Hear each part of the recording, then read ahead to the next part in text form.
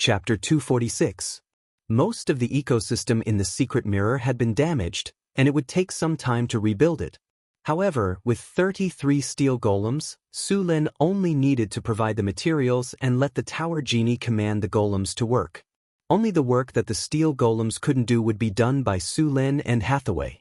The working capacity of more than 30 steel golems had surpassed that of a construction team of more than 1,000 people. These steel golems were all powerful and tireless. After giving the task of repairing the secret realm to Tower Spirit No. 1, Su Lin began to prepare for the planting area. He was going to plant some commonly used magic plants in the planting area, but he didn't have many magic plant seeds, so he could only plant them as he collected them. Also, the work of planting magic plants could not be done by steel golems. It could only be done by humans. Many magic plants were dangerous, so normal people couldn't plant them. Only wizard apprentices could do it. Su Lin didn't build a wizard academy, so he didn't have so many free labor. However, he had his own way. Alex's harpies were very good. Although they were not wizard apprentices, they were quite strong. They could take care of magic plants. The only problem was that there were not many of them. The planting area opened up in the secret mirror was very large, and it was impossible to plant everything with only a few people. A secret mirror like this was more than enough to support a wizard organization. In the planting area, Su Lin gave the seeds of Peace Bloom, Golden Thorn, Silver Star, and more than a dozen other magic plant seeds to the harpies for them to plant. Many places in the planting area had not been repaired, but it was not urgent. Maybe when he was strong enough, Su Lin would build a wizard academy. After returning from the secret mirror, Su Lin finally remembered that the messenger from the Kingdom of Florence was still waiting to see him. Su Lin could guess the purpose of the messenger's visit. It was most likely about his title. "Ask the messenger from the Kingdom of Florence to see me," Su Lin said to the servant next to him. "Yes, sir." Soon, the servant brought a middle-aged man in his 30s to Sullen's study.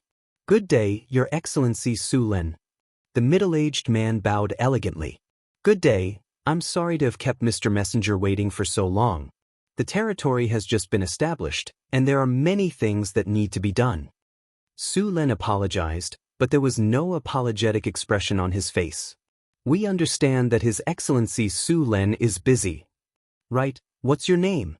"Robert Monroe. Nice to meet you, Mr. Su Lin," Robert said with a smile. "Please sit down, Mr. Robert.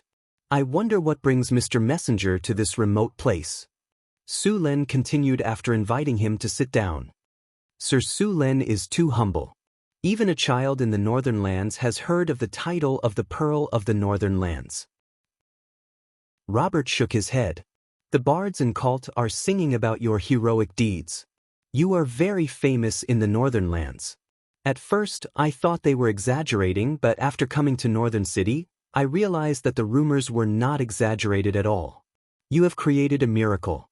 In just 1 year, you have built such a big city in the wilderness." Hearing Robert's compliment, Su Lin immediately raised his guard. Robert was the messenger of the kingdom, so there was no need for him to curry favor with him. Now, he was lowering himself so much.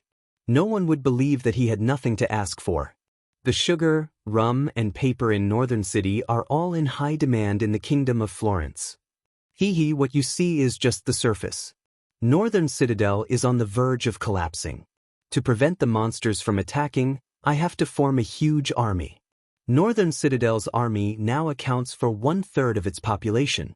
Most importantly, these soldiers aren't farmers. They are all professional soldiers.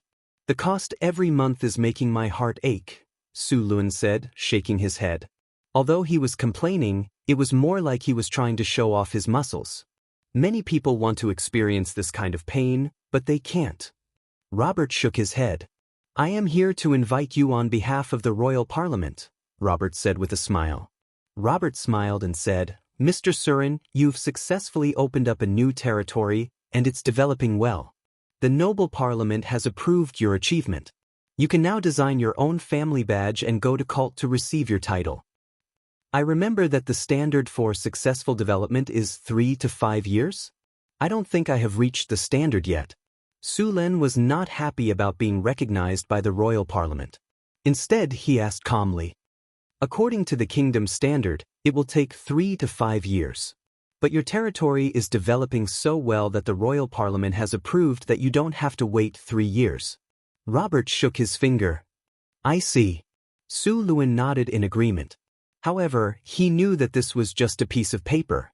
There were some merchants who wanted to obtain aristocratic status. The best way to do so was to buy a land expansion order, find a place to develop, and then spend money to bribe the aristocratic parliament to recognize them as aristocrats. They didn't care about territory, they just wanted to obtain aristocratic status. Of course, you have to know that we are taking a huge risk by doing this. So, we need your support. Robert winked at Su Lin and gave him a knowing look. However, Robert was going to be disappointed. He and the royal parliament did not know that Su Lin had never thought of gaining their recognition. Su Lin had planned to build a new kingdom from the very beginning. Joining the royal parliament and gaining the rights to develop a territory as well as the title of a count was not something that Su Lin had planned to accept from the very beginning. If he accepted their title, it would mean that Su Lin had joined the kingdom of Florence. If it was just for the title, he could have done it with his legendary level strength. There was no need for him to go through so much trouble to develop a territory in the north. However, Su Lin did not plan to fall out with the kingdom of Florence. After all, more than half of the trade routes to the northern city had to pass through the provinces in the north. Moreover, the northern city gained a large number of people from the provinces in the north every month. If they fell out with the kingdom of Florence, not only would the trade routes be blocked, but the recruitment of refugees would also be interrupted. Of course, even if they fell out with the kingdom of Florence, there would still be trade routes coming to Su Lin. However, the price would definitely be affected. They would take the opportunity to lower the price and sell it at a high price under the pretext of the border blockade. There was no doubt about that. There had been such cases in the history of his previous life and the history of this world. The most classic example was the sea ban policy of the Ming dynasty in his previous life. On one hand, they were trying to stop the country from opening up the sea. On the other hand, they were trying to smuggle goods. They used the sea ban to kill all their competitors and monopolize the unimaginable profits. Thank you so much, but I have too many things to do in my territory now. I can't leave for the time being, so I can't go to Calent City to accept the title. Su Lin was overjoyed at first, but then he looked regretful. His acting was so good that he could win an Oscar. Well, but to thank the royal parliament for their help, I can give you 3 trade quotas. Each quota allows you to buy 50 kilograms of sugar and 100 barrels of rum from the northern city every month. Su Lin offered the bait. Su Lin did not know how many people there were in the royal parliament, but they would definitely fight for the 3 quotas. Based on the royal parliament's character, as long as there were enough benefits, they would not care who you were. These quotas were enough for the royal parliament to fight for a while. As for the 3 quotas, it was not a loss for Su Lin at all. Since last month, the sugar beets planted in the northern city had started to mature batch after batch. The production of the northern city sugar refinery had increased from 600 kilograms of sugar per month to 1,000 kilograms of sugar per month, and this number was still increasing. Su Lin estimated that the production of sugar would exceed a ton in 2 months at most. With more sugar, there would naturally be a need for more trading quotas. Giving them 3 quotas would not only show their friendliness, but also bring them benefits. Why not? Hearing that Su Luan could give them 3 trading quotas, Robert was overjoyed. After all, the aristocratic parliament had been jealous of the previous caravans for a long time because they had monopolized the sugar trade in the northern town and made a lot of money. If it were not for the fact that those caravans were backed by big nobles, they would have snatched them long ago. Now that they had 3 quotas from Su Lin, it was naturally the best outcome. Of course, there are conditions for these 3 quotas as well. Seeing Robert's uncontrollable excitement, Su Lin smiled in his heart. Northern City is preparing to train some grassroots officials, and we lack some scholars as teachers. Therefore, I hope that the nobles with the quotas can help me find some scholars to teach in the Northern City. They don't need to be famous scholars, as long as they can teach basic education. No problem, Sir Su Lin. We will send the scholars you need over soon. Hearing Su Lin's request, Robert did not mind at all. Although there were not many literate scholars in this era, there were many of them in the circle of nobles. After all, many people learned these things to serve the nobles. Moreover, many of the nobles' children had received education and could be teachers. As long as they were willing, they could easily find a few hundred scholars. "Then I look forward to working with you," Su Lin said with a smile. "I look forward to working with you." Robert was also full of smiles, as if he had earned a great deal. Su Lin laughed in his heart. "Although you earn money, I will not lose money." Chapter 247. After discussing the matter with Robert, Su Lin signed 3 blank trade permits, and Robert left in a hurry. Since the dimensional folding circle of the mysterious realm had been repaired, the Northgard castle soldiers outside the mysterious realm had all retreated. The Northgard city's army was mobilized again. In the wilderness where the Northgard city was located, there were no more powerful factions that could fight a large-scale war against them. Most of the time, there were only small skirmishes. The monsters in the wilderness were like weeds. If you were not careful, they could grow very quickly. Summer was the time when food was the most abundant in the northern wilderness. The number of kobolds, goblins, and gnolls had started to increase. To deal with the situation, Su Lin changed the way the army fought. Lancers, archers, centaur riders, and the newly recruited harpies were reorganized into small armies. They were then led by their own generals to clean up the areas around the Northgard city. The Northgard city had started to clear out the monsters and bandits in their territory again. Of course, it was not realistic to completely wipe out the kobolds, goblins, and gnolls. After all, these races were very good at reproducing. They could only reproduce in groups. Sullen's plan was to keep their numbers to a low level. After a few years, the number of goblins, kobolds, and gnolls would gradually decrease. Just like in the southern provinces, there were basically no gnolls left in the wilderness. Even the number of kobolds and goblins was very low. It was the result of decades of hard work. If the other nobles could do it, so could Su Lin. Moreover, he had a strategic map. As long as the goblins, kobolds, and bandits were discovered, they would be marked on the map. Since the battlefield was one-sided and transparent, it was not difficult to eliminate these bandits.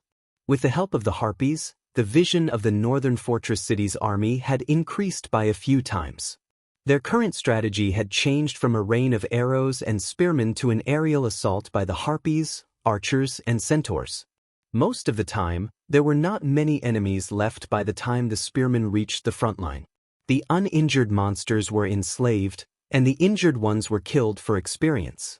While the northern battlefront city army was cleaning up, Su Lin also came to the training ground of the formation breaker outside the city. After this period of training, this group of Imperial Spear Guards had all completed their training. Today was the day they would advance to the formation breaker. The success rate of the formation breaker's advancement was only 1/5. Su Lin gave each of the spear guards a light ball and let them advance. Time went by. This time, there were as many as 16 spear guards who participated in the advancement. Su Lin waited quietly outside. After about 15 minutes, light balls began to return to the tiger-shaped tally of the formation breaker, which meant that someone had failed to advance. Su Lin was mentally prepared for this result. Soon, 2 more light balls returned to Su Lin within a few minutes. As time passed, more and more light balls returned to Sullen's hand. Very quickly, the time had already reached the last 10 minutes. The advancement of the capture barracks, as long as they could endure through this last period of time, it represented that they had successfully advanced. It was just that there were only 5 people remaining. Just then, Su Lin felt that another light ball had returned to the tiger tally, and there were only 4 people who were still advancing. Time passed by. Su Lin became more and more nervous. Soon, there were only 5 minutes left. A light flashed and disappeared. Another light ball returned. In the end, there were only 3 people left. In the last 5 minutes, Su Lin felt like a year. Finally, the system's notifications sounded in his ears. Congratulations, host. 3 of your spear guards have successfully advanced to the formation breaker. The current number of formation breaker is 5. Seeing the 3 soldiers who had successfully advanced, Sullen's mood finally became better. Just as the northern battlefront city was developing rapidly, further north in the northern wilderness, the power of the elemental tide was constantly spreading. A large number of wild beasts had evolved into demon beasts. The races that lived here also felt threatened. Chief Rogthus, the team that went to the Great Glacier to explore, has returned. They brought back the latest news. In a huge tent, several orcs were discussing something. Outside the tent, tens of thousands of orcs were living in the wilderness. Since the last era, the orcs had been expelled by the humans, elves, and dwarves. They could only live in the barren northern wilderness. However, the orcs still did not give up on the fertile land in the south. Every 2 or 3 years, the orcs would carry out a large-scale invasion to the south. Every time this happened, the countries that bordered the northern wilderness would be the target of the orcs' attack. There was no strict border between the northern wilderness and the orcs. However, most of them relied on the terrain of the mountains to defend. Usually, the orcs would directly invade the southern wilderness. The northern battlefront city was not located on the main route of the orcs' army. When the northern battlefront city was first built, Su Len did not choose the north. Instead, he chose the northeast. He did not want to be the front line against the orcs. How is the Great Glacier now? The tall orc chief asked. Chief, the situation is not good. We found traces of a white dragon. The orc named Harer said. After hearing Harer's words, the orc chief went silent for a moment and said, Great Shaman, it seems your prophecy was right. The situation we are facing now is very clear. In the coming days, more and more orcs will appear here. Our living environment will become more and more difficult. If we want the tribe to continue, there is only one way, and that is to go south. Citizens of Gawushan, now is the time of life and death. I, the chief of the Blackfire tribe, Rogthus, am officially telling you that we must obtain more fertile land to survive. The weak elves have fallen asleep, and the dwarves' kingdom has been divided. We only have to face the humans. As long as we defeat the humans, we can obtain the warm and fertile land under the sun. We have been silent for too long. It is time to let those despicable monkeys pay the price. Fight, fight, fight, fight. The other orcs roared. More and more orcs began to roar. Soon, the entire camp had tens of thousands of orcs roaring. Their voices resounded through the sky. At the same time, the other orc tribes in the northern wilderness began to move at the same time. In the northern wilderness, the number of orcs living was no less than 1 million. According to the characteristics of all orcs being soldiers, they could easily form an army of 500,000 to 600,000. However, the beastmen usually didn't do this. The most fundamental reason was logistics. The beastmen didn't have enough food. If hundreds of thousands of beastmen gathered together, it wouldn't take long for them to starve to death. Therefore, the beastmen would usually unite with several tribes and form an army of around 50,000 people. They would then attack from multiple areas. The orcs began to move. A new round of war was about to begin. After dealing with the matters in the northern city, Su Len issued an order to purchase all kinds of magic plant seeds. At the same time, he began the next step of the restoration of the secret realm. There were many magic plants growing in the secret realm. In addition to the purple tulips, there were also mutated man-eating flowers, blood-sucking vines, and some amethyst bees. The ecological area in the secret realm had also begun to be restored. There were many wild herbs in the ecological area. Some of the herbs marked in Introduction to Potionology could be found here. Most of the magic plants were easy to deal with. The only troublesome one was the blood-sucking vines. These dark red thorny vines were a type of living vine. They would automatically attack nearby creatures. At the same time, they were poisonous. After killing their prey, they would drag it over and slowly digest it. The ecological area was very large. Although the original destruction was serious, it was slowly recovering. Earth, water, wind, fire. The Arcanists believed that these 4 elements were the basic composition of the world. They were also the prerequisite for the evolution of all matter. As the wizards who inherited the knowledge of the arcane empire, they also inherited this view. It was said that some legendary wizards would leave the main material plane and enter the astral world to roam other worlds. These wizards were called astral wizards. According to the information left behind by these astral wizards, they found that there were all kinds of planets. Some were solid, some were liquid, and some were gaseous. However, planets that could produce intelligent life had a kind of life force. Almost all of them had the characteristics of a fusion of these three types of planets. The great arcanists believed that at the beginning of the multiverse, after the explosion of the source energy, the elemental planes of earth, water, wind, and fire were created. During the evolution, different types of planets were created due to the proportion of the elements. Those planets that could support life were mostly the result of the harmony of the four elements. Only this kind of harmonious plane could give birth to all kinds of creatures and finally become a prosperous plane. At the same time, the arcanist theory of constructing super-large demiplanes originated from this.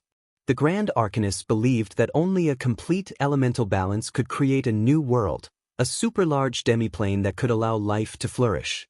Creating a world was not difficult.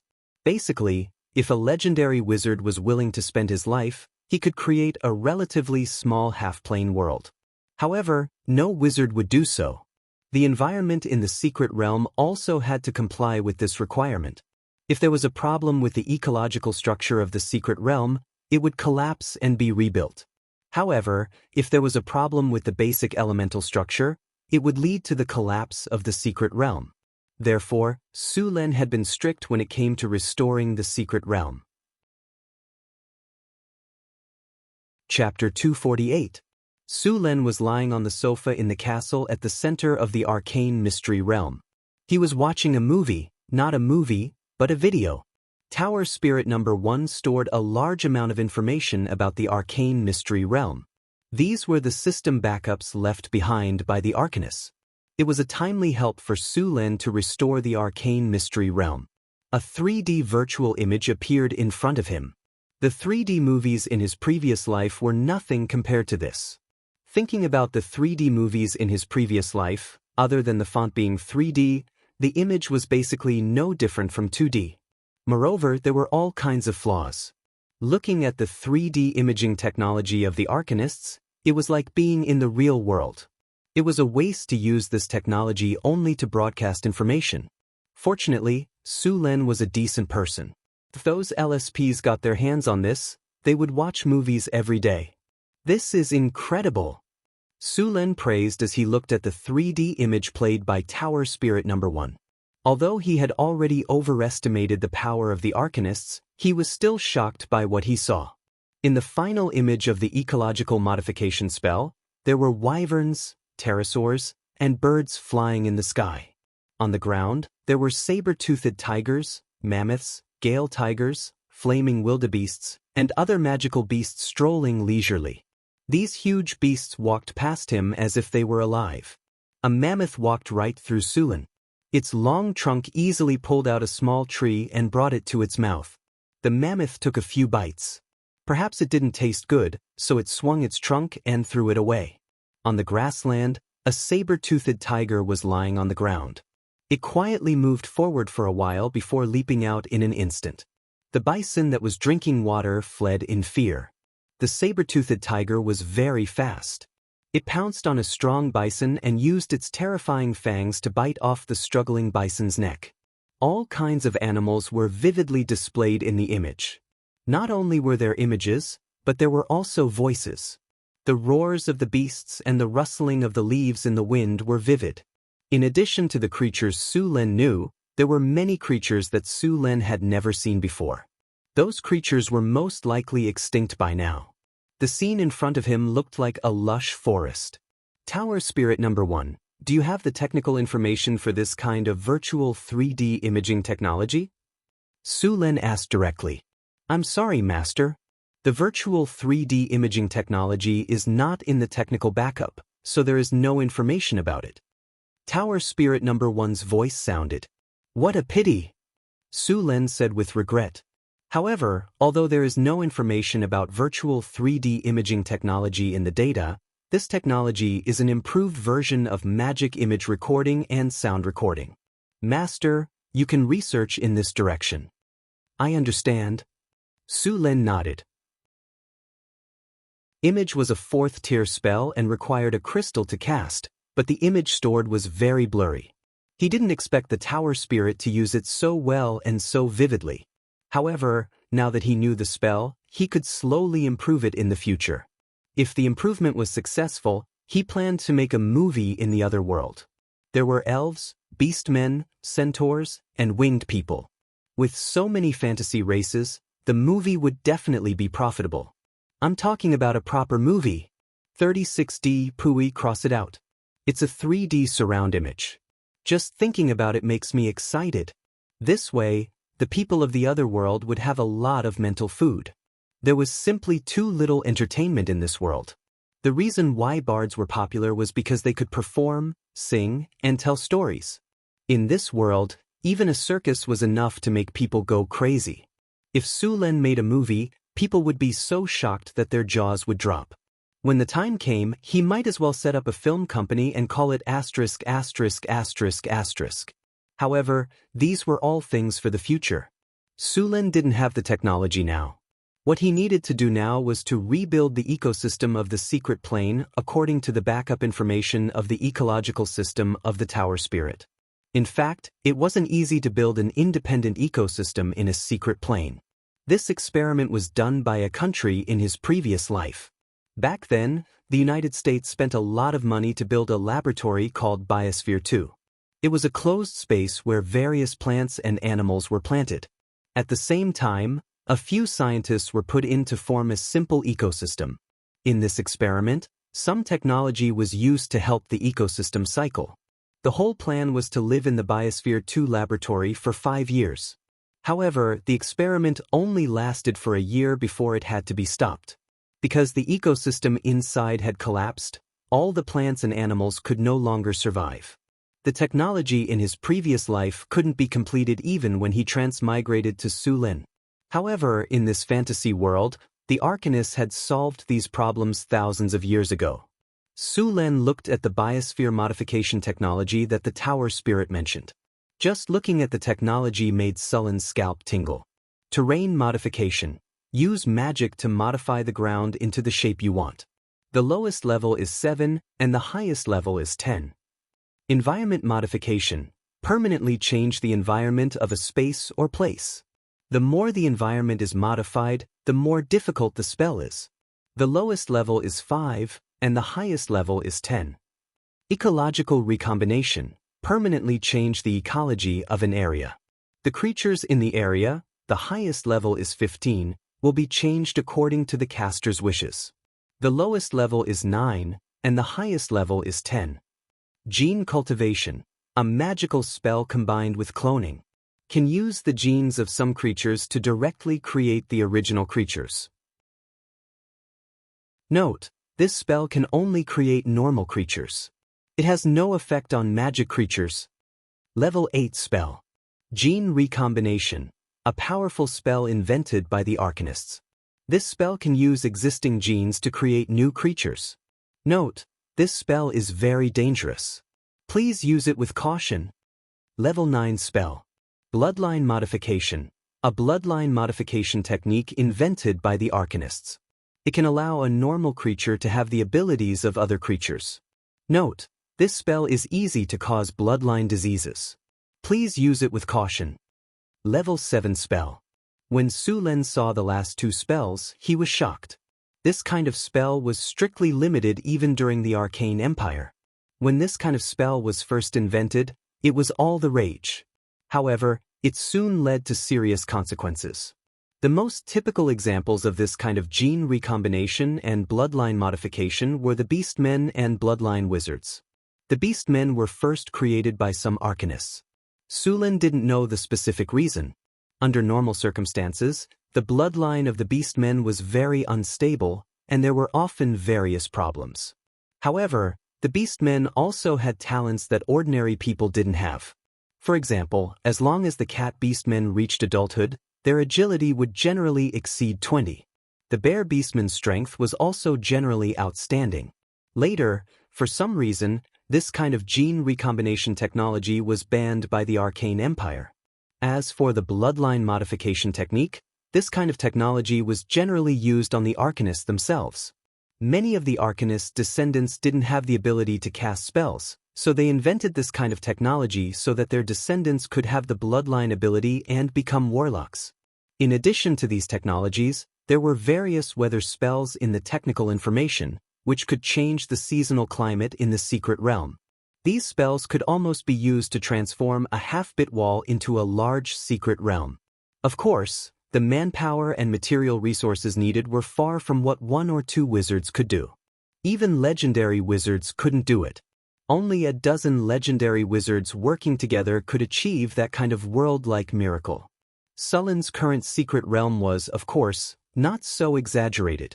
Although his secret realm covered a large area, it was essentially different from the half-bit wall secret realms. The half-bit wall secret realms could exist independently and didn't need to be attached to the main plane. Sullen's secret realm of space folding was just using space spells to hide a piece of land in the material plane. Overall, it still belonged to the material plane. Although this kind of secret realm couldn't be compared to the half-bit wall secret realm, one advantage was that there was no need to reconstruct the terrain, the air and gravity system of the secret realm didn't need to be reconstructed, and there was no need to open up space or half-bit wall. The difficulty of construction was sharply reduced. The energy barrier used to divide the area in the secret realm had been damaged. This kind of energy barrier could divide the secret realm according to one's ideas. The strength of the energy barrier could withstand a legendary spell attack. Many areas must be divided with this kind of spell, such as the planting area. There were all kinds of high-value magic plants planted there. Once they weren't taken care of and were destroyed by other animals, it would be a big loss. There was also the need to build an ecological park in the secret realm. Many magic creatures couldn't be bred like cattle and sheep. They must be given a wild environment. The ecological park was specially prepared for this kind of magic beast. Some magic plants also needed to be bred in the wild. According to the materials given by Tower Spirit No. 1, such an energy barrier to divide the secret realm would cost at least 5 million kinar. Even if Su Lin had obtained all of the Grey Dwarf's treasures, it would be painful to take out such a large sum of money. Half of the treasure he got from the Grey Dwarf would be used up in an instant. As for the space folding circle and the large protective force field that surrounded the secret realm, it would cost an astronomical amount of money to rebuild these 2 runic circles bit by bit. Su Lin used to think that he was quite rich. If he released the money in his hands, he could destroy the economy of a country. Now, it seemed that he was thinking too much. With so little money, he couldn't even build a secret realm. 10 million kinar wasn't too high a price to build a wizard tower for Hathaway. Chapter 249. Because the terrain of the secret realm hadn't changed much, Su Lin could repair it according to the information given by Tower Spirit 1. He didn't need to change the terrain or the environment. This greatly reduced the difficulty of repairing the secret realm. The biosphere in the secret mirror was a bit more difficult to build. Normal animals were fine, but he needed a lot of magical beasts. The Tower Spirit also stored a lot of genes. If Su Lin could use gene cultivation or cloning spells, he could directly create them. However, these 2 spells were both Circle 8 and Circle 9 spells. Only legendary wizards could master them. Even Hathaway was still 1 level away. Su Lin also found some dragon genes. Of course, they weren't real dragons. They were dinosaurs that had gone extinct in his previous world. There were some dinosaurs in the wild, such as velociraptors, Spinosaurus, Tyrannosaurus, and so on. However, most of them lived in the south.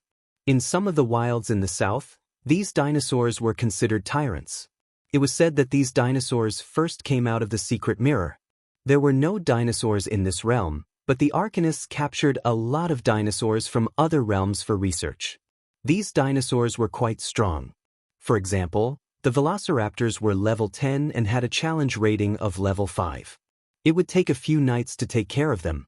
However, the velociraptors lived in groups of 3 to 6. There were no grand nights to take care of them. As for the Tyrannosaurus, It was level 17. It was stronger than a lot of your own. Of course, there weren't many dinosaurs at this level. There were also some dinosaurs that could no longer be called dinosaurs. They had some dragon blood in them, and their bodies had mutated. Sulin didn't know if the ancient Arcanist had done some blood modification experiments on them, but he guessed it was very likely. Although the secret mirror was severely damaged, some parts of the equipment were still preserved. They could be used again after some repairs. In order to create a suitable environment in the ecological garden, all kinds of rune circles were needed. These rune circles were in a stagnant state because of the interruption of energy. Many runic matrices could no longer be used after a long time of aging. They needed to be remade. Sulin had mastered many runes during this period of time. He repaired many runic matrices according to the repair standards given by Tower Spirit No. 1 and reconnected them to the energy channel. After spending some time in the secret territory, Sulin returned to Northern Town City to rest.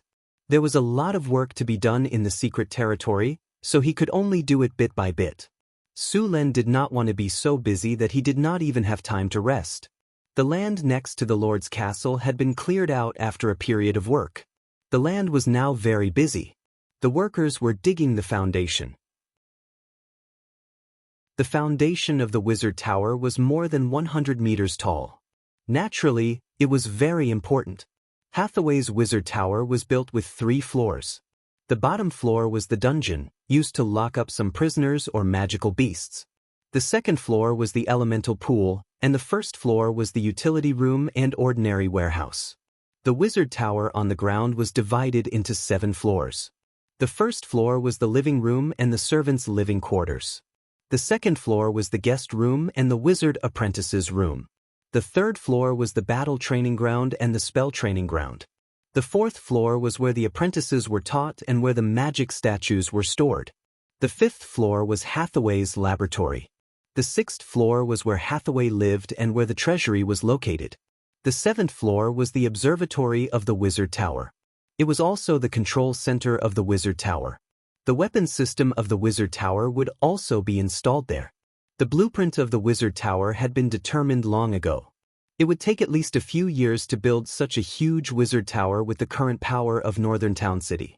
The construction of the Wizard Tower was not too difficult. The difficult part was the engraved runes and all kinds of energy channels. The workers and slaves of Northern Town City could not do this kind of work. Only the wizards could do it themselves. However, Sulin soon discovered that there were not only normal people building the Wizard Tower, but there were also half-elves and drows. Although they were not wizards, they also had some spell-casting ability. Now that these elves were also involved in the construction of the Wizard Tower, Sulin was a little surprised. However, he soon realized that both Karina and Grace were spellcasters. Although they were bloodline warlocks, they could also build a Wizard Tower after entering the 4th grade. However, because of the lack of strength and resources, they did not have a Wizard Tower at all. Even if they joined Northern Town City, it was impossible to get Sulin to support them in building a Wizard Tower. The construction of a Wizard Tower almost bankrupted Northern Town City, let alone building 3 Wizard Towers. Now that Hathaway was building a Wizard Tower, they naturally wanted a share of the profits. Although they could not become the owner of the Wizard Tower, they could still use some areas of the Wizard Tower. Hathaway naturally agreed to their request. The condition was that they needed to help build the Wizard Tower. The foundation of the 120-meter Wizard Tower was a full 30 meters. Thousands of construction teams worked under the supervision of the drows. The soil would be transported to other parts of the city. Under the foundation of the Wizard Tower, the original soil was turned into rock by using the mud to stone spell. Some places were even blessed with the hardening spell to increase the strength. The base of the Wizard Tower would be built here. The Wizard Tower and the base would be connected by a structure. These were reserved for the future upgrade of the Wizard Tower into a floating space tower. The upgraded form of the Wizard Tower was the Floating Space Tower. This was the original form of the Floating Space City.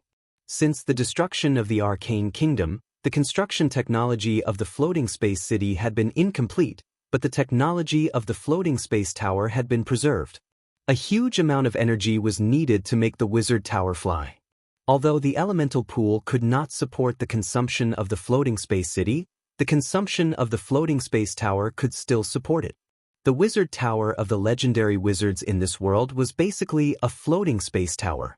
The construction of the floating space tower required a lot of mithril, which was not difficult for Su Lin, who had the mithril mine associated with it. According to the calculation of Bach, the silver mine was a large and rich mine, and there was still a lot of mithril associated with it. Now, except for a part of the mithril used to repair the secret realm, the rest was stored in the treasure house of the Lord's castle. It would be used when the wizard tower was upgraded to a floating space tower. A large amount of steel was transported out of the blacksmith workshop. After being smelted by the blast furnace, the metal processed by the gray dwarfs was already steel. The construction of the wizard tower required a lot of steel. A steel skeleton was erected, and a large amount of obsidian was transported. If one had enough money, they could use obsidian to build the whole tower. Just like the Ralan kingdom, if one had enough money, they could use obsidian to build the city wall. Although Su Lin also wanted to use obsidian to build a wizard tower, considering that it also required a lot of money to repair the secret realm, he could only reduce the amount of obsidian used in the wizard tower. Obsidian was only used in some important areas of the wizard tower, and ordinary marble was used in other places. In fact, some wizards who were really poor would use ordinary stones to build the wizard tower. Of course, they could also use soil. First, they would use mud to rock to turn the soil into rocks, and then cast hardening on the rocks. Although it was more troublesome, the strength of the wizard tower was also very high. Of course, the workload of the wizard would increase by many times. The workload was enough to make a wizard chop off his hands. Generally, wizards with a little bit of money would not do this. Only the poor would use this method. The effect of hardening was permanent. Wizards at the level of a great wizard could cast it to make wood as strong as steel. If it was stone, the strength would be even higher. Wizard towers that could really travel to the astral world were built with a large amount of obsidian, and then cast hardening on the basis of the obsidian. The strength of the wizard tower built in this way would reach an extraordinary level. Su Lin had sent 2,000 kobolds to the underground world to mine obsidian. However, obsidian was very hard to mine, so other than mining obsidian from the underground world, North Town City had also bought a large amount of obsidian from the Ralan kingdom. The craftsmen built according to the requirements of the blueprint. The half-elf spellcasters and drows began to cast mud to rock on the rocks and obsidian. Hathaway cast hardening on the rocks, Karina and Grace did the same. In order to speed up the construction of the wizard tower, Hathaway pulled out the clay golems and rock golems she made. When these golems first appeared, the workers were scared out of their wits. The 3-meter-tall rock golems had arms thicker than their waists. When they walked, the ground trembled slightly. It was very oppressive. The workers were very worried that they might accidentally be trampled to death by these golem puppets. However, after a period of familiarity, these workers were no longer afraid of the golem puppets. Instead, they became very curious about these golem puppets. If it weren't for the reputation of the wizards and the power of these golems, these people would have already climbed up to take a look. One had to admit that the humans' ability to adapt was very strong. Since North Town City had started to clear out the monsters in the wilderness, the number of slaves in the territory had skyrocketed again. In less than a month, the army of North Town City had captured more than 10,000 kobolds, goblins, gnolls, and orcs as slaves. Therefore, although a lot of people were used to build the wizard tower, the construction of North Town City did not slow down either. The various public facilities in North Town City were not yet complete. According to Sullen's requirements, all the roads had to be paved with stone or gravel. Now, most of the main roads in the city had been completed, but some of the roads in the market had not yet been completed. Some places in the city had begun to build street gardens and green parks. In the past, to speed up the construction of other buildings, they had to prioritize the construction of other buildings. Now that they had enough manpower, they began to build these on a large scale. Chapter 250. In the northern wastelands, while the northern city was under construction, in the wastelands northwest of the Sierra de Lotus, A large number of orcs were moving southward. Summer was about to pass, and the sun in the sky was not as hot as before. Groups of green-skinned orcs were advancing southward on the barren wastelands. "Chieftain, we don't have much food left," an orc said to Rogessus. Rogessus was silent for a moment. "How much food do we have left?" "Including today's food, it's only enough for us to last a week. It's summer now, and we have to hunt and gather along the way. It'll take us a month at most," the green-skinned orc said. Rogessus's eyes suddenly lit up. "A month? That's enough time. A month later, it'll be the harvest of the southern human kingdoms. As long as we break through the stronghold, the food outside the city will be ours. That's enough for our entire tribe to eat for a whole year. This time, we want to have a piece of warm and fertile land under the sun." At the same time, the Rarans Kingdom, Florence Kingdom, and Saren Kingdom had received news of the orcs' invasion. These kingdoms had been paying attention to the orc tribes in the northern wastelands. When they saw the orc tribes moving southward, they immediately sent back the news. The invasion of the beastmen at this time put a lot of pressure on the human kingdoms. There was still a month before the harvest, and the nobles were reluctant to burn their fields. Most of the farmlands outside the city belonged to the nobles, and they wanted them to burn their own fields? The stingy nobles wouldn't do that. As for the orc invasion, that was the army's problem. The orc invasion also made a few kingdoms nervous. The nobles near the northern border began to recruit soldiers. As for the refugees that had been promised to Sulen, they were forced to join the army. In a short period of time, the number of soldiers in the northern nobles' hands increased by 2 to 3 times. However, even though the number of soldiers increased by 2 to 3 times, the strength of the army didn't increase. Instead, it decreased. These soldiers were basically farmers who had just put down their hoes and picked up their weapons. They could defend the city, but they would probably mutiny and run away as soon as they entered the battlefield. The Florentine Kingdom, the Rorans Kingdom, and the Saren Kingdom all began to increase the number of troops in their respective fortresses. The Florentine Kingdom's Blackstone City used to only have 5,000 troops stationed there, but after receiving the orcs' invasion, the number of troops increased to 30,000 in less than a week. Roland's Beast Blood Fortress and the Saren Kingdom's Canyon Pass had also increased their troops. At the same time, the nobles of the northern lands had also issued a mobilization order. All sorts of military supplies were being collected. Many merchant convoys that were ready to depart were stopped. Then, some soldiers took the order and confiscated the goods of these merchants. These goods would be returned after the war ended. Of course, this was just an official statement. In fact, these goods would not be returned even after the war ended. In the end, they would only be compensated according to the lowest price of these goods. It wasn't that they wouldn't be compensated at all. In this era, those who could form merchant convoys had the backing of nobles. If there wasn't compensation, those nobles wouldn't give up. The human kingdoms in the north and the northern wastelands were separated by the Nafel mountain range. This Nafel mountain range stretched for thousands of miles. The main peak of the mountain range was covered in snow all year round. Many wild beasts and magical beasts lived there. Although this mountain range separated the humans from the northern wastelands, there were still many paths that could be passed through. The Blackstone Fortress, the Beast Blood Fortress, and the Canyon Pass were the 3 largest paths through this mountain range.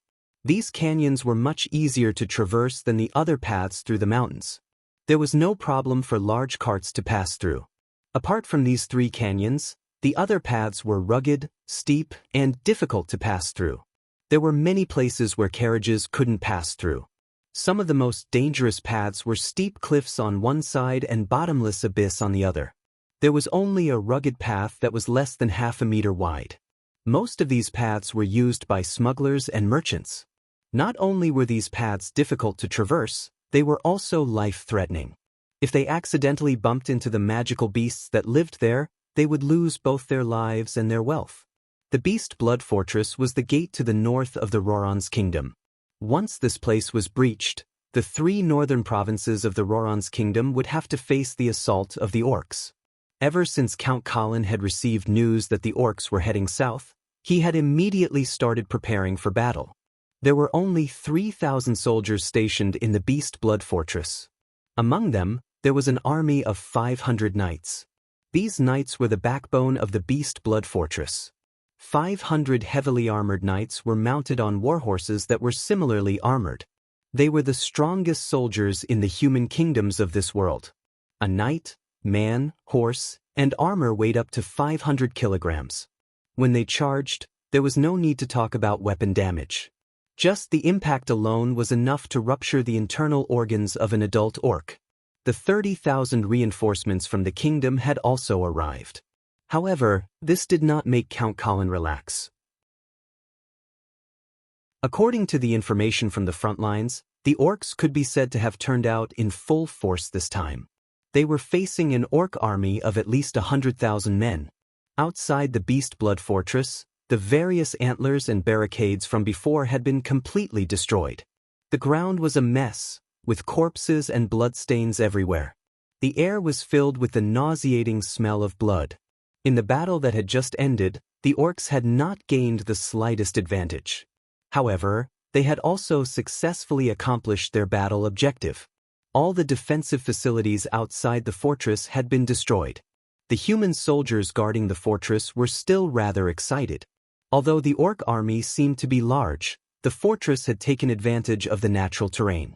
The orcs could not make use of their advantage in numbers at all.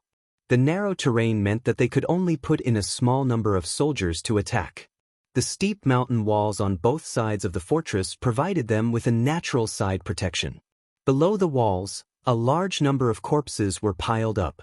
The nauseating smell attracted a large number of vultures. Some scavenger crows were also cawing in the sky. Normal beasts were afraid of an army, but these birds did not have many scruples. When night fell and the battle ended, it was time for them to have a full meal. The orc army camp was only 10 miles away from the fortress. At this time, a large number of orc supervisors were using leather whips to drive the kobolds, goblins, and other slaves to cut down trees. Then the orc craftsmen would make simple siege weapons. Although the orcs' civilization could not be compared to that of the humans, their social system was much stronger than that of the gnolls, kobolds, and goblins. Just 3 days after the battle between the humans and orcs at the Beast Blood Fortress, the Blackstone Fortress and the Canyon Pass also broke out in battles. After a short period of probing, the orcs began a powerful attack. Sulen knew that the orcs would invade later. After all, the northern citadel was not on the path of the orcs. The closest battlefield to the Blackstone Fortress was only 300 miles away. To the north of the northern citadel was the Sierra de Lotus. If the orcs wanted to attack the northern citadel, they would have to go around the Sierra de Lotus and attack from the northwest. After knowing that the orcs were attacking, Sulen immediately called back the army that was clearing out monsters and bandits in his territory. The northern citadel now had 7,000 soldiers. Most of them were spearmen. There were 4,000 of them, followed by 2,000 archers. Originally, Sulen wanted to form more archers. However, archers were not like spearmen. A wooden stick and a sharp spearhead were enough. The archers' bows needed good materials. Although the centaurs and gnolls had cultivated wood to make bows, the amount was limited. It was hard to form a 2,000 archers. Most of them were still using birch bows. The strongest among them were the gnolls. The strongest of them had already become a gnoll magic archer. They could add elemental effects to their arrows. Most of the gnolls were still at the gnoll archer level. As for the gnoll phantom archer, there was not a single gnoll archer. The main reason was that gnolls needed twice as much experience to level up as humans. But even so, the accuracy and range of the half-elf archers were much higher than that of human archers. Sulen sent out all the scouts to keep an eye on the movements of the Beastman army. At this time, the Beastman army shouldn't know about Suluan city. Once they knew that there was a human city here, the Beastmen would definitely attack. At the same time, the construction of the wizard tower in the city did not stop. However, Sulen sent out a large number of people to start digging the moat. Before, only a small part of the moat was dug out. After the orcs were dealt with, there were no more enemies in the area. Therefore, the moat was stopped. Now it was just a restart. Sullen's moat would directly lead the water from the Red Sand River. The moat was about 10 meters wide and 3 meters deep. The water in the moat was flowing. Sulen even had the underground spring ability to lead 2 springs from the ground, allowing the water to flow into the moat. Since the North City was located on higher ground, there was no need to worry about the water flowing into the city. The moat was not only for defense, but also for water transportation. Sulen planned to build a dock outside the city after the war. It would allow ships to transport goods from the Red Sand River to the city gate through the moat. The North City's moat was being built as fast as possible. The caravans in the city had also received news of the orcs' attack. These caravans could not return to the human kingdom before the war ended. They could only stay in the North City for the time being. The guards and mercenaries of these caravans were also called up. Sulen did not plan to send them to the battlefield. He wanted to prevent them from causing trouble. Chapter 251. Although these mercenaries and guards weren't as strong as the regular army, they were still much stronger than normal people. Sulen didn't want these mercenaries and guards to cause trouble in the city while he was fighting on the front lines. Sulen had never overestimated the moral integrity of mercenaries and caravan guards. In this era, it was very dangerous to do business in the wilderness, especially in the northern wasteland. It was fine when they were in the city or within the city limits, because these people were like normal merchants. But in the wilderness, the law of the jungle prevailed. It was common for the merchant guards and mercenaries to rob other merchant caravans. These people were merchants when they entered the city, and bandits when they left. Unless they were caught directly, it was impossible to tell them apart. Sulen also had a lot of crazy things in the city, such as the secret recipe of white sugar, the brewing process of rum, paper making, and so on. Any one of these skills was worth tens of thousands of gold.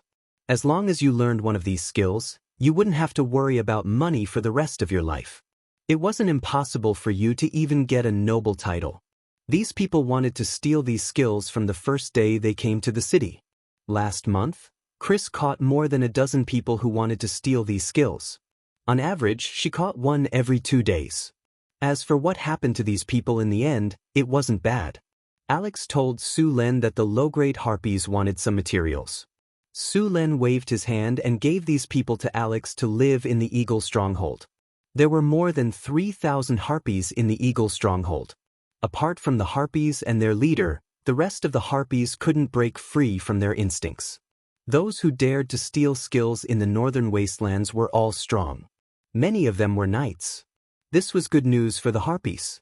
These people were fed by the harpies 24 hours a day. They didn't rest at all. They were working hard all the time. These people could be said to be enjoying the feeling of having 3,000 wives. Once the orcs attacked the northern wastelands, the Castellan's mansion would definitely withdraw their men. At that time, the defense would naturally be a bit lax. Sulen didn't think these merchants would let go of such a good opportunity to resist the orcs. They would definitely take advantage of it. Sulen never overestimated human nature.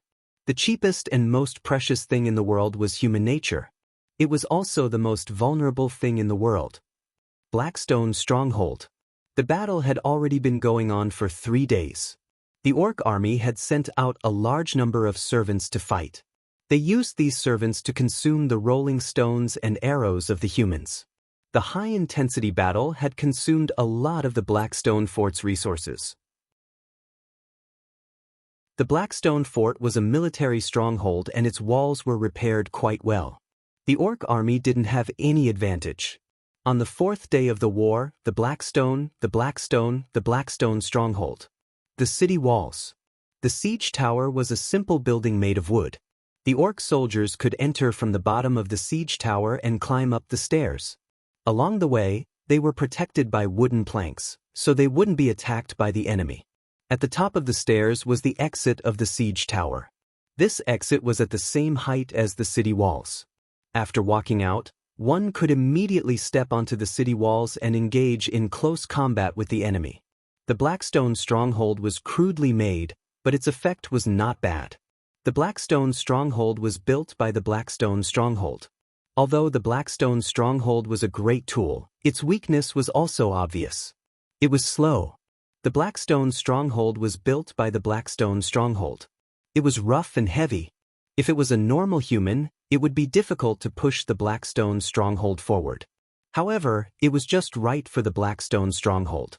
Other than the Blackstone stronghold, the Blackstone stronghold had also prepared some ladders and battering rams. The Blackstone stronghold was pushed by the Blackstone stronghold. The soldiers and generals of the Blackstone stronghold looked serious. When they saw the Blackstone stronghold approaching, they ordered the Blackstone stronghold's archers to shoot fire arrows. The fire arrows were a threat to the Blackstone stronghold. After being smeared with kerosene, the Blackstone stronghold's fire arrows were quite good. The Blackstone stronghold didn't have many fire protection measures. After the arrows hit the Blackstone stronghold, the kerosene stuck to the wooden planks and ignited them. The Blackstone stronghold didn't give up and continued to push forward. At the same time, the Blackstone stronghold's archers on the Blackstone stronghold began to shoot. The archers on both sides began to fight, and both sides suffered heavy casualties. Under the cover of the archers, the Blackstone stronghold quickly approached the Blackstone stronghold. The fastest battering rams were about to reach the Blackstone stronghold. Suddenly, a fireball the size of a wash basin flew out from the Blackstone stronghold. The fireball dragged a long tail behind it as it flew towards the battering rams. Boom! An explosion sounded. The battering rams and the dozen or so Blackstone stronghold soldiers were instantly engulfed in flames. The wooden battering rams were blown to pieces under the force of the explosion. The dozen or so Blackstone stronghold soldiers were also set ablaze. Wizards! Wizards! We have wizards! The soldiers on the Blackstone stronghold cheered. The morale of the Blackstone stronghold skyrocketed.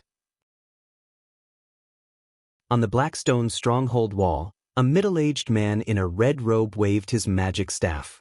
Soon, another fireball flew out. This time, the fireball flew directly towards a tall Blackstone stronghold. The 20-meter-tall Blackstone stronghold couldn't dodge at all. It was instantly hit by the fireball.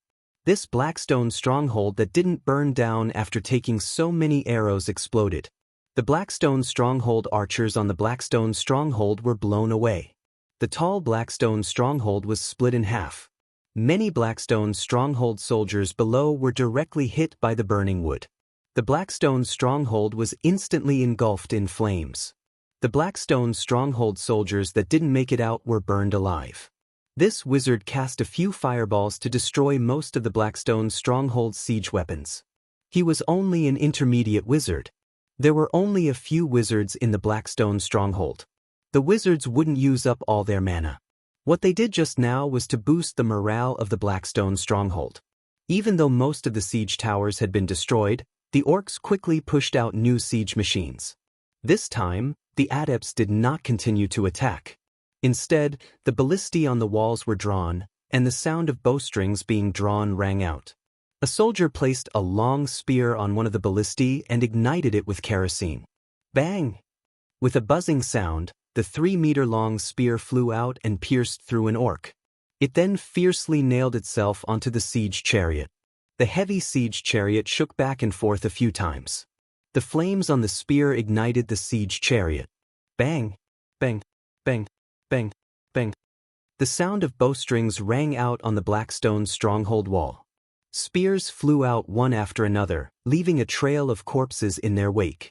The Blackstone stronghold soldiers that were directly hit had a bowl-sized bloody hole in their bodies. Some of the Blackstone stronghold soldiers that were too close were directly pierced through.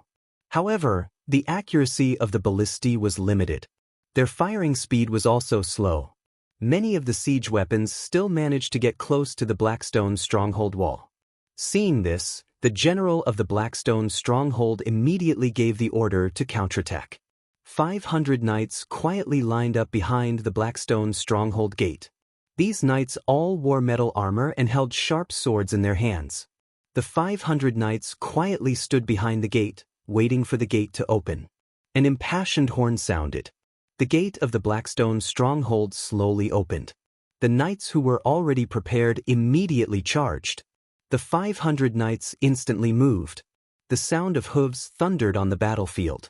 The fully armored knights instantly rushed out of the Blackstone stronghold gate and directly charged towards the orcs' stronghold siege weapons. The orcs never thought that the humans would actually open the gate and attack. The Blackstone stronghold was immediately scattered by the human knights. The infantry was completely massacred by the charging heavy cavalry.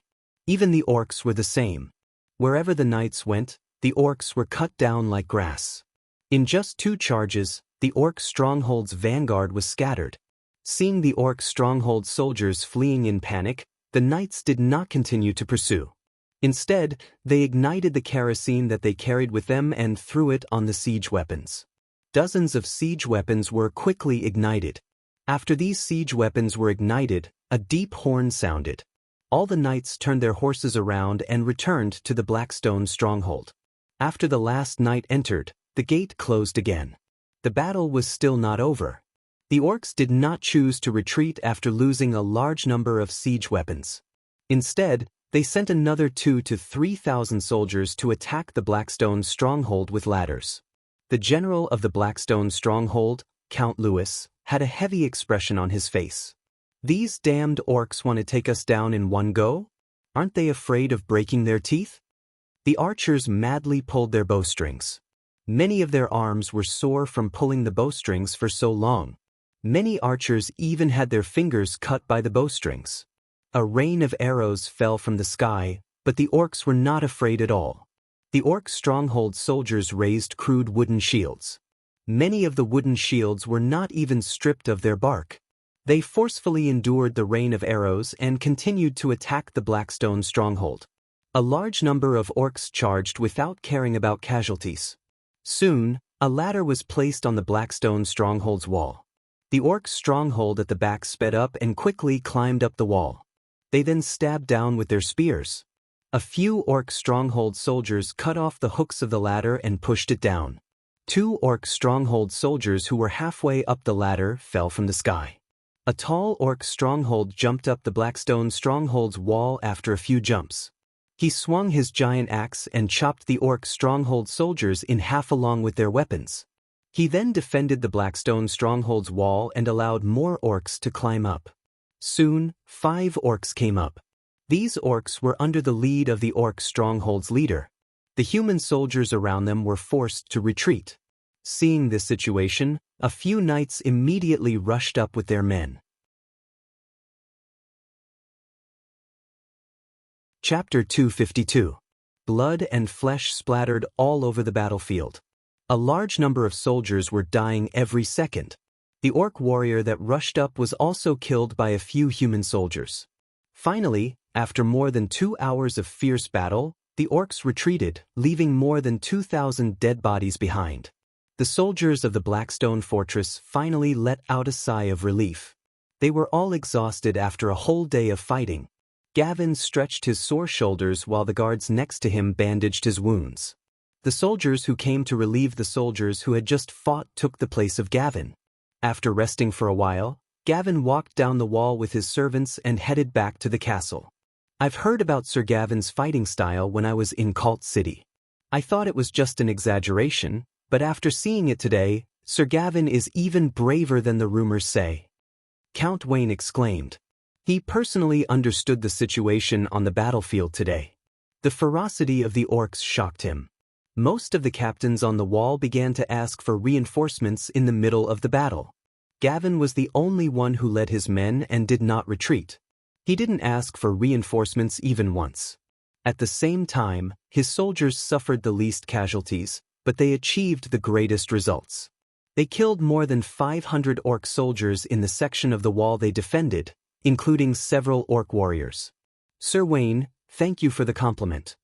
Gavin forced a smile and said, You've seen the difference between us and the orc army today.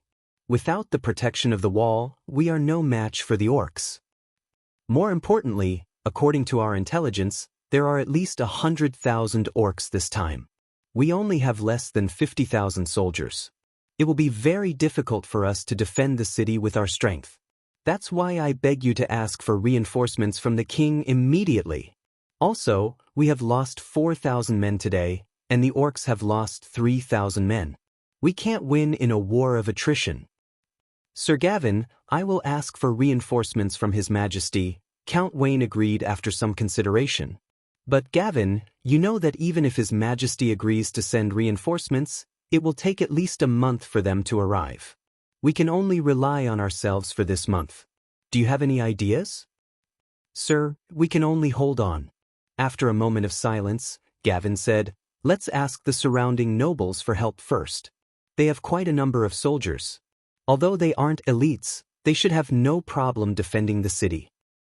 Heh, do you think those nobles will be willing to send their troops here? Count Wayne sneered. As a noble, he understood the intentions of those nobles. Even if the Blackstone Fort was in danger, those nobles wouldn't agree to send their private soldiers here. Sometimes, even if they knew that danger was approaching, as long as it wasn't right in front of them, these nobles wouldn't care. You could say that they were short-sighted and didn't see the big picture. In fact, most nobles were like that. They had their own castles and their own soldiers.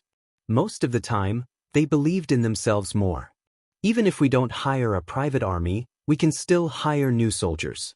We need a lot of manpower. They won't know how to use weapons, but they can at least carry rocks and boil water.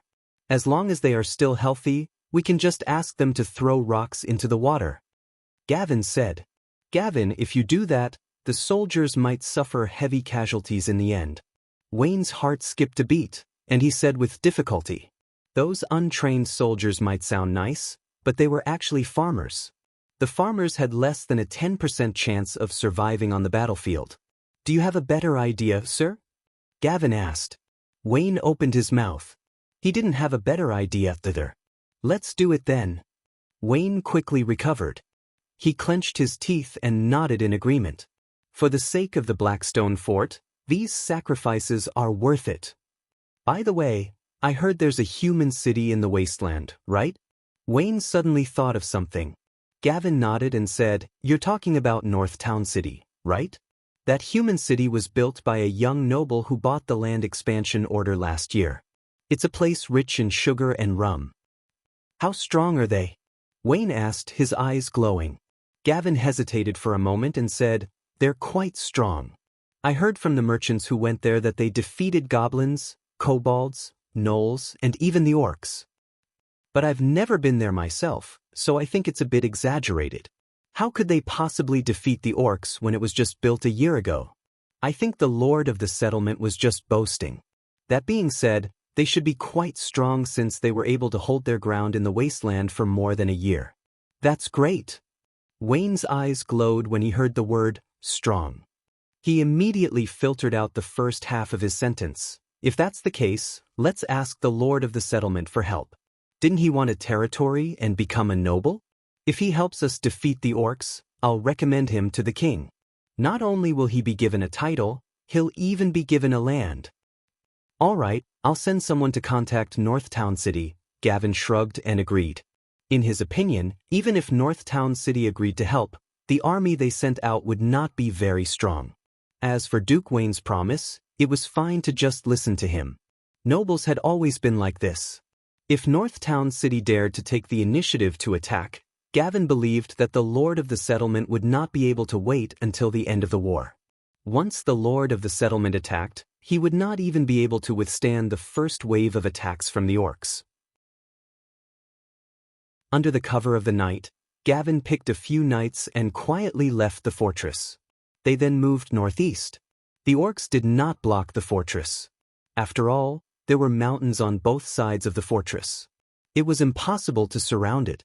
The orcs' camp was not close to the fortress. They also had to prevent the human knights from ambushing them during the night.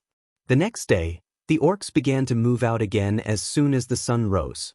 This time, the orcs pushed the siege weapons that they had built overnight to attack the fortress. However, the number of siege weapons was reduced by half compared to the previous day. However, the battle today was even more intense than the previous day. This time, the orcs sent out even more soldiers to attack the fortress. They did not have enough siege towers and siege chariots, so they used ladders instead. These orcs did not care about casualties at all. Since the morning, more orcs had been climbing up the fortress walls. These damned orcs, are they crazy? Gavin said as he wiped the blood off his face after killing the last orc on the wall with a single slash. At this rate, we won't be able to last more than 30 days. The orcs are panicking. Duke Wayne looked at the orcs that had temporarily retreated. The other orc army in the distance was already ready. They don't care about casualties, and they're taking turns to attack us. This method is putting a lot of pressure on us, but the orcs are not having it easy either. Why do you think these orcs are so desperate? Gavin looked at the orcs in the distance and sat down on the ground. I think it's because of food. Food? You mean the orcs are running out of food? Gavin's eyes lit up. Wayne nodded and continued, I've been observing for the past few days. There's very little cooking smoke in the orcs' camp. It's far from enough to feed so many orcs. Then we just have to hold on for a few days, and the orcs will retreat when they run out of food. Gavin stood up excitedly. It's not that simple. Wayne shook his head and said, even if the orcs are running out of food, the pressure on us will be even greater. Without food, the orcs will go even crazier. They will desperately try to take down this place. There are huge amounts of food waiting to be harvested behind the Blackstone Fortress. The orcs will definitely attack us with all their might after they run out of food. That's why we're under even more pressure than before. Duke Wayne said with a serious face. The closer they are to death, the crazier they will be. After the craziness comes silence, and the darkest moment comes before dawn. The northern citadel was actively preparing for war. Sulan was also very concerned about the orcs' attack. Even the northern citadel had to be careful when dealing with an army of over 100,000 orcs. The eagle's nest had also sent out many harpies to investigate. Every movement of the orcs was recorded and reported to Sulan. Sheriff Harris was very busy during this period of time. He sent out all 300 security guards to patrol the city 24 hours a day to prevent people from taking advantage of the opportunity to cause trouble. The 2,000 militia were also reorganized. These militia did not need to go to the battlefield. They just followed the security guards to maintain the stability of North Town City. The army of the northern citadel had also been recalled. They would move out as soon as Sulan gave the order. Lord's Castle. Sulan tidied up a room and turned it into a war room.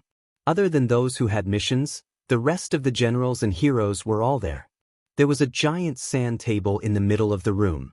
The sand table vividly marked out the locations of the Blackstone Citadel, the Orc Army, and the Northern Citadel. Who do you think will win in the end? Sulan asked the generals.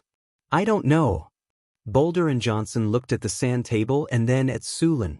They looked like they didn't know anything. Sulan was not surprised by their reaction. He was already used to it. Kane looked at the sand table for a while and said, I think the orcs will win. Based on the previous reports, the Blackstone Citadel doesn't have many defenders. According to the orc strategy, the Blackstone Citadel won't be able to hold on. What about you? Sulan looked at Karina, Grace, and the others. I think the humans will win. After all, the orcs don't have much food.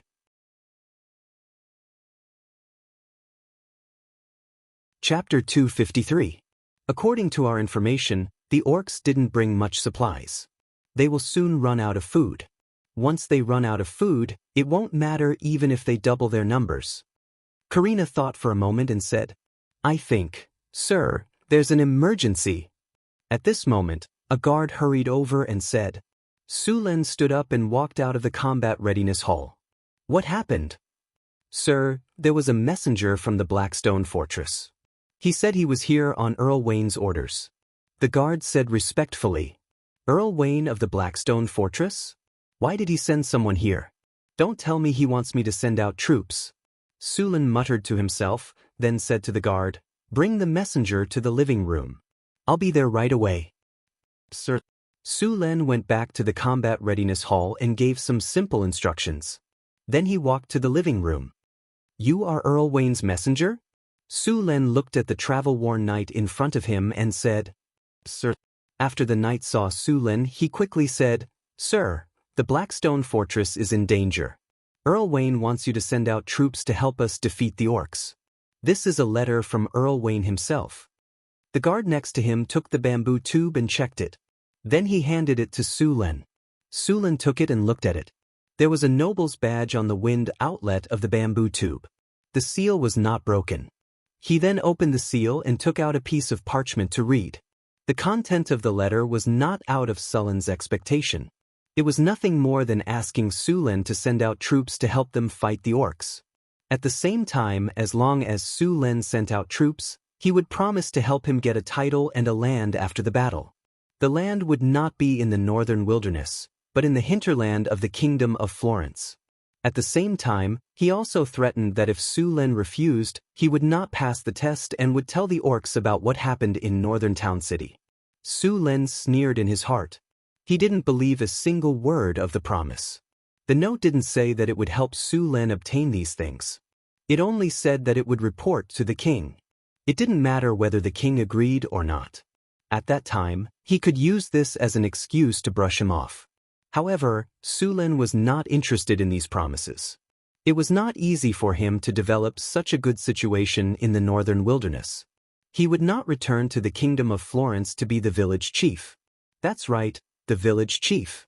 According to the current level of rewards in the Kingdom of Florence, Su Len would at most be a baron, and then a few villages would be divided into his territory. Take the emissary to rest first. We will consider sending troops to help the Blackstone stronghold. We need to discuss this matter. Su Len pondered in his heart, neither refusing nor agreeing. Sir, the Blackstone stronghold really needs your help. The emissary said eagerly when he heard Su Len wanted to discuss. You go and rest first. We will give you an answer as soon as possible. Su Len waved his hand and signaled the guards to take him away. Seeing that Su Len ignored him, the emissary had no choice but to leave with the guards unwillingly. Su Len was not too worried about this war between the humans and the orcs. He was thinking about how to get the most out of this war.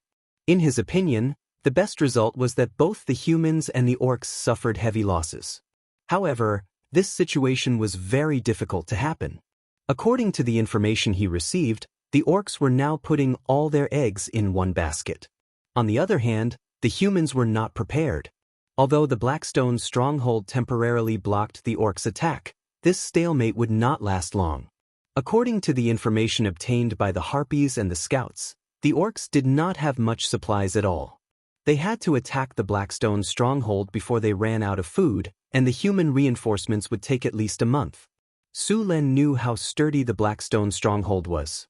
He had entered the wasteland from the Blackstone stronghold in the past. The Blackstone stronghold was built in the Blackstone Canyon. This canyon was called the Blackstone Canyon because the rocks were black. The walls of the stronghold were 20 meters tall and there were cliffs on both sides. The mouth of the canyon was shaped like a trumpet. The stronghold was built at the mouth of the trumpet. It could be said that it was easy to defend and difficult to attack. Even if Su Len was the one to attack, it would be very difficult to take down this place without him personally. However, he did not know why he had a strange feeling that the orcs would definitely have a way to break through the Blackstone stronghold. Su Len did not know why he was so sure. He did not want to see the orcs win. Once the orcs broke through the Blackstone stronghold, the northern provinces behind the Blackstone stronghold would be plundered. Su Len did not care about this. He only cared about the large amount of food the orcs would obtain. One had to know that the orcs had always been in a state of food shortage in the northern wastelands. If the orcs obtained a sufficient supply of food, they would definitely keep on fighting. When that time came, Northgard City would definitely not be spared.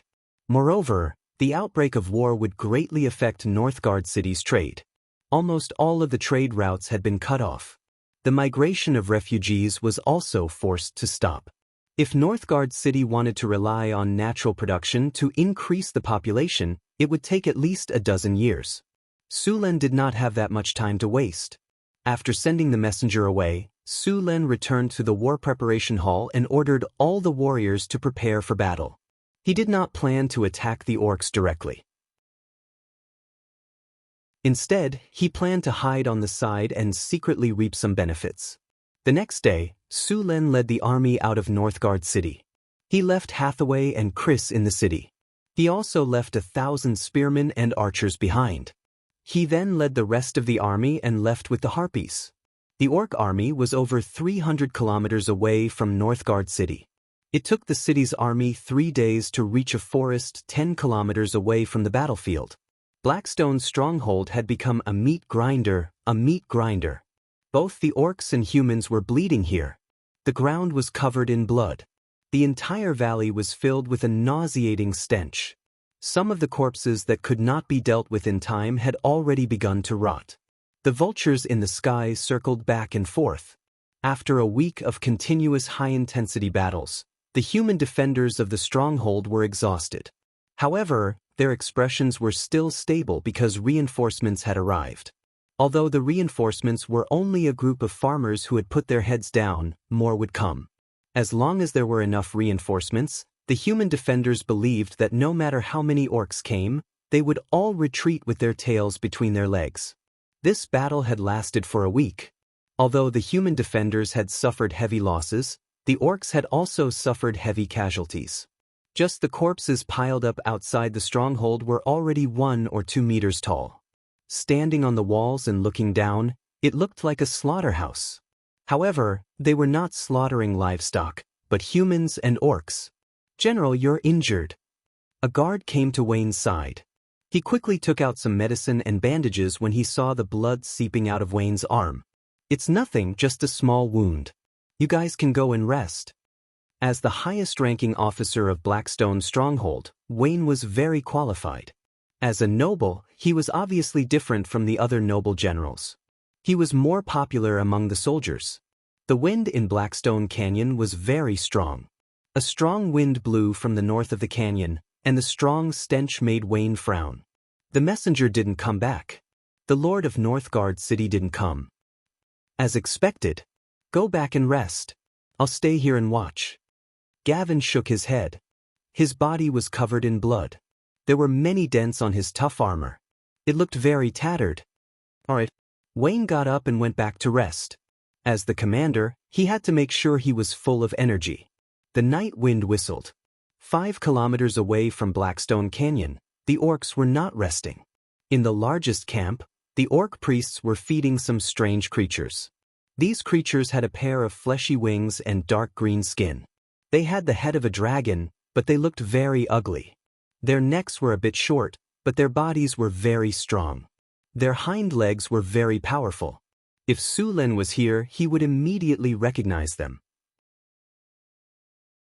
They were a type of Euron called wyverns. Wyverns were not very powerful among the flying Euron. They were about 3 meters long and had a wingspan of 5 meters. They didn't have dragon breath, but they could spray poison. The poison of a wyvern was very deadly. At this moment, a dozen wyverns were quietly squatting on the ground. The orcs beside them kept feeding them. Soon, all the wyverns were fed. A shaman walked over. That old shaman grabbed a handful of powder from a shabby pocket and muttered some cryptic words. Soon, elemental energy started converging and the old shaman scattered the powder in his hand into the sky. A red spirit light shrouded all of the wyverns. Soon, the wyverns couldn't help but roar. Their bodies were clearly stronger than before. After seeing this effect, the old shaman sighed in relief. "Let's start." With an order, a dozen beastmen climbed onto the wyverns' backs with weapons. Each wyvern carried 2 beastmen. The wyverns were flapping their wings, clearly very strenuous. At this time, the shaman once again cast a spell. Wind elements converged and buffed the wyverns. Flight. After buffed by flight, the dozen wyverns carried 30 beastmen and flew into the sky. There was no light in the sky, and thick black clouds covered all the starlight. The dozen wyverns merged into the darkness, and after identifying the direction, they directly flew towards the Blackstone fort. The wyverns were very fast. In order to prevent humans from hearing the flapping of their wings, all the wyverns flew a kilometer in the air. With the help of the bonfires on the ground, the wyverns carried the beastmen over the Blackstone fort.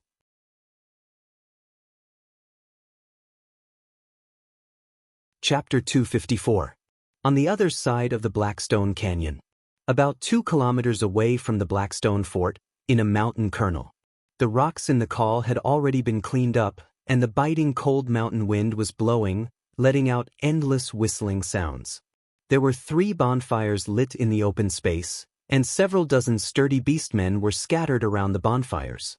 These beastmen were silently sitting on the ground, chewing some food in their mouths and looking up at the sky from time to time. Suddenly, the sound of wings flapping could be heard in the dark sky, followed by a gust of wind. The bonfires in the surroundings flickered, and a few life forms with bodies over 3 meters and a wingspan of 5 meters descended from the sky. Their sinister and ugly faces could be clearly seen in the light of the bonfires. They were wyverns. A few beastmen dismounted from the wyverns, and these wyverns once again took to the sky and flew towards the beastmen's camp. The other beastmen nodded at these beastmen who had just arrived, and the simple camp quickly regained its silence. These beastmen had entered the Nephir mountain range when the beastmen had started attacking the Blackstone fort. These beastmen had gone through untold hardships in the mountains, and after suffering disastrous casualties, they had finally crossed the Nephir mountain range. Among them, there were those who had died in the mouths of various magic beasts, those who had mistakenly entered a dangerous place, and those who had fallen into a bottomless abyss.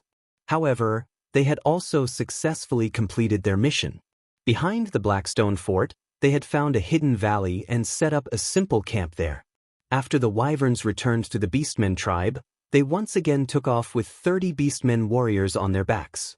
The Beastmen shamans once again blessed them with flight, and the wyverns once again flew towards the back of the Blackstone fort. The wyverns continuously transported the beastmen to the back of the fort. Although they could only transport 30 beastmen at a time, many a little made an ocean. The leading beastman warrior looked up at the night sky. It was pitch black without any light. This kind of weather was the best camouflage for the wyverns. For this plan, the tribe had already taken out all the wyverns they had tamed over the years and blessed them with spells, making them undertake the transportation. According to the plan, they could transport about 500 beastmen warriors before tonight's operation. More than 500 elite orc warriors might not be very useful on a large-scale battlefield, but they were perfect as a suicide squad for sneak attacks. Just you wait, humans. The orc army will soon return to that fertile land. Back then, with the help of the elves and dwarves, those thin and weak humans took the land from our hands. Now we will take back all the land that our ancestors left for us. The Beastman leader drank a mouthful of wine and then passed the wineskin to the other Beastman warriors. The night wind whistled as a few pieces of firewood were added to the bonfire. The Beastmen quietly waited for the wyverns to send more soldiers over. The orcs were born with night vision. Although they were less than 10 meters away, they could see their surroundings clearly with the help of the weak bonfire. Hundreds of orcs could be seen faintly in the darkness of the night. These orcs were silently chewing dry rations. These dry rations were coarse and hard to swallow. They were the unique cold wheat of the north and were one of the few foods the tribe had. For tonight's battle, the orc tribe could be said to be going all out. In fact, since last winter, the orcs had been short on food. They had endured the cold winter with great difficulty, but the appearance of this year's elemental tide had caused a large number of beasts to mutate. The original magic beasts had also become very active, making the already difficult lives of the orcs even more difficult. Rome didn't know what the elemental tide meant, but he knew that the white dragon activity on the ice field had become more frequent. In order to survive, they had to migrate south. As one of the higher-ups of the orc tribe, he clearly knew how important this war was to their tribe. And as the key to victory, tonight's surprise attack would play a decisive role. They couldn't fail. They couldn't fail even once. The orcs' lives were very difficult after losing their fertile land. Without enough food, many of their clansmen would freeze to death every winter. Every snowfall was a test of life and death. Cold and hunger had accompanied Rome since the moment he was born. This time, he wanted his clansmen to no longer have to endure hunger and cold. At this time, the human kingdom was about to have a harvest. As long as they broke through the Blackstone fortress, there would be a bountiful harvest everywhere. Countless grains would be waiting for them to harvest. Looking at the time tool given to him by the great shaman, it was already 2:30 in the morning. Calculating the time, the last batch of orcs should have arrived. According to the plan, they would attack at 3 in the morning, one from the front and one from the back. The Blackstone fortress was built to defend against the orcs. Although it had 2 walls, the southern wall wasn't very high. After all, behind it was human territory. Soon, the sound of wings flapping could be heard. The last batch of orc warriors had arrived. There were already close to 600 elite orc warriors in the small call in front of them. The orc officer's scarlet eyes looked around.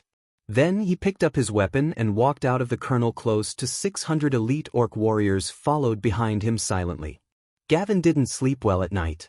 He kept feeling that something was wrong, but he couldn't pinpoint the problem. This made him a little frustrated. The battle during the day had exhausted his body. In order to prepare for tomorrow's battle, he had to ensure that he had enough sleep. Although he had some doubts, Gavin still forced himself to sleep. Although wearing armor wasn't very comfortable, he had long gotten used to it. Just as he was sleeping soundly, a series of alarm bells rang. Gavin immediately got up and rushed out with the guards who were also awakened. As soon as he arrived outside, the entire fortress was filled with battle cries.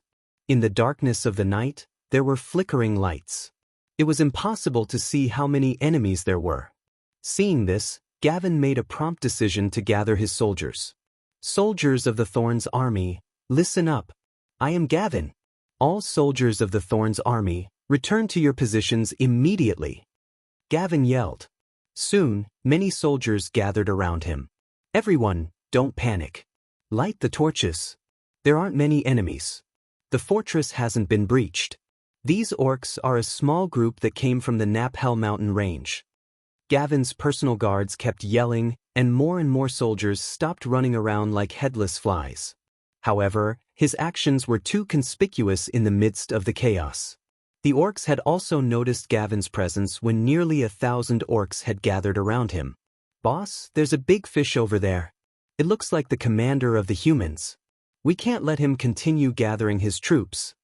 An orc pointed at Gavin, who was shouting in the distance. Call your men and follow me. I want to kill that human. Rom's eyes flashed fiercely. As he spoke, he led dozens of orc soldiers and charged towards the group of humans. Although Gavin had gathered his soldiers, their formation was already disrupted. They couldn't get into formation in this environment. These humans were already no match for the orcs. Without a formation, their morale plummeted. There was no way they could stop these orcs who were like wolves and tigers.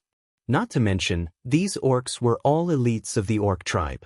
As soon as the two sides clashed, the human soldiers suffered heavy casualties.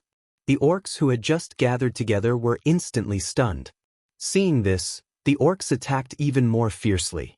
Wherever they went, the orcs would scatter like birds and beasts. Gavin was furious when he saw the orcs charging at him.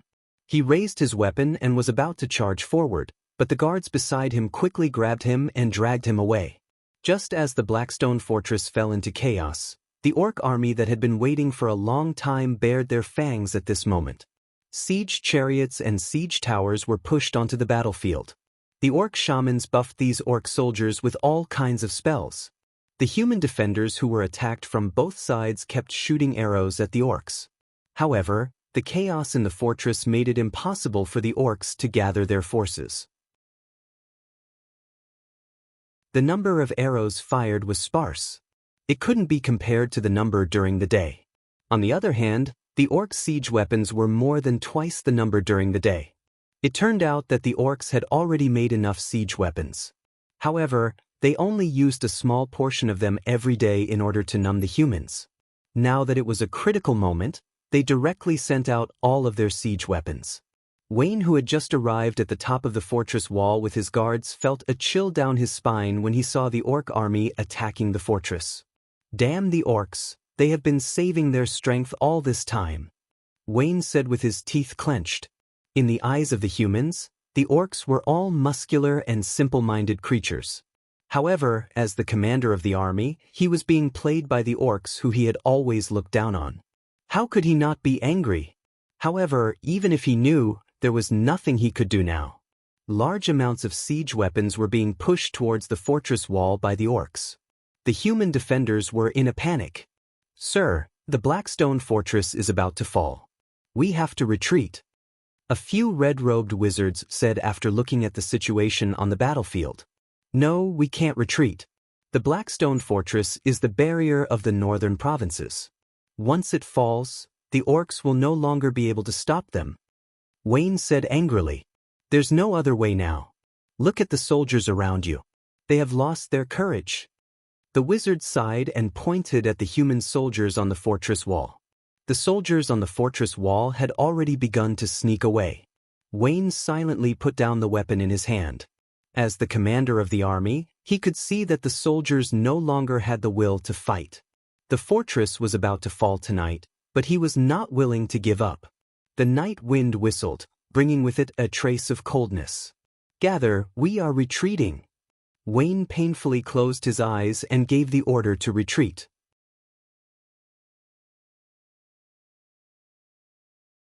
Chapter 255.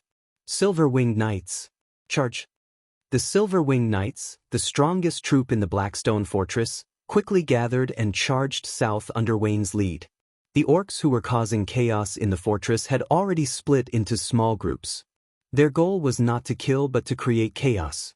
As long as they saw human soldiers gathering, they would rush up and kill them. Some beastmen saw a large number of knights gathered here and wanted to rush over. But before they could do anything, the knights had already charged. Once the 500 knights charged, these beastmen were like mantises trying to stop a chariot. A dozen elite beastman warriors didn't even make a splash before they were completely submerged under the hooves of the knights. Behind the Silver-Winged Knights, there were many other knights and scattered soldiers retreating. With the knights opening a path, the orcs in the fortress could not resist at all.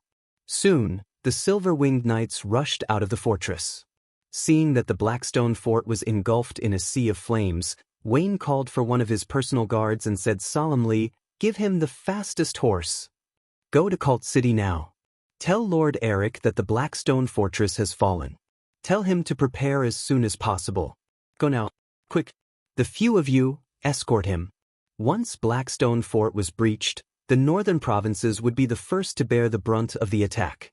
The only city that could resist the orc army was Cult. Once Cult was lost, the orc army would be able to march straight in. When Sulen received the news, it was already 5 in the morning. He was sleeping soundly with Alex in his arms when he was woken up by a few harpies. When he heard that the Blackstone Fortress had changed hands overnight, he was also shocked. Are those humans good-for-nothings? Su Luan couldn't help but complain. Originally, he wanted to take advantage of the internecine battle between the orc army and the human army. But he didn't expect that the human army was so disappointing that the orc army was easily breached by the orc army. How did the orcs break into the Blackstone Fortress? Su Lin asked. The orcs sent out their elite troops. They crossed the Nephil Mountains and launched a sneak attack at night. The Blackstone Fortress was in chaos. The orc army outside the fortress took the opportunity to attack the city. The humans were unable to resist, so they could only abandon the city and flee, the harpy replied. Over the Nephil Mountains? Su Lun stroked his chin and said, "It seems that there are also some ruthless people among the beastmen. But even if it's a small army, it won't be easy to cross the Nephil mountain range. Their numbers won't be too many, but if they want to disturb the Blackstone Fort, they won't be able to do it without at least 500 or 600 people. The orcs must have used other methods. When you were scouting, did you find anything unusual in the orc camp?" "By the way, we discovered some wyverns in the orc camp," the harpy said. Su Luan nodded. "Wyvern? The orcs actually tamed this kind of wyvern. No wonder their sneak attack went so smoothly. Tell our people to be careful. Don't be discovered by the orc scouts. Also, pay attention to those wyverns." Although wyverns weren't outstanding among the flying Euros, their strength was at grade 3 and they had deadly venom. They were a very troublesome type of Euron. However, the Air Force was still the Air Force. "What's the situation with the orcs now?" Sulan asked. "The orc army is passing through the Blackstone Canyon. A portion of the orcs have started to rush into the northern provinces. Looks like the Kingdom of Florence is in big trouble this time. The Blackstone Fortress has been breached. Without this barrier, the northern provinces will be plunged into chaos. Moreover, the food will be ripe in a week. Now is the perfect time to supply those orcs. Once there is enough food, these orcs will be difficult to deal with. Just as Su Len was hiding, the orc army began to advance into the human hinterland. The first to suffer was Wintersun City. They didn't receive any news that the Blackstone Fortress had been breached. Then at dawn, they saw the orc army. Apart from a portion of the orc army guarding the city, the rest were seizing the time to harvest the food. Although the food would be ripe in a week, the orcs couldn't wait any longer. Seeing the orc army outside the city, the mayor of Wintersun City didn't have the courage to go out and fight. He closed the city gates and recruited soldiers to defend. The orc army didn't care about Wintersun City's actions.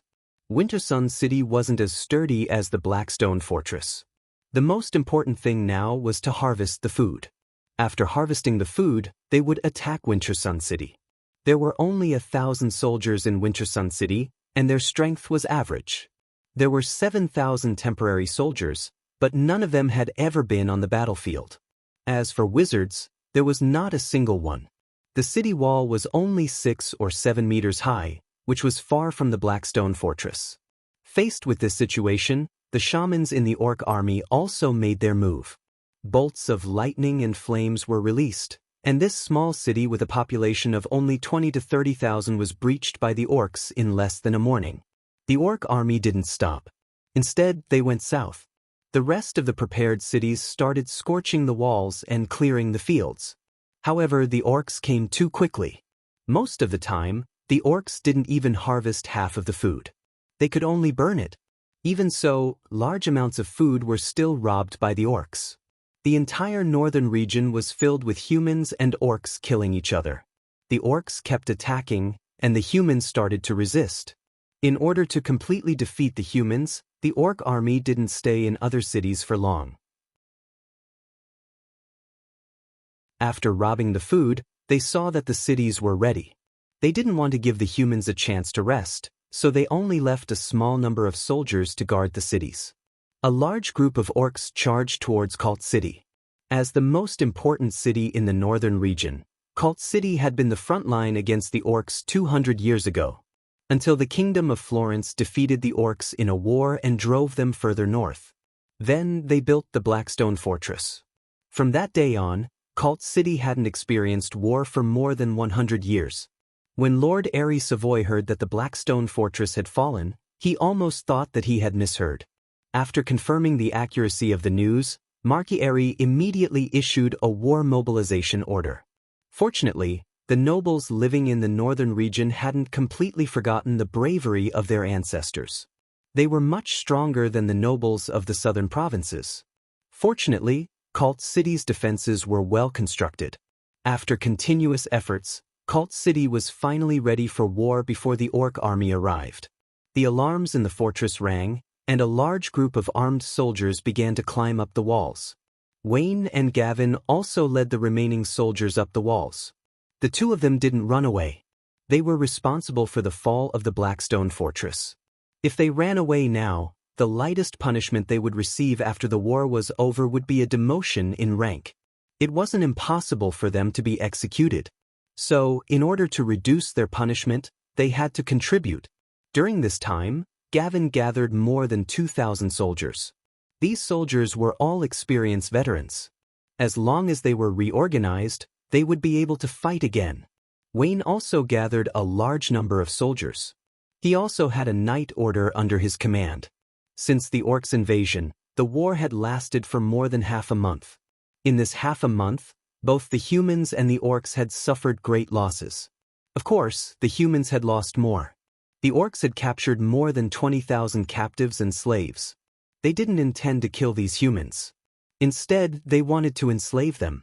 After all the soldiers were gathered, Gavin and Wayne immediately led them to the city walls. Along the way, soldiers were in a hurry. The constant ringing of the alarm made many people aware of the severity of the situation. When they arrived at the top of the city walls, they saw countless orcs. The entire land was covered in greenery. The war hadn't started yet, but many people were already sweating. Below the city, An orc army of tens of thousands had finished gathering. The orcs had completely surrounded Cult City. The orcs had slaughtered their way into the human kingdom's hinterland in order to uproot Cult City. As long as they could take down the city, the orcs would be able to stabilize their territory. The orcs would never be willing to let go of the fat meat that was already in their mouths. Even if this land wasn't fertile, it was still much better than the northern wastelands where the orcs originally lived. For the Kingdom of Florence, the loss of Blackstone Fortress was like a bolt from the blue. If Cult City was taken over by the orcs, it wouldn't be easy for the human kingdom to reclaim it. A low horn sounded, and the orc army began to move forward slowly. After moving into the range of the archers, the orcs began to charge forward with messy footsteps. All the siege weapons were brought out, including siege towers, siege chariots, ladders, and simple catapults in the style of the orcs.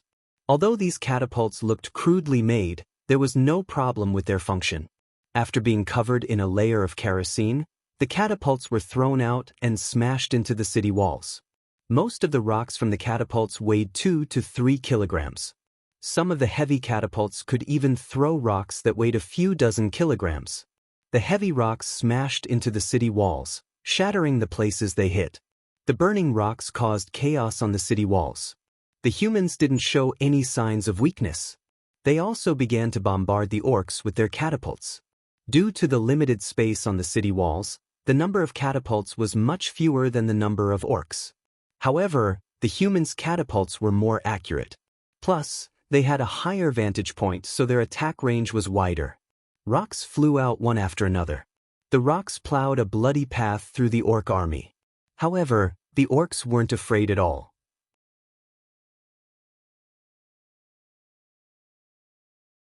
Chapter 256. The orcs and humans unleashed their long-range weapons at each other. The orc army had also entered the range of the human archers. The human archers quickly raised their bows and shot at the sky. A dense rain of arrows rained down from the sky. The orcs raised their crude shields and braved the rain of arrows as they continued to advance. Only a few unlucky ones were hit by the arrows, but to the beastmen, the damage of arrows was not high. Ordinary arrows had limited damage unless they hit a vital point. Some of the orcs who were shot pulled out the arrowheads. They didn't care about the wounds at all. After a roar, they charged even faster. The orcs braved the rain of arrows and rushed to the bottom of the city wall. They then set up ladders and began to attack the city. Rolling logs and stones were constantly thrown down from the city wall. The weight of the rocks could easily break bones. Even the orcs couldn't withstand it. Although there were many casualties, the orcs didn't back down at all. They roared and charged up the ladders. The battle became very intense from the very beginning. The orcs and humans had a fierce battle on the city wall. An orc had just killed a human soldier when he was stabbed in the heart by another human. Tens of thousands of soldiers were just numbers on the battlefield. They were expendable goods. The commanders of both sides looked at the battlefield with expressionless faces. Some shamans began to cast spells. The wizards on the city wall did the same. Apart from the wizards, there were also some temple priests in priest robes. Spells and divine spells were cast one after another. Elements surged on the battlefield. Lightning, ice, fire, and other elements were constantly exploding. Overall, the human spellcasters had the upper hand. The Battle of Calent City was in full swing. Sulin finally made his move. More than 5,000 soldiers from Northtown City and the Harpies began to approach the Blackstone Fort. What did you say? There are no orc troops stationed in the Blackstone Fort? Sulin was surprised to hear the scout's words. Yes, sir. There are no orc troops stationed in the Blackstone Fort. There are only a small number of orcs. What are the orcs doing? Are they abandoning their escape route? Are they not planning to go back to the north? Sulin mumbled to himself. Whatever. It's none of my business whether the orcs go back or not. Boulder, take your men and attack the Blackstone Fort. Don't let any of those beastmen escape. Yes, boss. Boulder rubbed his smooth head and grinned, leaving with the group of barbarians. There weren't many orcs left in the Blackstone Fort, only about 100 of them. Facing the barbarians' surprise attack, these orcs couldn't fight back at all. The only orc warrior was chopped in half by Boulder's axe as soon as the battle started. Su Lin easily took over the Blackstone fort. No wonder the orcs could easily attack from the back of the Blackstone fortress. They were basically undefended. Su Lin looked at the city wall in front of him, which was only 3 to 4 meters high. There were no watchtowers, arrow towers, or arrow stacks. With the orc strength, they could climb over the wall without any tools. It was a completely different concept compared to the 20-meter-tall walls of the Blackstone stronghold. The people who built the Blackstone stronghold didn't even think about the defenses behind the stronghold. After all, the back of the Blackstone stronghold was the territory of the humans. In the end, the orcs took advantage of this weakness and easily took over the Blackstone stronghold. If the enemy attacks from the south, we won't be able to defend this stronghold at all. Su Lin shook his head and gave up on the idea of taking over the stronghold. Indeed, if he took over the stronghold, the orc army's escape route would be cut off. However, if that happened, the northern battlefront city would have to face tens of thousands of orcs head-on. There would be no benefits if he won, but if he lost, everything he had accumulated over the past year would go down the drain. Aiton, have you found the place where the orcs kept the human slaves? Su Lin asked. That's right. His current goal was to find the human slaves that the orcs had captured. The northern provinces had been invaded by the orcs, and even a few cities had been conquered. A large number of humans who didn't manage to escape were captured and enslaved. The orcs captured the human slaves so that they could farm. There were at least tens of thousands of human slaves in the orcs' hands. Su Lin was very envious of so many human slaves.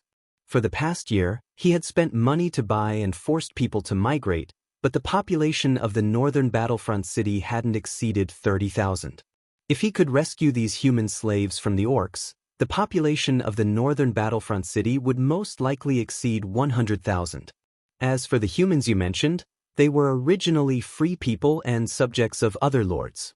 When the time comes, those nobles will ask for them from Su Lin.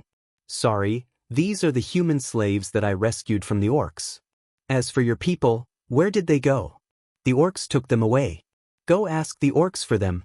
What does it have to do with the serfs of the northern battlefront city if you're looking for your own people? The total population of the Kingdom of Florence was about 5 million. 3 million of them were distributed in the south. The northern provinces had less than 2 million people.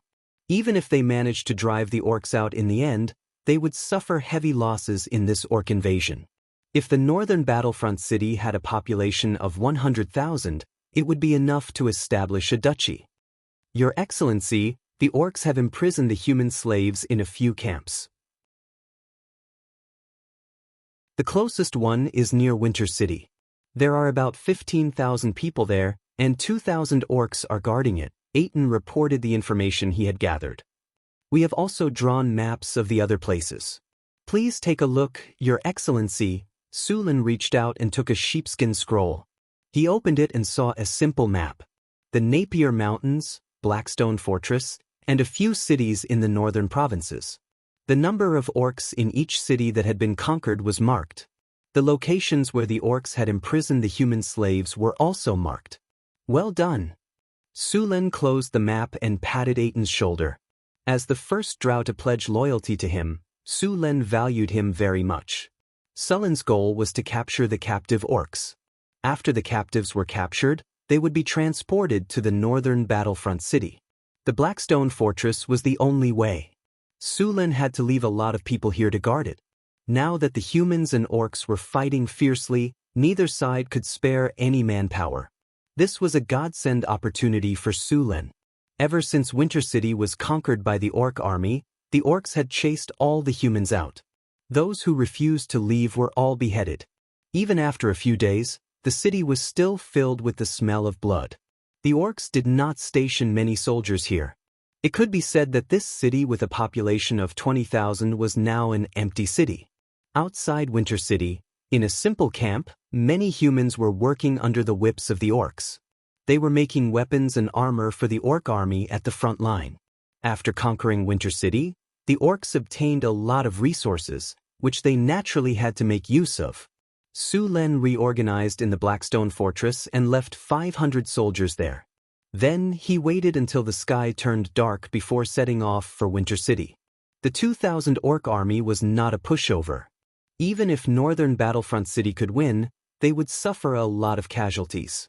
Therefore, his plan was to launch a sneak attack and defeat the orcs in the shortest time possible.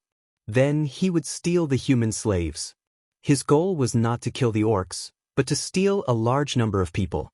Under the lead of the scouts, the army of Northern Battlefront City quickly advanced under the cover of the night. By 1 a.m., the army had arrived at the outskirts of the orc camp. At this time, there weren't many guards in the orc camp. After the Blackstone Fort was breached, none of the cities in the northern provinces dared to leave their cities. This made the orcs let down their guard. They did not expect someone to attack the orc camp when the orc army was advancing triumphantly. "Lord, there are no hidden sentries," Aten said as he bent over to Sullen's side. "Then let's begin." Sulen nodded and ordered. Then, Aten led 20 drows into the darkness. These drows were proficient in investigation, assassination, and sneak attacks. Under the cover of the night, they easily reached the entrance of the orc camp. At this moment, the 2 orc soldiers were yawning as they stood guard. Suddenly, 2 figures appeared in the shadows behind them. Then, the figures flashed and a dagger with cold light flashed towards the orc's throat. The other hand instantly covered the orc's mouth. Fresh blood spurted out. The 2 orcs widened their eyes and struggled violently to break free. But as the blood flowed out, their windpipes were cut, and their struggles became weaker and weaker. After a few breaths, they fell into a dead silence. Sulen waited outside the camp for a while. Soon, the simple gate of the camp was opened. 2 drows held torches and circled in the air 3 times. After seeing the signal, Sulen ordered the army of Northern Battlefront City to attack. The army of Northern Battlefront City quickly entered the camp. Such a big movement could no longer be hidden. Enemy attack! An angry roar spread throughout the camp. A large number of orcs rushed out of their tents. Seeing the orcs appear, the soldiers of Northern Battlefront City formed a battle formation and rushed forward. The archers in the back also began to shoot arrows. Because the orcs were caught off guard, they didn't have shields. A large number of orcs were hit by the arrows. Compared to the bows of humans, the arrows of the half-elves and centaurs were much more powerful. As soon as the arrows came into contact, the orcs paid a heavy price. The spearmen at the front saw the orcs suffer heavy losses, so they formed a battle formation and began to push forward. Facing the spear formation of the Northern Battlefront City, the orcs roared and rushed forward, but they were blocked by shields. Then, they were pierced by a few spears. Suddenly, the sound of wings flapping came from the sky. Before the orcs could react, a large number of rocks fell from the sky. The orcs, who were already lacking in defense, were smashed to pieces. The more serious ones had their heads smashed. A beastman who looked like a commander roared loudly. He wanted to organize an army, and the surrounding beastmen all gathered around him. At this time, a washbasin-sized fireball fell from the sky and hit that beastman commander. An explosion sounded. Orange flames sputtered. The orc in the center of the explosion was blown away.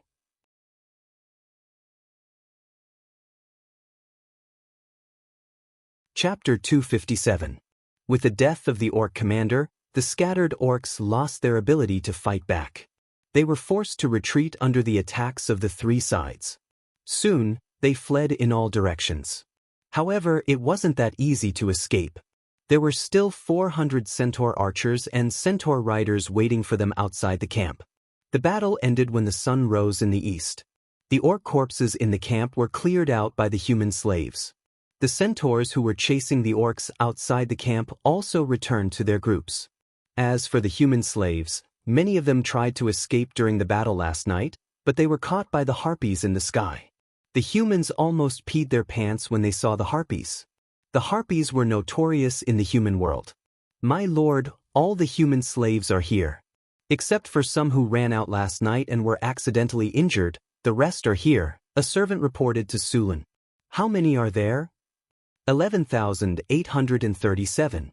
Sullen's eyes lit up. "Looks like we have a good harvest this time." Su Len gathered the slaves and reorganized them into small groups. He was ready to leave with the human slaves. "My lord, thank you for saving us from the evil orcs." Just then, a human walked up to Su Len and bowed. "You're welcome. After all, you're my property now," Su Len said with a smile. My lords, we're residents of Wintersun City, not slaves," the middle-aged man said with a frown. Su Len raised his eyebrows. "Residents of Wintersun City? I don't have any residents of Wintersun City here. I only have slaves that I saved from the orcs." Hearing Su Len call them slaves, the humans became restless. "My lord, we're really residents of Wintersun City, not slaves." "Yes, let us out. We're citizens of the kingdom, not slaves. We want to go home." The entire scene became like a bustling market. Endless buzzing sounds could be heard. Silence. A loud roar was heard, and all the sounds were suppressed. The scene became clear. The soldiers of the North Town City also drew their weapons. Seeing the situation, they immediately quieted down. "It seems that you still don't know your place," Su Len sneered. "You guys don't know yet, do you?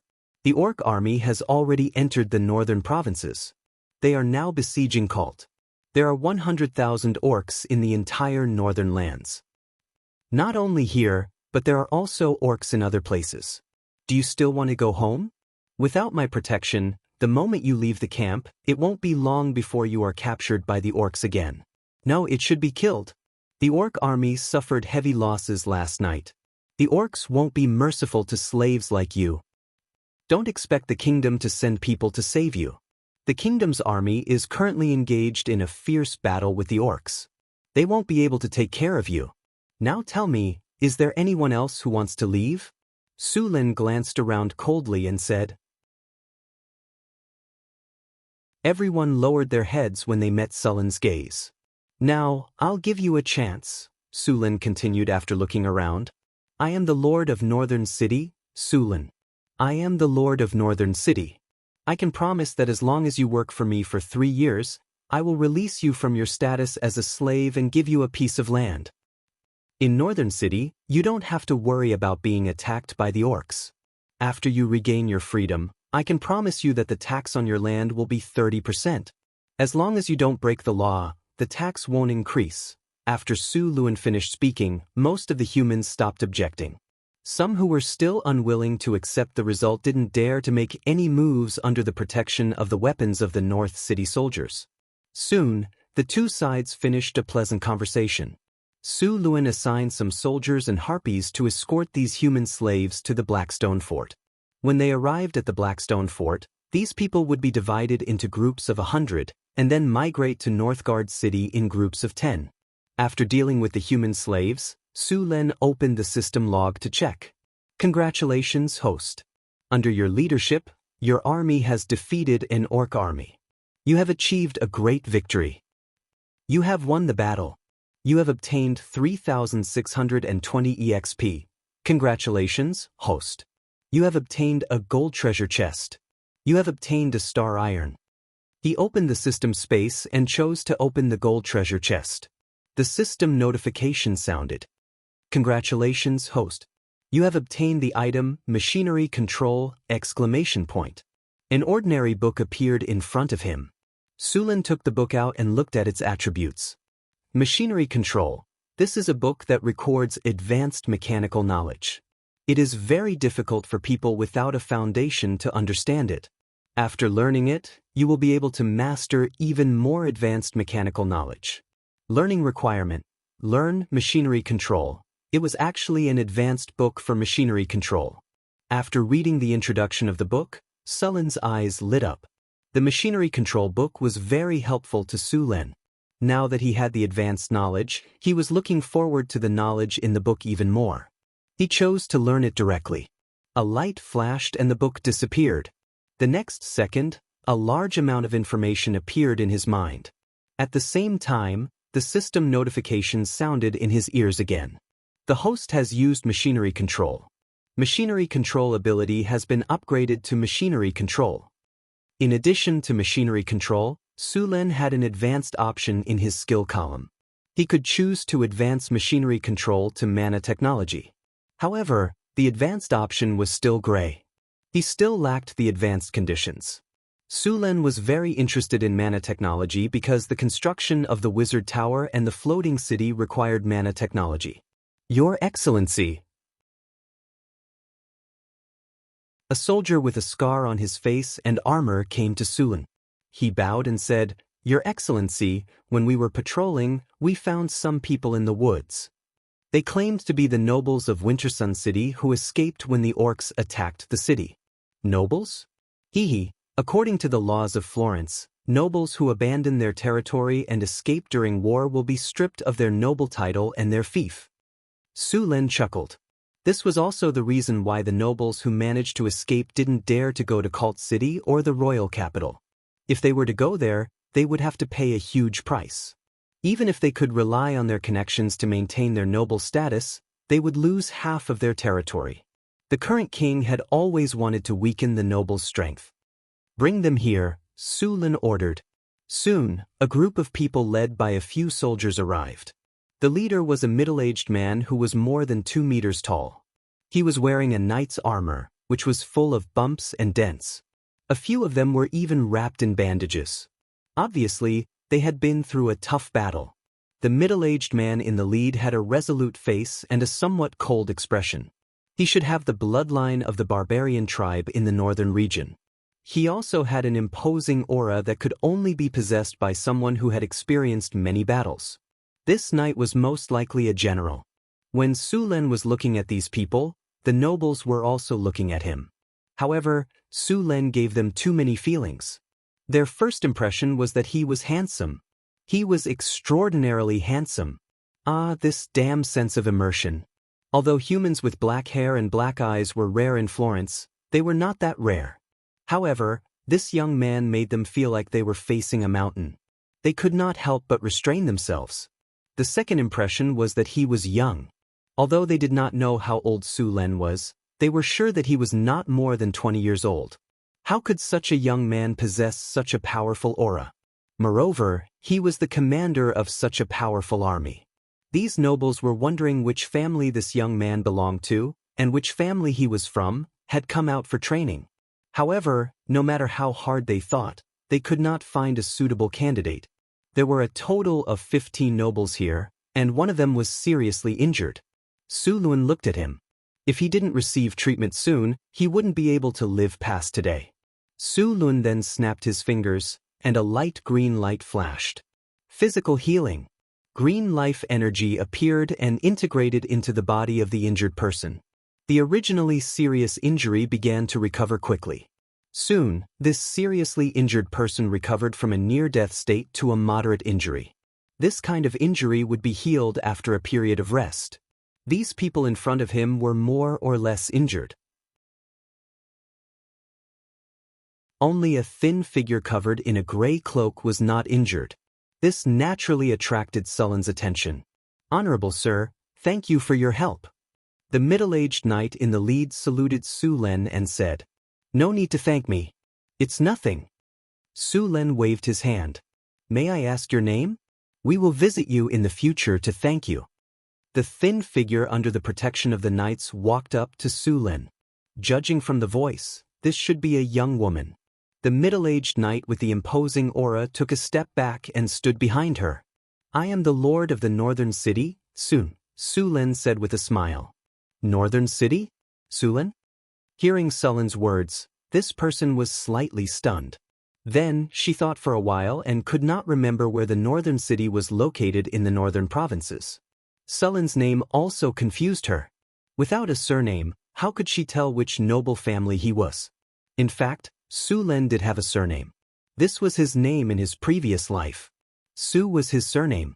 It was just that according to the customs of this world, Sulen did not have a surname. "Northern city," the middle-aged knight next to her exclaimed. After looking at Sulen a few times, he explained to the noble. "Northern city is the territory in the northern wastelands."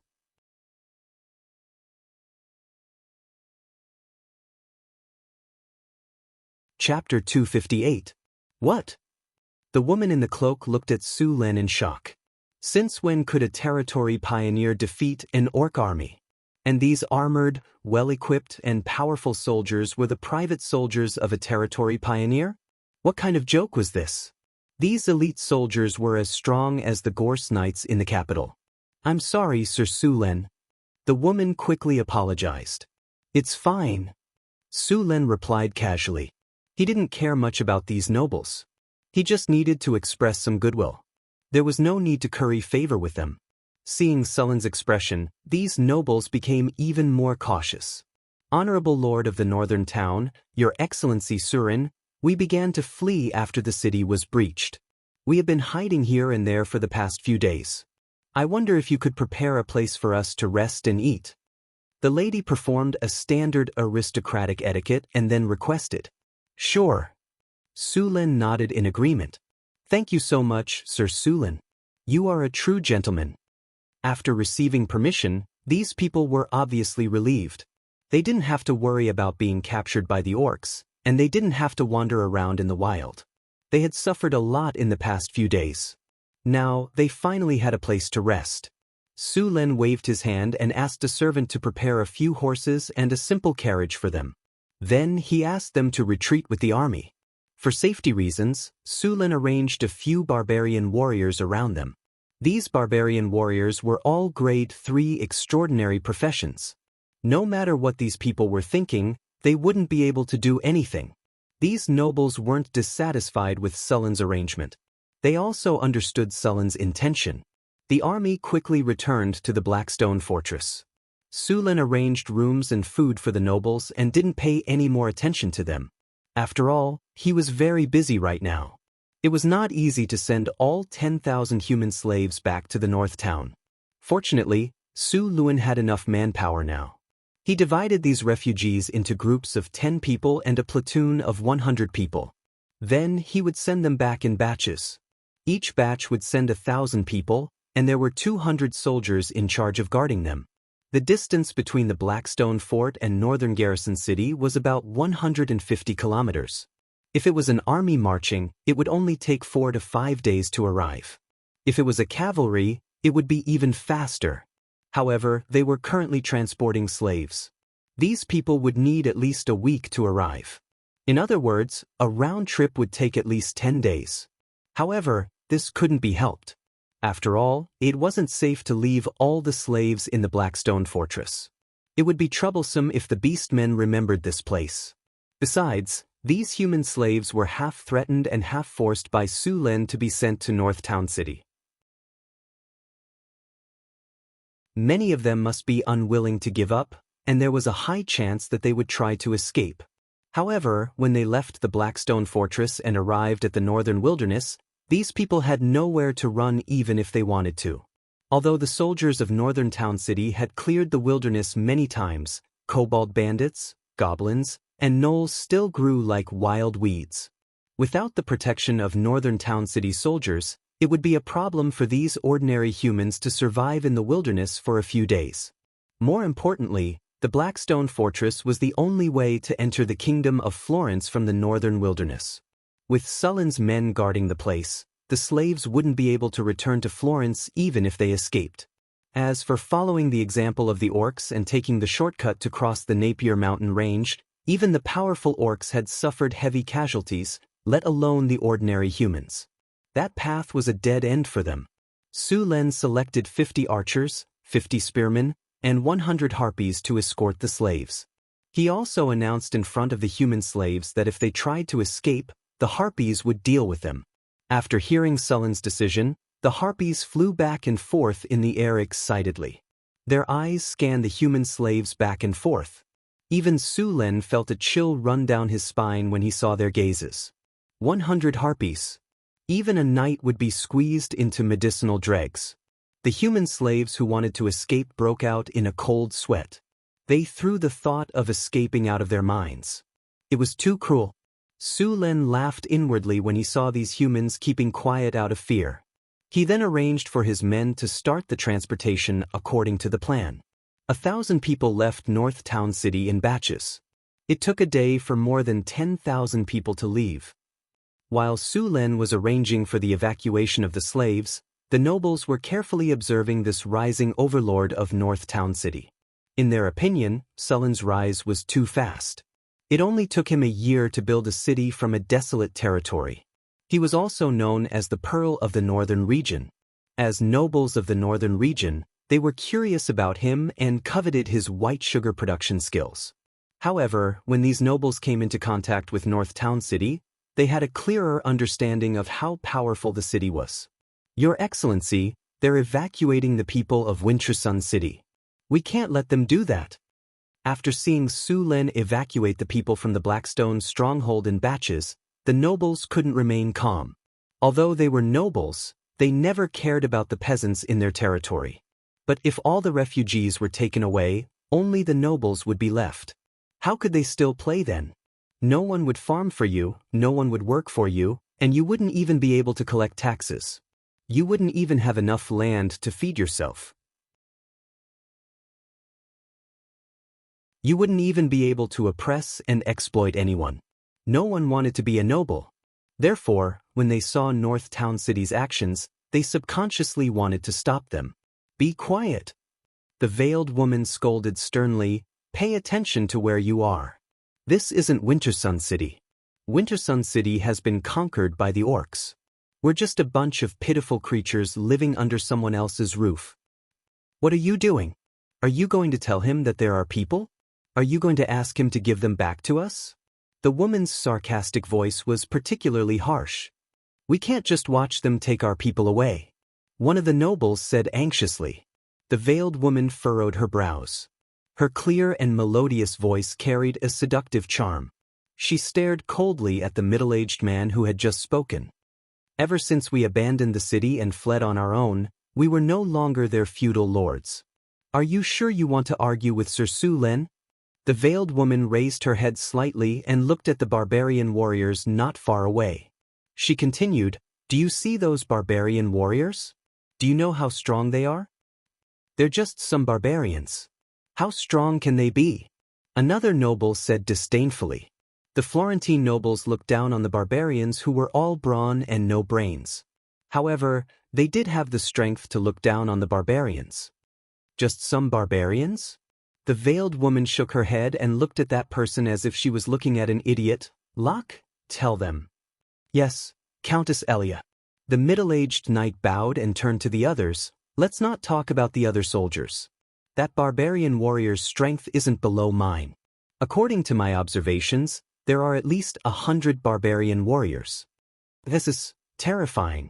Everyone sucked in a breath of cold air. In fact, Locke was flattering himself. Although he was also a knight commander and a grade 3 extraordinary, he would most likely lose in a duel with those barbarian warriors. These barbarians had the berserk skill. Although their rationality would be reduced, their combat strength would be much stronger. Locke, are you telling the truth? Those barbarians have the strength of a third order?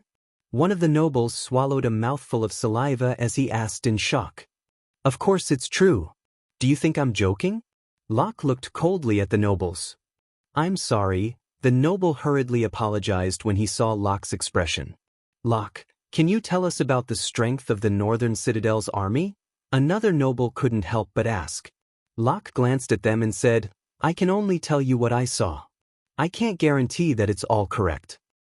It's fine. Go ahead and tell us. We'll take it as a reference. The Northern Citadel's army has about 5,000 people. Not only are there barbarians, there are also some centaurs and half-elves. There are also about 4,000 humans. The Lord of Sulen has a very high reputation among these soldiers. The army is mainly composed of pikemen, archers, and some centaur knights. In this army, there are many third-grade professions. I don't need to tell you how powerful those half-elf archers are. Also, the Lord can command the harpies. Although the individual harpies aren't strong, their aerial advantage is too strong. To defeat this army, we'll need at least 50,000 regular soldiers. 50,000 regular soldiers? That's so powerful. The masked woman was shocked. She didn't expect the Northern Citadel's army to be so powerful. Half-elves, centaurs, barbarians, and harpies. The nobles couldn't help but exclaim. How did he manage to get so many races to live in harmony? Half-elves, centaurs, these are all powerful races. Why would they join a backwater like the Northern Citadel? Parker, watch your words. The Northern Citadel isn't a backwater. On the contrary, it's much richer than us. It was the same even before Wintersun was conquered. I really don't understand how he managed to gain a foothold in the northern wastelands. I heard that he's only been a pioneer lord for a year. That means he only used a year to develop to this extent.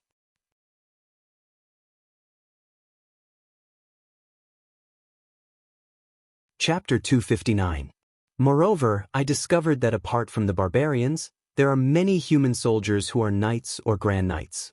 Their leader, Ken, is also a rank 3 extraordinary, the middle-aged knight said solemnly. They are actually so powerful. Then can they help us reclaim Winter City? We can pay them. These nobles had completely forgotten that they wanted Sulen to hand over the civilians. Yes, we can pay them to help us reclaim Winter City, these nobles said excitedly. They had already made up their minds. As long as they reclaimed Wintersun City, they would not be considered to have abandoned the city. Even if they would be punished afterwards, it would not be too serious given their relationship. Compared to the punishment of completely losing their territory, it was too light.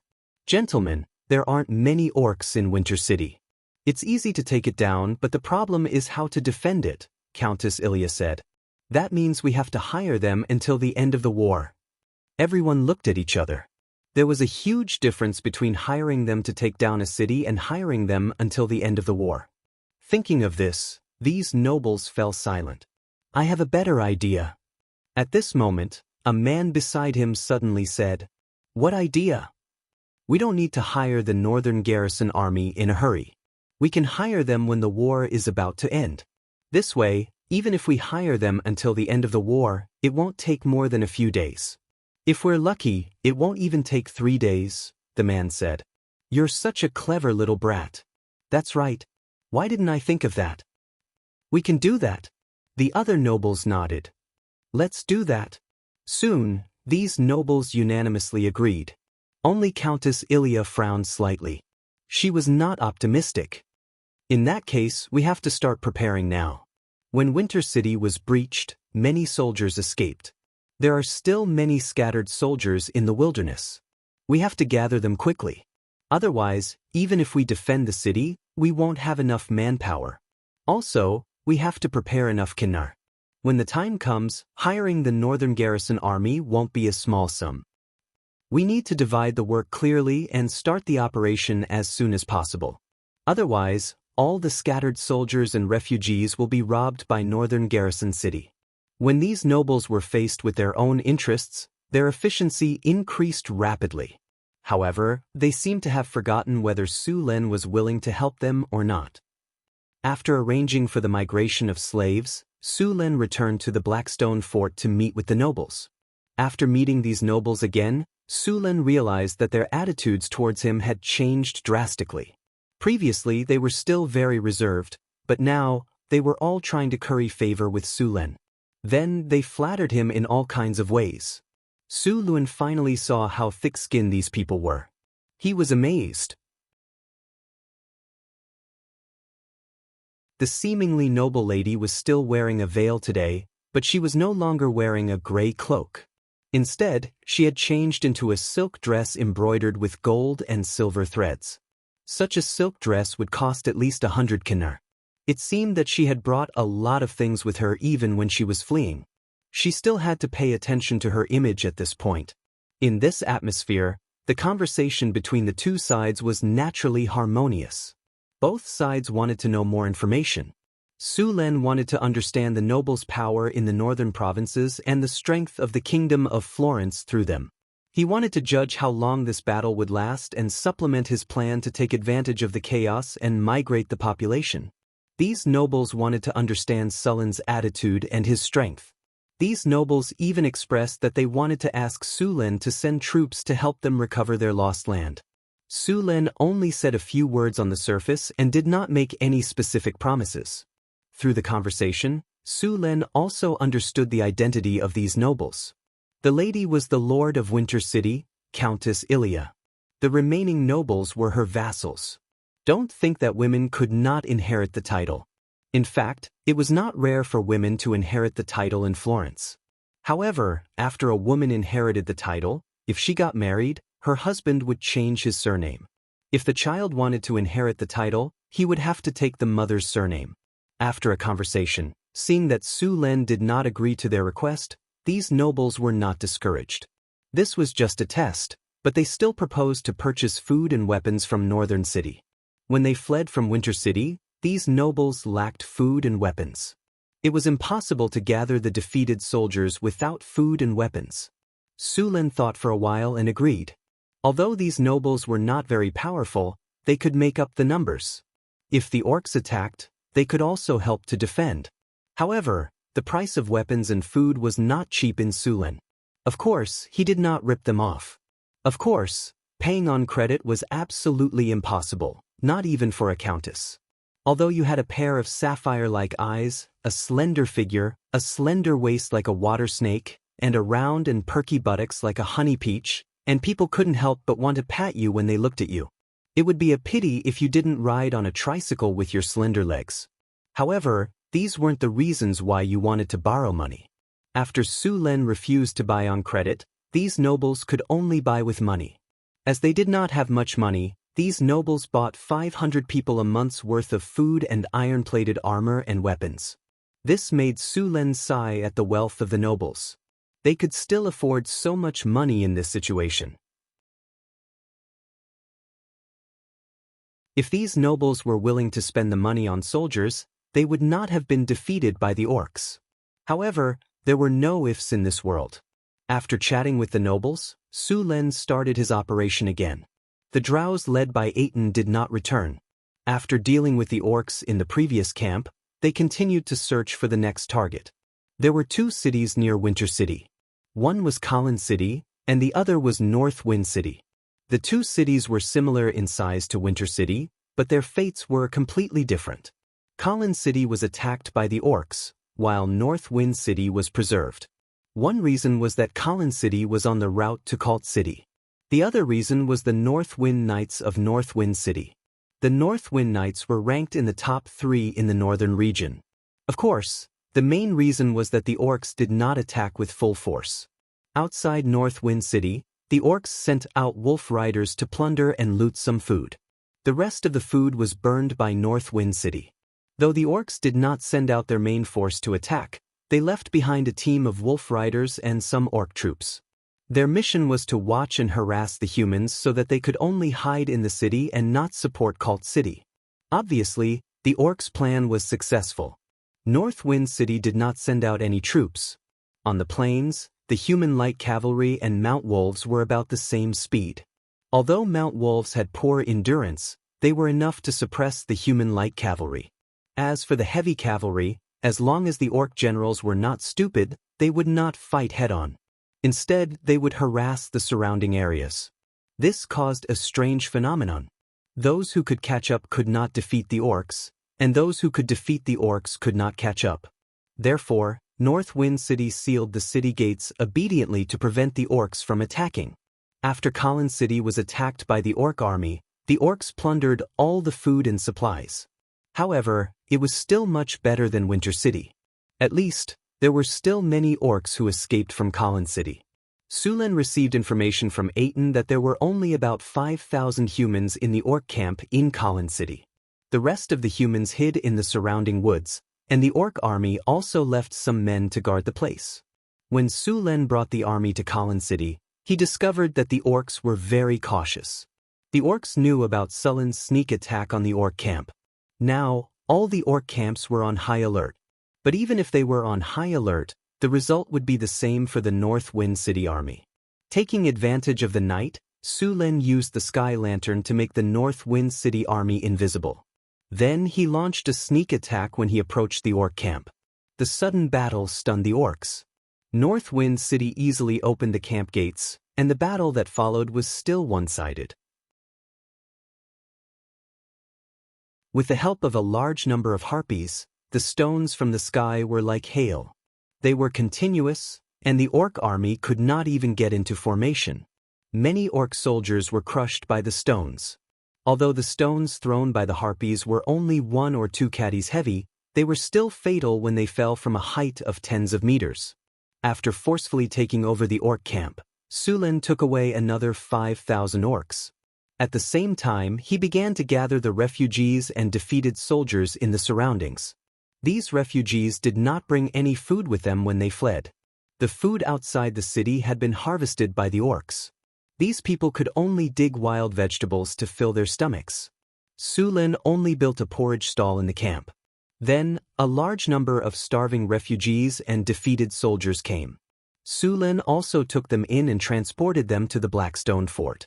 However, Sulen also ran into the nobles of Kalin City when he was gathering the refugees. When these nobles found out that Sulen was just a nobleman who had opened up a new territory, they directly asked Sulen to provide them with food. Then, Sulen taught them a lesson. Although he did not harm their lives, they still had to suffer. Sulen also forcibly took away the defeated soldiers and refugees they had gathered. Since you have no food, then leave it to us to feed you. Sulen found a reason to swallow these people, leaving only a small portion for them.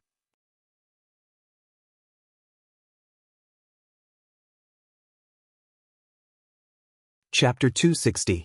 In the end, Sulen obtained more than 13,000 refugees from Kalin City. To prevent any unforeseen events, Sulen directly brought these refugees to Blackstone Fortress. Sulen didn't get too much food after taking down the 2 orc camps. The orcs wouldn't waste food here. Luckily, the northern city had more food than they could eat. When Sulen set off from the northern city, he brought a large amount of food with him. The soldiers who escorted the refugees to the northern city would also bring some food with them when they left. So even though Sulen had gathered a large number of refugees, he still had plenty of food. After resting for a day in the Blackstone Fortress, he let the refugees rest for a day before beginning the migration to the northern city. The siege of Cult City was still in full swing. However, the rear of the orc army was also not stable. In order to get more people, Sulen began to continuously attack the camps where the human slaves were kept. In just half a month, 3 of the orc army's camps had been breached. The casualties were not serious, but the human slaves they had captured had all been taken away. This made the orcs, who had high morale, very angry. In order to deal with this situation, the orcs began to search the wasteland. They also deliberately transferred 5,000 wolf riders from the front line. The effect of a wolf rider in a siege was limited. They were basically harassing and chasing. Thus, Chieftain Rockthus sent the wolf riders to the rear. Sulen didn't care about these wolf riders. He had the system's strategic map in hand, so he could easily avoid these wolf riders. In addition, the harpies in the northern city were scouting from the sky. The entire battlefield could be said to be transparent to Sulen. With this, Sulen was like a fish in water in the northern provinces. In order to attract the attention of the orc army, Sulen purposely led a small group of soldiers to harass the orc supply line and attack the orc supply line. This seriously affected the orc army's supply line. The wolf riders wanted to follow behind Sulen, but they could only eat his dust. With the help of the harpies and the strategic map, Sulen even pretended to attack a supply line to lure the nearby orc camp to help. Then he ambushed the reinforcements sent by the orc camp. It didn't take him much effort to defeat a 2,000 orc army. By the time the orcs left with the supply line, Sulen had already swaggered away with the refugees he saved from the camp. Of course, Sulen could play around with the orc army because he had the system and the harpies' help. At the same time, the main force of the orc army was fighting against the humans in Cult City. They couldn't transfer the entire army to encircle Sulen. They could only let the wolf riders cooperate with the orcs in encirclement, but the effect wasn't good. Cult City. More than 80,000 orcs had completely surrounded the largest city in the northern provinces. The siege had been going on for half a month. Both sides had suffered heavy casualties, but overall, the orcs had the upper hand. In the central tent of the orc army, an orc man was sitting on a chair covered with an ice-filled giant bear skin. He was drinking hard liquor. This vodka is really amazing. I really don't understand how those humans can make such a good thing. The commander of the army, Rugthus, grabbed a bottle of vodka and took a big gulp. Great shaman, our army has been stuck here for a long time. Do you have any good ideas? Another abnormally old orc shook his head. After the crushing defeat at the Blackstone Fort, these humans are very vigilant. They've dispatched Griffin Knights. Although our Wyvern Knights are powerful individually, they're too few in number. And we've also made a mistake. We shouldn't have surrounded the entire city. If only one side of the wall was left, we might have broken into the city by now. Why is that? Because we've surrounded the entire city. The humans have no way out. Naturally, they'll fight us to the death. The old shaman's voice was hoarse. It sounded like he was scratching a wooden board with his fingernails. It was very uncomfortable. Then let go of the southern wall, Rogessus ordered. Yes, sir. A servant beside him walked out of the tent to pass on the order. Where are the human kingdom's reinforcements now? Rogthus continued to ask. An orc general below replied, because we've broken through the Blackstone Fortress and surrounded Cult City, the human army has sped up their march. In about 3 days, they'll reach Cult City. The number of reinforcements is around 100,000. They're led by Marquis Winter of the Human Kingdom.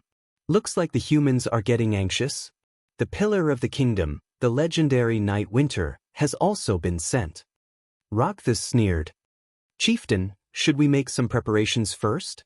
One of the orc generals suggested. We definitely won't be able to take down Cult City in 3 days.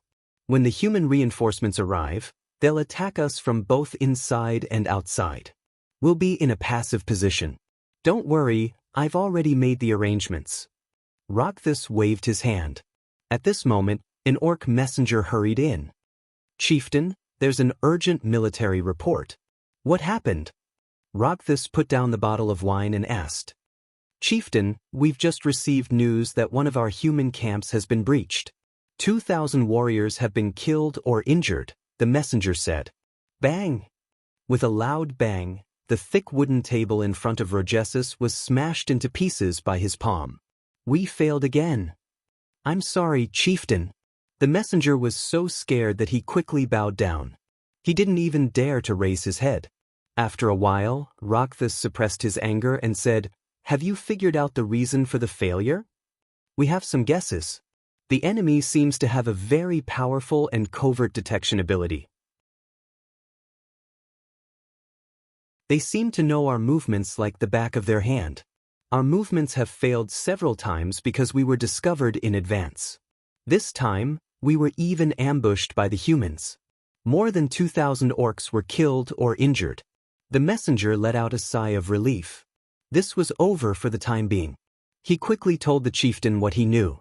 5,000 wolf riders and 10,000 orc soldiers had been mobilized. In the end, not only did they not catch a single enemy, but they also suffered heavy losses. If they weren't careful, they would lose their lives.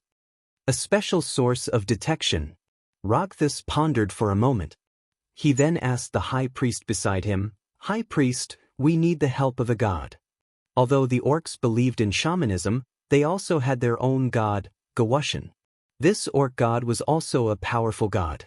Although the gods in this world didn't pay much attention to them, they would still respond to their believers. The old shaman didn't speak. He just got up and took some tools. Then he began to pray to the gods. Rogthus didn't show any impatience. He just quietly watched the old shaman pray. Time passed quickly. After about an hour, the prayer finally ended. The old shaman moved his body and slowly got up. Father God told me that the enemy uses harpies for reconnaissance, and they have a strange ability to detect enemies within a range of 20 kilometers. Harpies. Rogthus muttered to himself for a moment.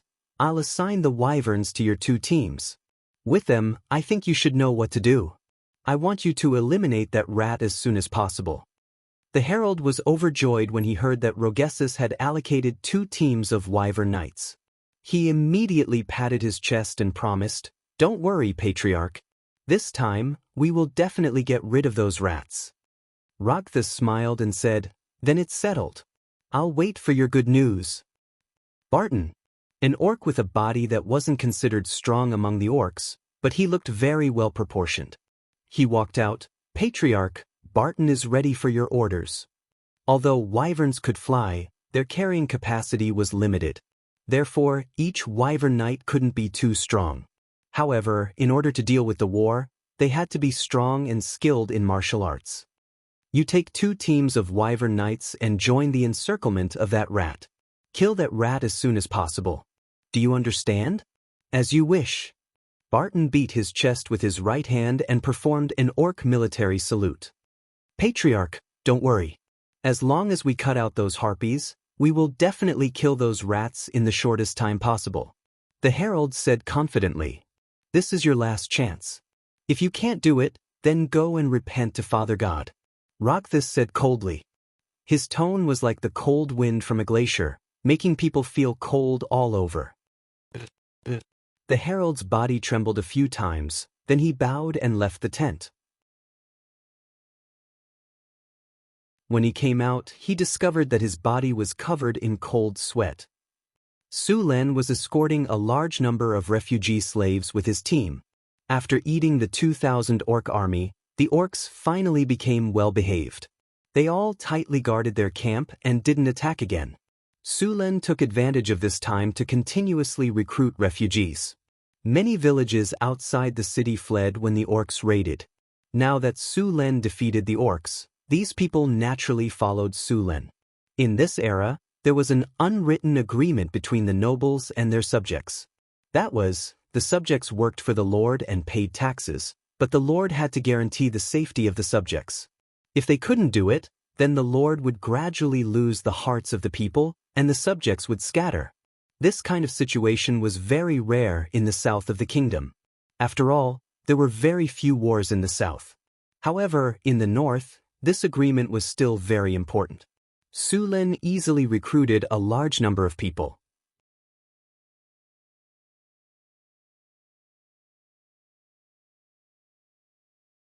Chapter 261.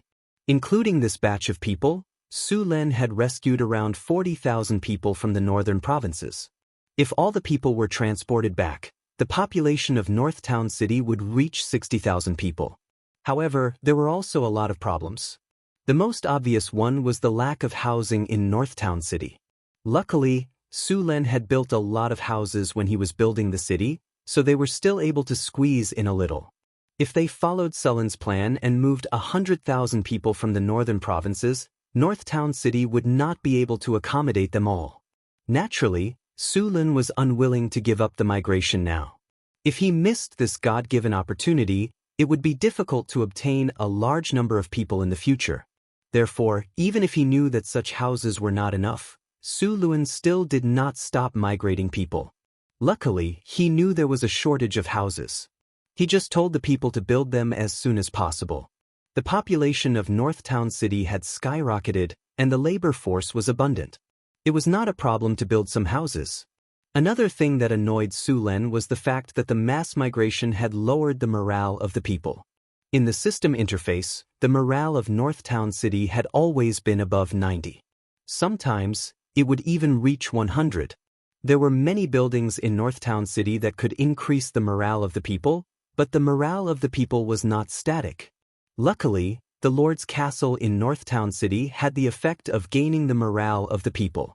After living in North Town City for a while, the morale of the people would increase. Although some of the buildings in North Town City did not seem to be very useful, the effect they had was very shocking. For example, the morale of the people. Su Len did not pay much attention to it before, but he did after he recruited the Grey Dwarves. He knew how the Grey Dwarves were. They were selfish and cunning, but the Grey Dwarves in North Town City were slowly changing. Although they were still selfish and cunning, they were more like the Mountain Dwarves when it came to loyalty to North Town City. This kind of subtle influence made Su Len smack his lips. There were also the half-elves. These half-elves now regarded the Northern Town City as their home, unlike before when they thought it was just a temporary residence. The population of North Town City had increased, and the city was already a little crowded. On Sullen's system interface, the upper limit of the population was 50,000. Now that the population had exceeded the limit, the third phase of the expansion of North Town City had to begin. The expansion of North Town City was going to be even bigger this time. It had gone from a medium-sized city to a large city. Su Lin did leave some space for expansion when he was designing the city, but he did not expect the city to develop to this extent in just a year. In northern Battlefront City, although a large number of people had arrived and caused the city to become a little chaotic, it was quickly adjusted. The schools in northern Battlefront City had trained a large number of grassroots officials. Although these officials weren't very knowledgeable, they were very familiar with the various systems. They were much more serious and responsible than the grassroots officials of other human kingdoms. Their abilities were also above average. After a period of chaos, the city's operations returned to normal. The newly arrived slaves began to work in groups according to the old procedures in Northern Citadel. Because there were a lot of people, Crazy even sent 3,000 people to Mirror Lake City. Mirror Lake City now had a population of 5,000 people, and they worked under the leadership of the local officials. At the same time, a large number of refugees outside North Town City began to cultivate farmland. After learning that North Town City's points system allowed them to earn land, these refugees obviously wanted land. While the construction of North Town City was in full swing, Su Lin sent people to escort the remaining people from the Blackstone Fort to North Town City. Then, he began to look for targets again. The 5,000 wolf riders of the orcs were a bit troublesome. These wolf riders were very fast and had a keen sense of smell. Su Lin was not afraid of the North Town City's army, but if the North Town City's army was leading a large number of refugees and slaves, the situation would be troublesome. The wolf riders came and went like the wind. Although they could not beat the North Town City's army head-on, most of the North Town City's soldiers were infantry. Other than the centaurs, the other soldiers could not catch up to them. It would be very troublesome if these wolf riders stuck to him like glue. This was why Su Lin had ambushed the supply caravans before. It was to attract the wolf riders' attention. The scouts continued to investigate. After a few lessons, the orcs had sent more people. Su Lin still had not found a suitable target. His target was not the supply wagons, but the camps where the orcs kept the humans. Now that the orc camps had become very cautious, it was much more difficult to investigate. Not all of these camps had human slaves. Some of them were injured orc soldiers, some of them were stockpiled weapons or siege weapons, and some of them were stockpiled with food. Su Lin was not interested in these camps at all. Another reason was that if Su Lin made too much of a ruckus, the orc army at the front would send a large number of people to wipe him out. When that happened, his plan to migrate people would be greatly affected.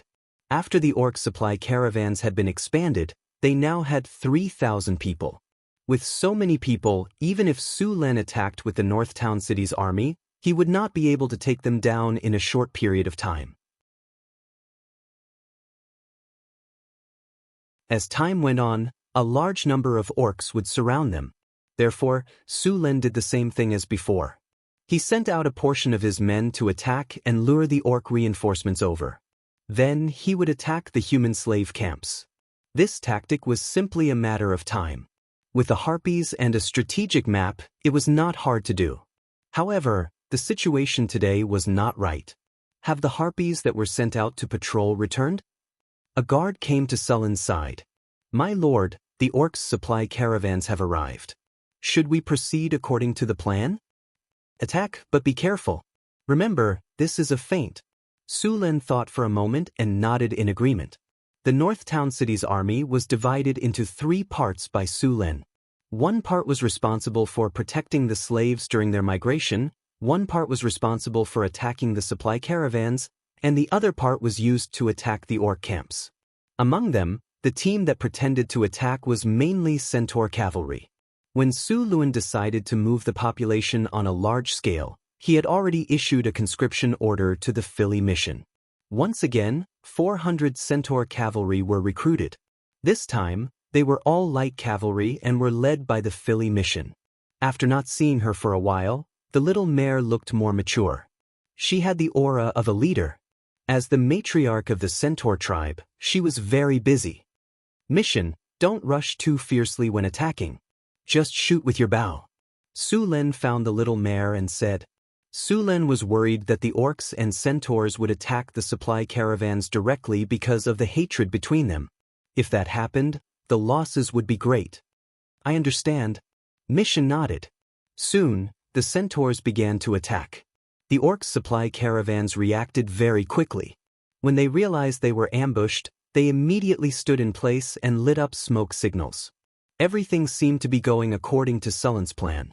At this moment, the system suddenly sent a message. The harpies were attacked. The harpies were killed.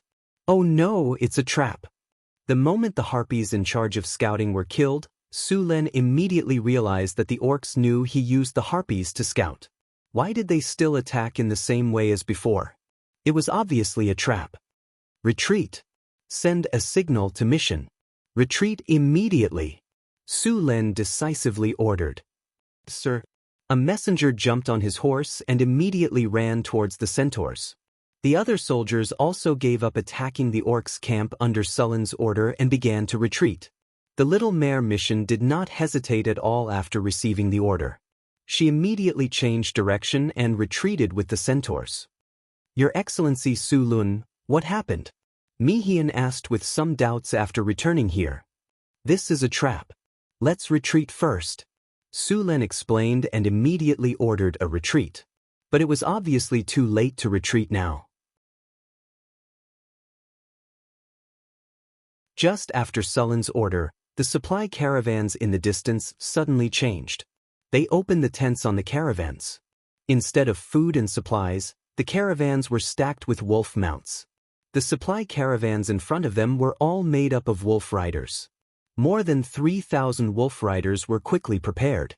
They picked up their weapons and began to wander around on their wolf mounts. These wolf riders clearly knew that their mission was to entangle this army. At the same time, a large number of red dots began to appear on Sullen's strategic map. From the map, the orcs' army had already surrounded Sullen's army on all sides. I really didn't expect this. We've been hunting geese all day long. This time, we've been pecked in the eye by the orcs. Sullen's face was a bit ugly.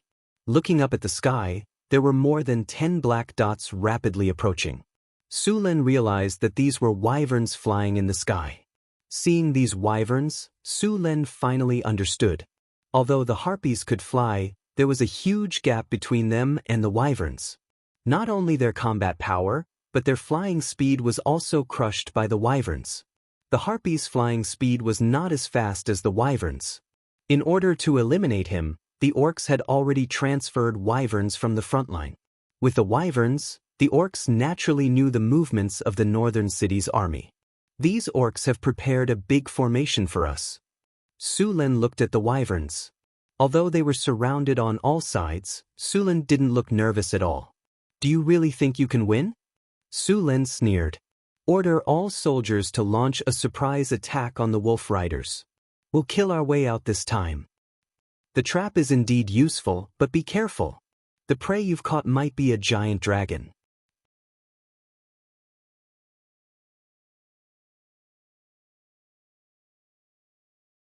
Chapter 262. Su Len didn't play hide and seek with the orcs anymore. Instead, he commanded the army to charge at the wolf riders. Raise your morale. Boost morale. Lower enemy defense. After a few flashes of light, the morale of the northern city army was boosted.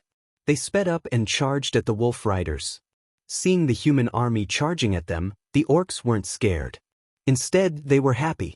They had spent a lot of time and effort to catch these rats. Now that they finally caught them, how could they let them go so easily? Alex and his harpies arrived just as the soldiers of Northgard City were charging forward. The harpies had been hiding nearby for the sake of ambushing the enemy.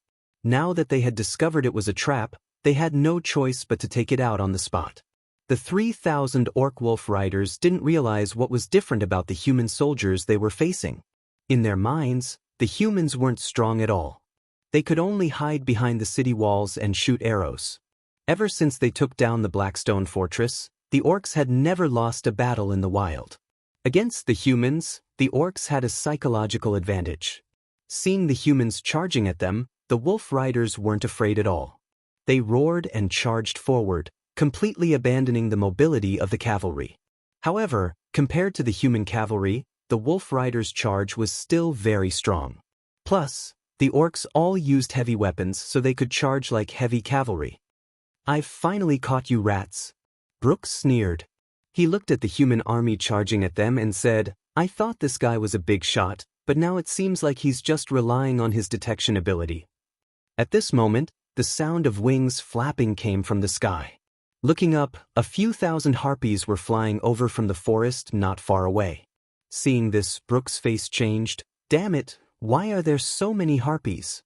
But before he could figure it out, the human army of the northern city had already charged up. Wind tornado. 2 tornadoes appeared and quickly charged at the orc wolf riders. The tornadoes picked up a lot of dust and other debris. The wolf riders couldn't help but close their eyes. At this moment, the front line of both sides officially came into contact. The military training of the northern city had completely blended into the soldiers' blood. Even if they were charging, the spearmen could still form a formation. The 3-meter-long spears formed a spear formation that showed their power as they charged forward. The first row of wolf riders were instantly pierced by the spears, and they didn't seem to have any intention of stopping. They continued to charge forward, and the orc wolf riders in the front row suffered heavy losses in just one clash. Behind the spearmen, the archers of the northern city were also ready. 500 archers knocked their arrows and shot 45 degrees into the sky. The arrows flew past the spearmen and accurately landed on the head of the orc wolf riders. These unarmored orc wolf riders were hit by the arrows. The bows used by the northern city were made by the gnomes and centaurs. Not only did they have a long range, but their power was also far beyond human bows. Even if they were shot at a high angle, they could still pierce through scale armor. On top of that, these orc wolf riders weren't wearing any armor at all. A large number of orc wolf riders were hit by the rain of arrows. The 2 heavy punches in a row stunned the orcs. Before they could react, the harpies had already arrived above the orc wolf riders.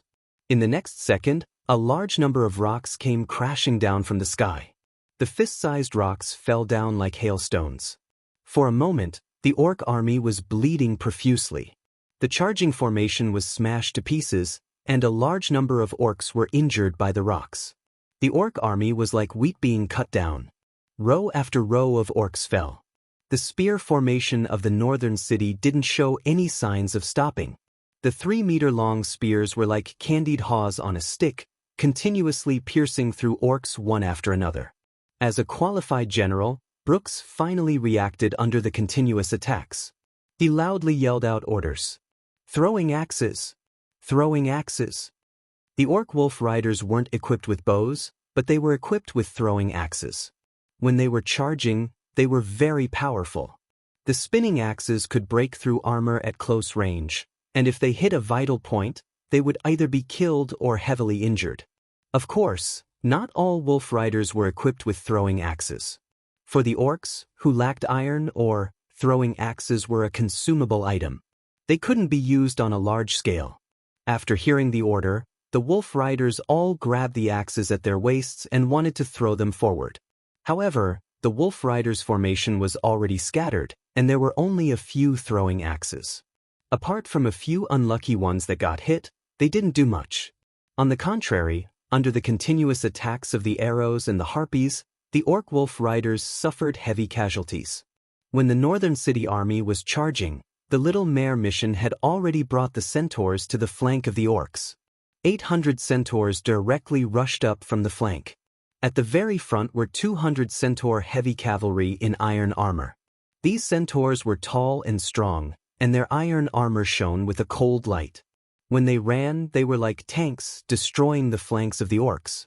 Wherever they went, the orc wolf riders' corpses were strewn everywhere. They didn't have any power to fight back at all. Facing such a situation, Brix was horrified to discover that the orc wolf riders had completely collapsed in just a dozen minutes. The orc wolf riders that he had been relying on were like paper tigers in the face of the human army's charge, and they were easily broken by the human army. The orc wolf riders that had suffered heavy losses began to collapse on a large scale. However, at this time, both sides were completely entangled. It was easier said than done to escape from the battle, not to mention the centaurs and the harpies were constantly attacking from the sky. In the end, only a small number of wolf riders managed to escape. The rest were all killed on the battlefield. The entire battle only took 30 minutes from start to finish. Sulan didn't let the army rest. At this time, on the strategic map, the orc army was getting closer and closer while the northern city army and the wolf riders were fighting. From the map, the orcs had mobilized more than 20,000 orc soldiers and 3,000 wolf riders to surround the northern city army. According to their idea, the wolf riders were responsible for stopping the human army after discovering them and not giving them a chance to escape. In the orcs' eyes, 3,000 wolf riders was a distraction. Even if they couldn't win, they wouldn't lose either. However, they had completely underestimated the strength of the northern city army. They had also underestimated Sullen's decisiveness. After discovering that they had fallen into a trap, he directly ate the wolf rider. Without the wolf riders, the northern city army's speed was no longer slowed down. Now, it was Sullen's turn to make his move. The distance of 20 kilometers was not too far. The orc army could reach there in an hour at most. However, rushing like this would make the soldiers tired, and directly entering the battle would cause the soldiers' fighting strength to decrease. Therefore, the orcs did not rush. Su Luan estimated that it would take at least 40 minutes for the orcs to reach there. This caused a very serious consequence. Although the orcs had the absolute advantage in terms of numbers, with 20,000 orcs, they were 4 to 5 times more than the northern city army. However, in order to surround the city, the orc army had split into 4 groups. None of the groups had any advantage over the northern city army. As a matter of fact, the orcs still didn't understand the strength of the northern city army. In their eyes, the human army was only 4 to 5,000 strong. Any one of the 4 groups had the confidence to defeat them. Unfortunately, the northern city army and the Florence army were 2 completely different concepts. Although the orcs had surrounded the northern city army, they had also given the northern city army a chance to take them down one by one. Under such circumstances, the defeat of the orcs was already foreseeable. He opened the strategic map and found that the closest orc army to them was the one in the north. At this time, they were only 10 kilometers away. Seeing this, he was sure that this army would be the first to attack. Without cleaning up the battlefield, all the soldiers directly mounted their horses and rushed to the north. It took less than 10 minutes for the 2 sides to cross the 10-kilometer distance. Su Luan saw a group of orcs rushing here from a distance. Dismount and get into formation. Prepare for battle. With that order, all the soldiers dismounted and quickly got into formation. By the time the beastmen arrived, the army of Northern Town City had already gotten into formation. After seeing the orc army, Sulan didn't hesitate at all. He immediately ordered the army to attack. The orc army had rushed over in a hurry. Their formation was messed up, and they hadn't gained a firm footing yet. This was the perfect time for a surprise attack. No one would wait for both sides to get into formation before attacking. Those who acted like gentlemen would have died countless times already. At the same time, the spear formation was at the front, the archers were at the back, and the centaurs were at the flanks. The barbarian guards were even more powerful. The first to make contact were still the harpies. With their wings, they had the fastest mobility on the battlefield. More than 2,000 harpies flew above the orc army, and then a large number of stones were thrown down. Although the orc army had conquered many human cities and obtained a large number of armor and equipment, it was still not enough for everyone to have one. Only a small portion of the orcs were wearing iron armor. The rest were either inlaid with iron scales or leather armor. Their weapons and equipment were also varied. They couldn't do anything against the attacks of the harpies. Rocks rained down from the sky, smashing the heads of the orcs who didn't have metal helmets. The orc army that was already in a mess quickly dodged the rocks, and their formation became even more chaotic. Seeing this, Su Luan didn't want to miss this opportunity. The army of North Town City took this opportunity to launch an assault. The orc army's defense line was directly torn apart under the attack.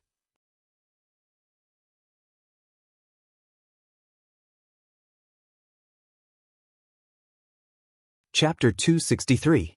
The northern citadel's pikemen had been through a lot of battles. Even the weakest pikemen were elite pikemen. The backbone of the army was the heavy armored pikemen. These heavy armored pikemen had all reached the level of knights. In the kingdom of Florence, a knight was at least a centurion. These heavy armored pikemen were very strong in close combat. They were much stronger than the orc infantry. Only the elite orc warriors could fight them, but there weren't many of them.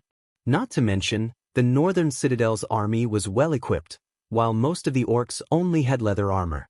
Under these circumstances, the orcs were no match for the northern citadel's army.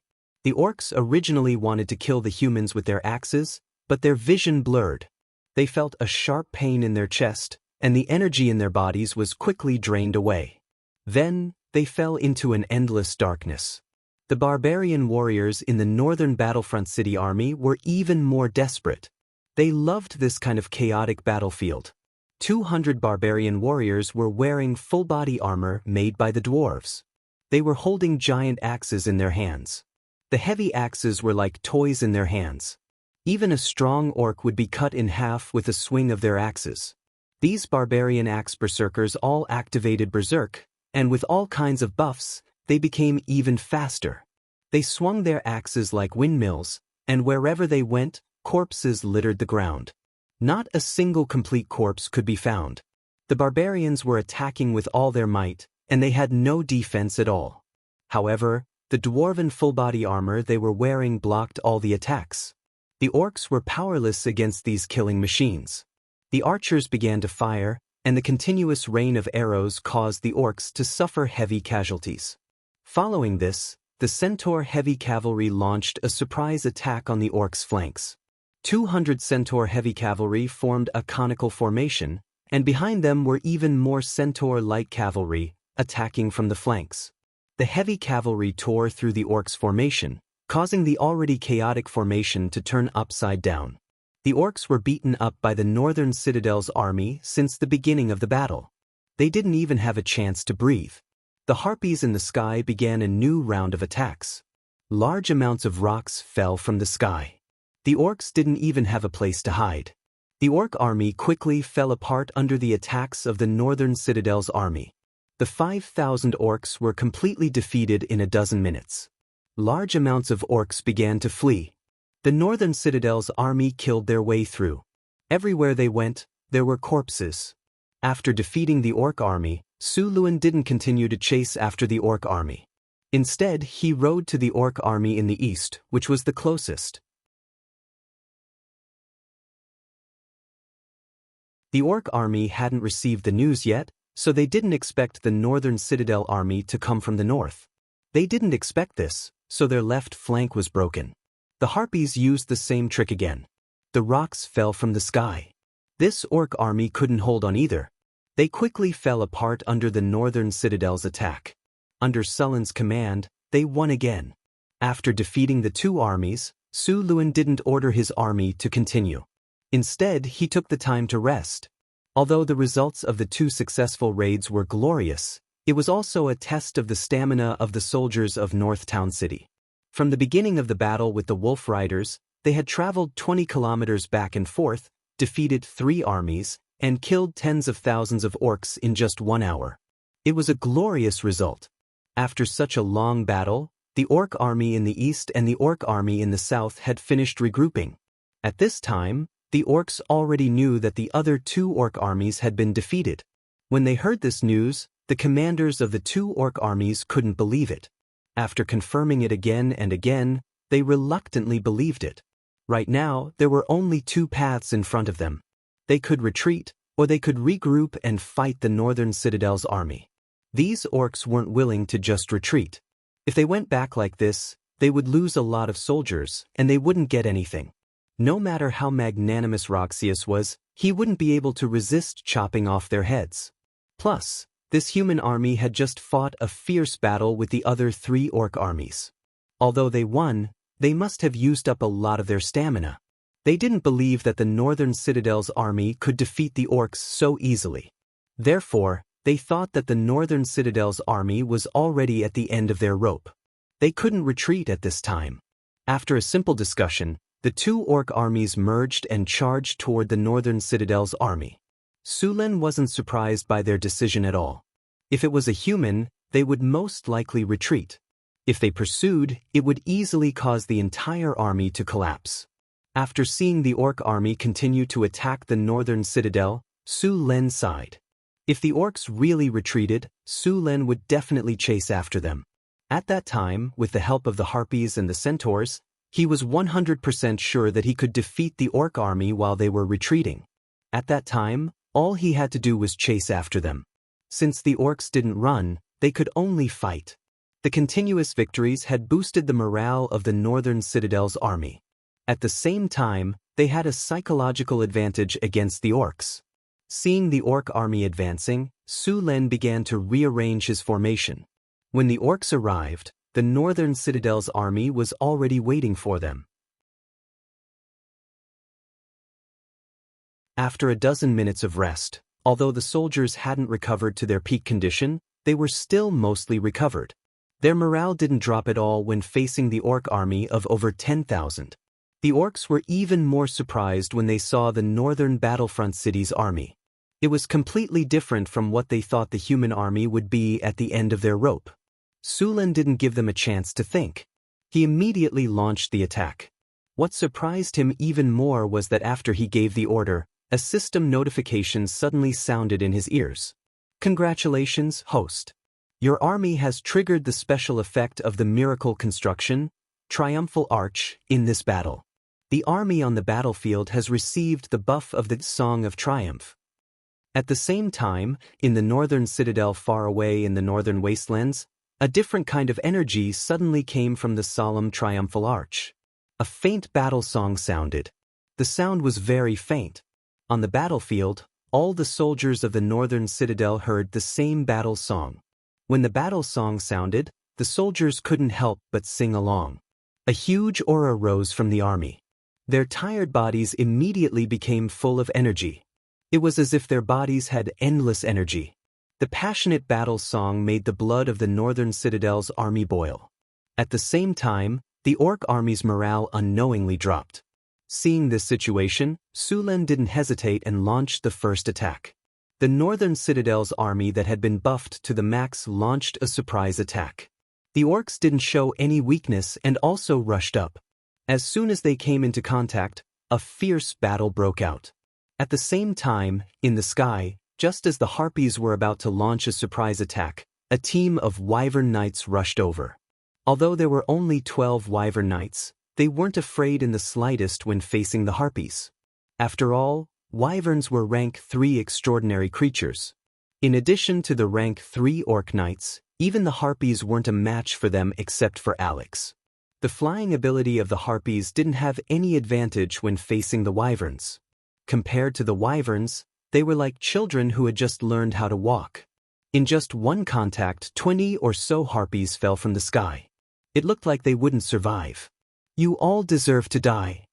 Seeing his own people being wantonly slaughtered, Alex was furious. Wind blade flurry. Slow. Repeating fireball. Thunderstorm. Several flashes of light appeared in a row. A dozen wind blades appeared out of thin air and quickly flew towards the wyverns. Earthen yellow light fell from the sky and the originally swift wyverns instantly slowed down. At the same time, 5 fireballs formed beside Alex. Then he directly flew towards a wyvern knight. A large amount of lightning energy gathered in the sky, and in the next second, a dazzling lightning suddenly burst out. A dozen wind blades rushed to the wyvern's side. The beastman knight sitting on the wyvern wanted to dodge, but his body sank and he missed the opportunity. The 3-meter-long lance in his hand hurriedly smashed at the wind blade. The lance, which had been activated with life energy, collided with the wind blade and directly exploded. Just as they didn't have time to relax, a fireball had already arrived in front of them. The wyverns quickly dodged, but these fireballs directly exploded beside them and the flames instantly enveloped them. Powerful lightning energy exploded in the air and lightning snakes splashed in the sky. A few wyvern knights were directly electrocuted and numbed. Even the wyverns started falling from the lightning. Fortunately, these wyverns had good resistances. When they were about to fall, the numbing effect finally disappeared and they avoided the danger of falling to their deaths. However, the others weren't so lucky. 2 wyverns that recovered a bit late didn't have time to adjust and fell to the ground. Even with the physique of wyverns, falling from such a high altitude would cause their bones to break. One of their wings was broken and their bodies were fractured in many places. Seeing this situation, the centaur knights wandering around the periphery directly rushed up and easily killed the confused orcs before they could react. The wyvern knights that were hit by the repeating fireball were burned by the flames. The shockwave swept across and their bodies also started falling. However, they quickly regained their balance. After all, the shockwave produced by the explosion had limited effects. Whoosh whoosh whoosh. At this time, a few javelins suddenly flew out from the Northgard city's army. These javelins were powerful and heavy and instantly hit the wyverns. These wyverns stiffened and then accelerated their fall.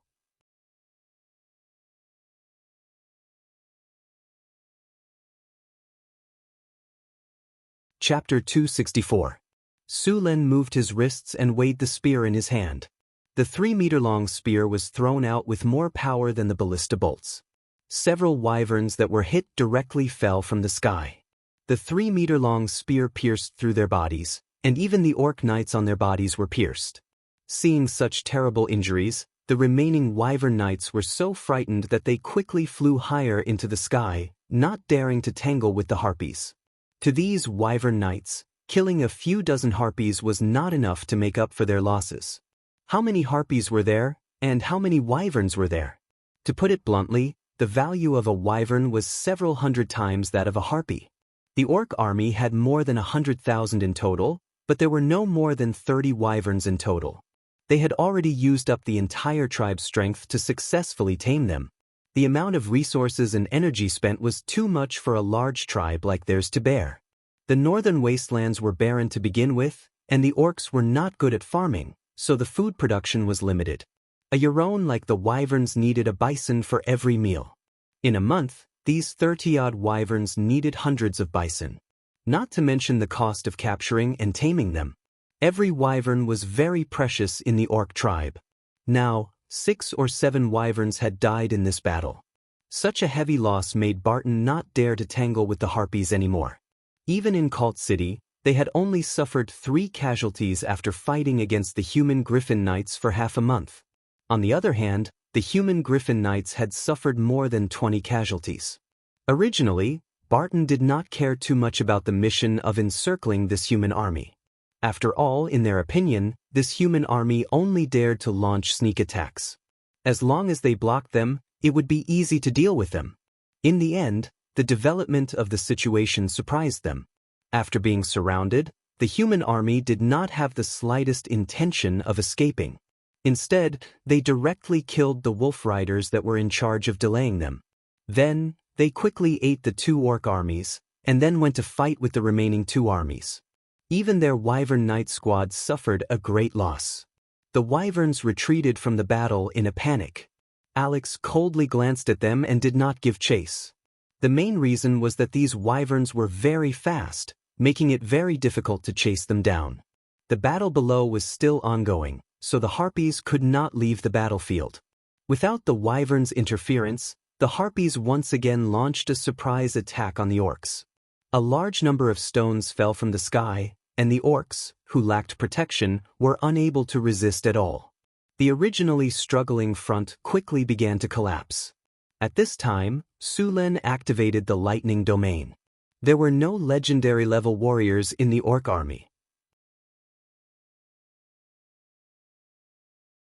After all, they thought that it wouldn't be too difficult to wipe out the small army that had been causing trouble at the rear.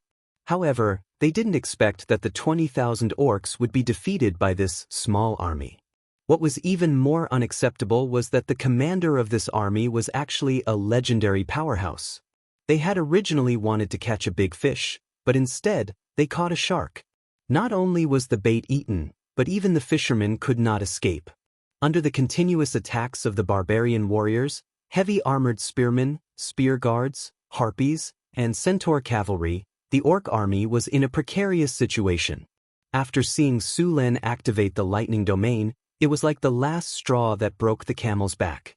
The entire orc army no longer had any intention of holding on, and completely collapsed. Seeing the orc army collapse, the morale of the northern city soldiers was even higher. With the help of the centaur cavalry, they began to chase and kill the orcs. The scattered orc army had no discipline at all. The mountains and plains were filled with orcs running wildly, afraid that they would be killed by the humans behind them if they were too slow. This orc army had completely lost the courage to continue.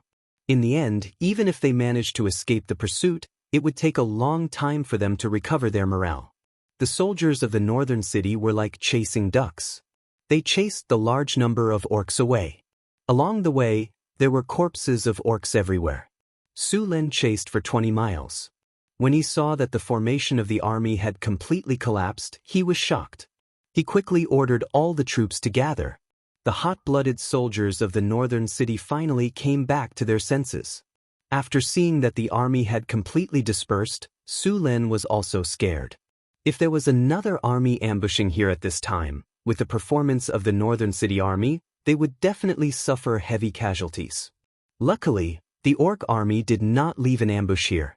However, this also reminded Su Lin that he could not be complacent at any time. Otherwise, he would end up like Cao Cao. I laughed at Zhou Yu's lack of strategy. Zhuge Shaoji. What if I ambush another army? What will happen? That famous scene suddenly appeared in Sulin's mind. He shook his head and swept the scene of why the Prime Minister was laughing out of his mind. Su Lin then ordered the army to clean up the battlefield. Although the orcs did not bring any supplies, they still had a lot of weapons and armor. Although these weapons were not as good as the ones in the northern city, they were still pretty good after being reforged. At least these weapons had been refined. Other than leaving a few people to clean up the battlefield, Su Lin once again led his men to attack the orc camp where the human slaves were imprisoned. Half of the orc army in this camp had been mobilized. Now that Sulin's attack was unstoppable, it did not take him much effort to conquer the camp. Seeing this situation, Su Lin decided to go all out. He directly led his men to attack the other camps where the human slaves were imprisoned. In order to deal with Su Lin, the orcs had mobilized half of their army in the rear camp. Only the ones guarding the food were not mobilized. Now, the orc army was wiped out by Su Lin. There was no longer an army that could pose a threat to him. Even if Su Lin swaggered past the orcs' camp with his human slaves, the orcs just held their camp without the slightest intention of attacking. Su Lin ordered his subordinates to gather the prisoners while he checked his harvest. The battle is over. Congratulations, host. You have won an epic victory. The Battle of Encirclement and Counter-Encirclement, July 1687 of the Huiyue calendar. The northern orcs invaded the south.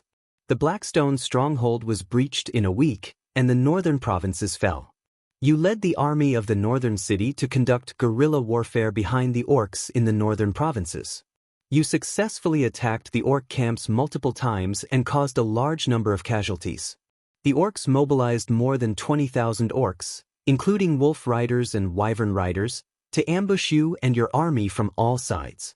At this critical moment, you led your army to eliminate more than 3,000 wolf riders, then broke through the orc army that surrounded the two sides. Finally, you engaged in a decisive battle with the remaining orcs. In the end, you and your army achieved a glorious victory. Your battle dealt a huge blow to the orcs. As the battle was over, the reputation of you and your army began to spread. You have gained a huge reputation in the Kingdom of Florence. Reputation plus 25. You have defeated the orcs and saved a large number of human slaves. You have gained plus 10 favorability with the nobles in the northern provinces. Your reputation has begun to spread among the nobles. Your charm has increased by 2, so you can easily gain the favor of the nobles. You have defeated the orc army. You have gained 33,560 experience points. You have gained 1 platinum treasure chest and 2 gold treasure chests. The battle is over. You have gained the item recruitment token X2. Su Lin rubbed his hands excitedly. He had gained 1 platinum treasure chest and 2 gold treasure chests from this battle. There were even 2 recruitment tokens. The value was not small. First, he went to find some clean water to wash himself seriously, then asked someone to prepare a quiet room. After meditating in the quiet room for a while, Su Lin ritualistically opened the storage space. After thinking for a while, he opened the 2 gold treasure chests. There was a flash of light, and the familiar sound of the system rang in his ears. Congratulations, host. You have opened the gold treasure chest. You have gained the skill, Greater Group Haste, Increase Army Speed. Congratulations, host. You have opened the gold treasure chest. You have gained the Tiger Tally, Shooting Sound Camp. Seeing the item in the gold treasure chest, Sullen's eyes lit up. Greater Group Haste, a skill created by the system to increase army speed combined with the rules of this world. After use, it can buff the soldiers under your command with the Greater Group Haste. The spell range is 1,000 people. For every additional 100 people, the energy consumption will increase by 20%. Spell effect: movement speed will increase by 100%. Duration: 1 hour. The effect of the Greater Group Haste was very powerful. It directly doubled the speed of the soldiers. If all the soldiers were buffed with this skill, the movement ability of the Northern Battlefront City Army would be insane. No matter if it was used to attack or retreat, they could completely take the initiative. They could fight if they wanted to and run if they did not want to. The only problem was that the energy consumption was a little high. Su Lin played with the Tiger Tally in his hand. He already had a Tiger Tally like this. It was the Formation Breaker. There were 700 Formation Breakers. It could allow the Spear Guard to advance to a higher level of Formation Breaker. This Tiger Tally of the Shooting Sound Camp had the same effect. Commander Tally, Shooting Sound Camp. After use, it can train a special elite soldier type, the Shooting Sound Camp. They can shoot arrows from 100 paces away, rain arrows from the sky, and shoot arrows from the feather forest. They will follow you in life and death. Recruitment: 500 people. Recruitment requirements: Sharpshooter. Recruitment requires 100 units of food. Kinnar: 200 units. Training success rate: 20%. After seeing the recruitment requirements of the Shooting Sound Camp, Su Lin already knew that this was the advancement of the archers. Originally, when an archer advanced to become a sharpshooter, they would reach the peak. If they could not break through to become a hero, then their potential would be exhausted and they would not be able to advance for the rest of their lives. However, with this Shooting Sound Camp's Commander Tally, those soldiers who reached the level of a sharpshooter could advance again as long as they passed the test.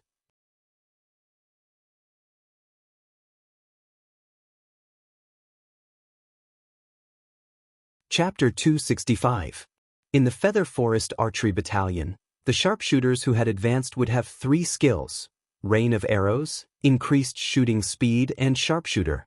Rain of Arrows allowed these sharpshooters to shoot multiple arrows at once without affecting accuracy. Increased Shooting Speed was an increase in attack speed. As for Sharpshooter, it increased the arrow's attack power, armor-piercing effect, accuracy, and range. To put it bluntly, it was like an ancient sniper. However, Sharpshooter consumed a lot of energy and needed time to recover every time it was used. However, the power was very good. Su Lin estimated that if he encountered those wyverns again, the archers of the Advanced Archery Battalion would be able to kill them with Sharpshooter. After seeing the Tiger Tally of the Archery Battalion, Su Lin couldn't help but want to train a few of them. However, compared to the Formation Breaker, the Archery Battalion was more difficult to recruit. The archers had more experience than the spearmen, so it was much slower for the archers to advance compared to the spearmen. Su Lin originally wanted to let the gnomes become full-time archers, but the results showed that the conditions didn't meet the requirements. This made Su Lin give up on the idea. There weren't many archers in the Northern Citadel who had reached the level of archer. There were only 3 of them. 2 of them were the war spirits he had recruited before. 3 archers, the chance of advancing was only 1 in 5. If they were unlucky, none of them would advance. Although the gnomes couldn't become full-time archers, the gnomes' phantom magic archers weren't any weaker than the archery battalion. However, if they wanted to advance, the long experience bar would make them despair.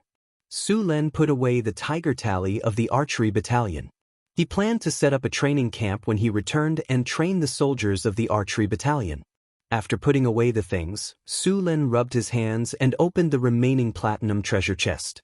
A beautiful special effect flashed and a system prompt sounded in his ears. Congratulations, host, you have opened the platinum treasure chest. You have received a skill point pack. Skill point pack? What was this? Su Len looked at the flashing purple brocade bag in front of him. This brocade bag looked very exquisite. There were beautiful patterns embroidered with gold thread. One look and he knew that it was expensive. Skill point pack. After opening, you can receive 5 normal skill points and 1 legendary skill point. Legendary skill point. Sullen's heartbeat suddenly accelerated. He had used the legendary skill point before. Part of the credit for his lightning domain was due to the legendary skill point. It was also because of the fusion of the legendary skill point that Su Len had successfully fused the thunder lightning spear, floating lightning array, and lightning control into the lightning domain. He had only obtained the legendary skill point when he had advanced to legendary. He had never thought that he would get one from a platinum treasure chest this time. Grabbing the purple pouch, Su Len chose to open it. With a flash of light, 5 skill points and 1 legendary skill point appeared on Sullen's system interface. What disappointed Su Len was that this legendary skill point could not upgrade the lightning territory. However, this legendary skill point was not without other effects. A plus symbol appeared above the other skills in his hand. He clicked on it and it showed whether he wanted to upgrade the skill with the legendary skill point. Su Len did not agree. Instead, he looked at the effects of the upgraded skills. The skills that made Su Len most envious were mechanical control, forbidden magic, and dodge instinct. After the upgrade, mechanical control became magic technology. He had mastered the prerequisite technology to build a floating city. With this skill, he could study the floating city technology and build it. However, he still lacked the experience of magic technology and could not upgrade it. As for the forbidden magic skill, it was even more exciting. In the past, the forbidden magic skill could only be used on people who were weaker than him, and the forbidden magic effect could only be used on enemies below the legendary rank. After the forbidden magic skill was upgraded, it could be used on legendary enemies. However, the effect and duration of the forbidden magic skill varied greatly with the enemy. If it was a wizard who had not mastered a domain, then the forbidden magic skill would last longer. If it was a wizard who had mastered a domain, then the forbidden magic skill would increase the difficulty of the opponent's casting. In fact, even the goddess of magic, Mistra, could not fully master the forbidden magic skill. Otherwise, the arcane kingdom would not dare to challenge the gods. Even so, the forbidden magic skill was very powerful. It was just that when Su Len chose to upgrade it, the system notified him that he did not have enough skill points. To upgrade the forbidden magic skill, he needed 2 legendary skill points. The last passive ability was Dodge Instinct. Su Len spent a lot of time in the training ground to master Dodge Instinct. If he wanted to get a stronger sixth sense, it was no longer a matter of training. In fact, there was no training to master the sixth sense. One way to get the sixth sense was to be born with it. There were very few people who could get it. If they did not die prematurely, they could become a strong person. The sixth sense was also known as one of the most powerful legendary abilities. Another way was for a thief with Dodge Instinct to see the goddess of Luck's underwear when he advanced to the legendary rank. If he was lucky enough, his Dodge Instinct would be upgraded to the sixth sense. However, there were very few people who could do this. Another way was for a monk. These monks with mysterious power, after advancing to the legendary monk, their perception was further strengthened and there was a certain chance of awakening the sixth sense ability. There were also legendary adventures or entering the realm of the gods. All gods had the sixth sense ability. As for the more advanced, super sixth sense, this was a legendary ability. Those who mastered this ability could be said to be the simplified version of the child of the plane. Upgrading dodge instinct required one legendary skill point. Su Lin hesitated for a moment and then directly chose to upgrade it. A golden light instantly merged into Sullen's body. His perception was magnified several times in an instant, and the surrounding environment appeared in his mind. After a long time, this feeling gradually disappeared. When he opened his eyes, his perception of the surroundings was obviously different. Even if he did not use his eyes to see, he knew the surrounding environment. During the battle, he could even sense the direction of the opponent's attack in advance. This skill was very obvious in increasing his combat power. The dodge instinct ability in the system interface also became sixth sense. In addition to the legendary skill point, Su Lin also had 5 ordinary skill points. The greater group haste that he had just opened from the treasure chest required 3 skill points to learn. Su Lin directly chose to learn it. The remaining 2 skill points did not have any skills to learn for the time being, so he kept them for later use. After opening the treasure chest, there were still 2 recruitment tokens. Su Lin did not use them for the time being. Now that he had recruited enough human slaves, he would use them when this batch was transported back to the northern town. Because the orc army had been defeated this time, there were not enough soldiers to defend the orc camp. Su Lin took back all the human slaves from the orc camp. Now, the entire Blackstone fortress was filled with a large population. Just Su Lin alone had taken over 30,000 people from the orcs. In addition to the refugees that had fled to the surrounding wilderness, the population of the Blackstone fortress had reached 40,000. With so many people gathered in the Blackstone fortress, it was not safe. Although Su Lin had defeated the 20,000 orc army, it had also attracted the attention of the orcs. One had to know that there was an even more powerful 80,000 orc army in Cult City. If the 80,000 orc army suddenly turned around and attacked him, no matter how powerful the northern town's army was, they would have no choice but to retreat. Therefore, Su Lin had to move these people to the northern town's city as soon as possible. Only when these people left would the northern town's army have nothing to worry about. Otherwise, they would be stuck here forever. In order to move the people, Su Lin's army pulled back and no longer attacked the orc camp. Instead, they seized the time to move the people.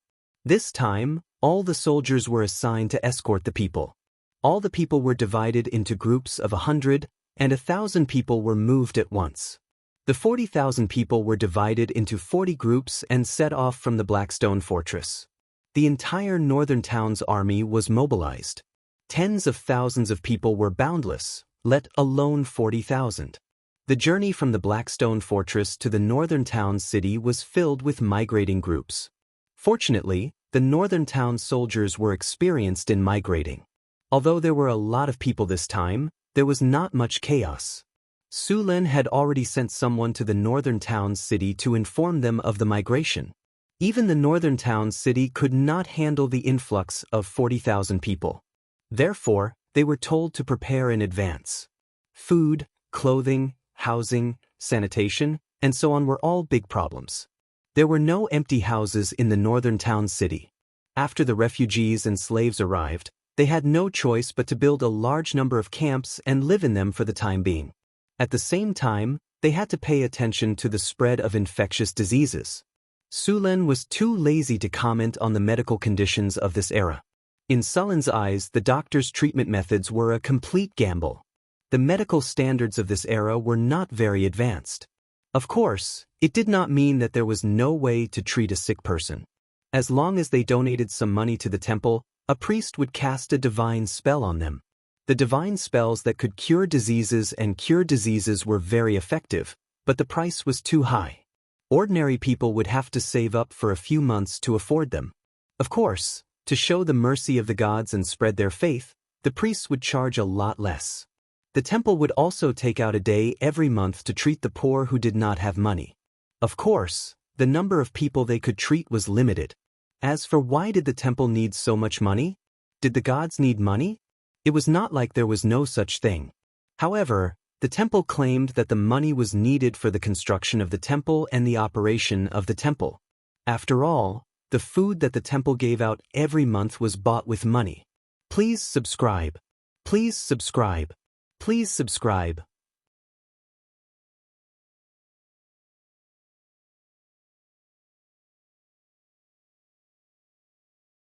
Chapter 266. There were no temples in the northern citadel.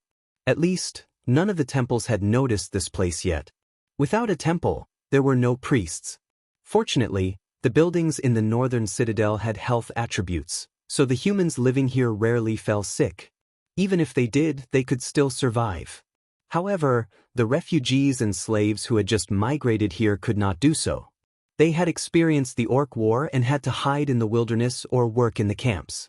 Their bodies were not in good condition.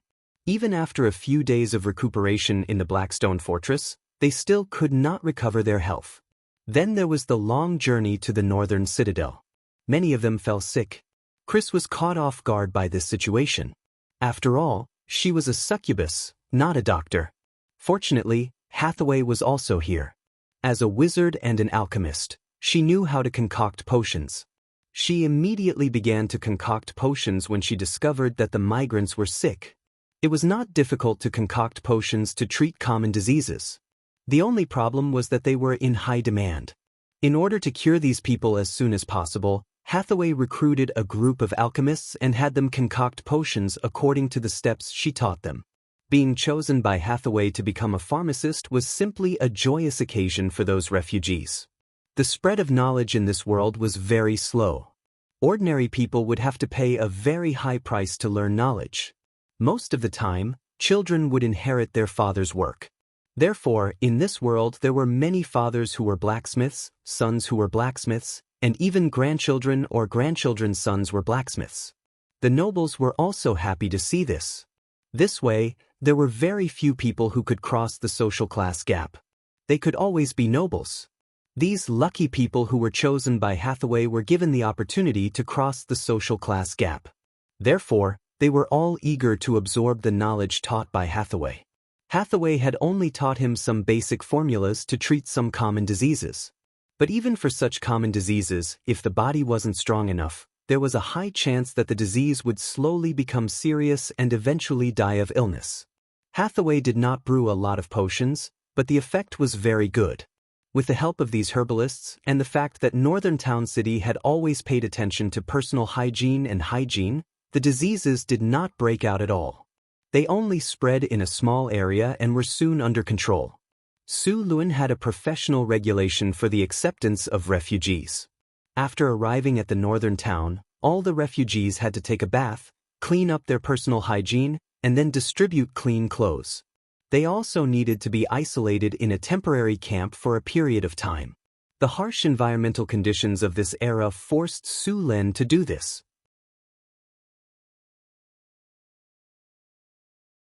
After finally confirming that there were no problems, these people were assigned to various workgroups. With the help of the pharmacists and the artificial quarantine, the condition of the refugees and slaves was soon under control. The northern town city was not affected at all. Together with the 40,000 people that had migrated here, the population of the northern town city had finally exceeded 100,000. However, Northern Citadel couldn't accommodate so many people. Chrissy had built a dozen or so temporary settlements near Northern Citadel for the refugees and slaves from the Blackstone Fort to live in. At the same time, Northern Town City had also started the third phase of construction. The first thing to be built was housing. Northern Town City had trained a group of excellent construction workers through a large number of infrastructure projects. These workers started building according to Sullen's blueprints. The entire Northern Town City had become a huge construction site. In addition to the construction, the farmland in Northern Town City also continued to expand. Because there was enough manpower, the amount of farmland reclaimed was at least 100,000 mu, which was double the original amount of farmland. Out of the original 50,000 mu of farmland, only a part of it was planted with food. This amount of food was still enough for Northern Town City, but with the arrival of a large number of people, if Northern Town City did not expand the farmland, there would be a shortage of food.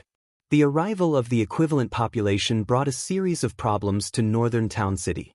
The most obvious one was that the number of grassroots officials was once again insufficient.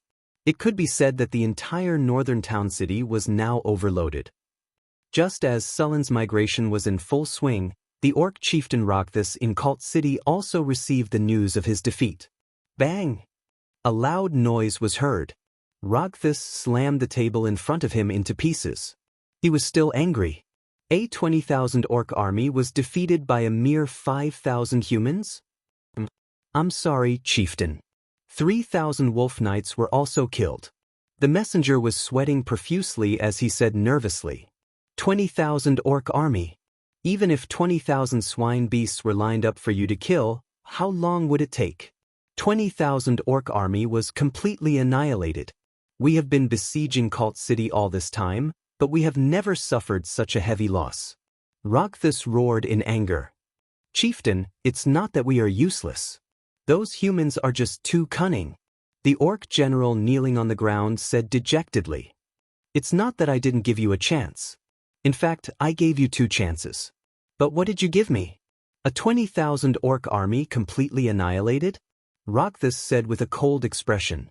Men, drag this coward out. Chop off his head and use it as a sacrifice to our fallen comrades.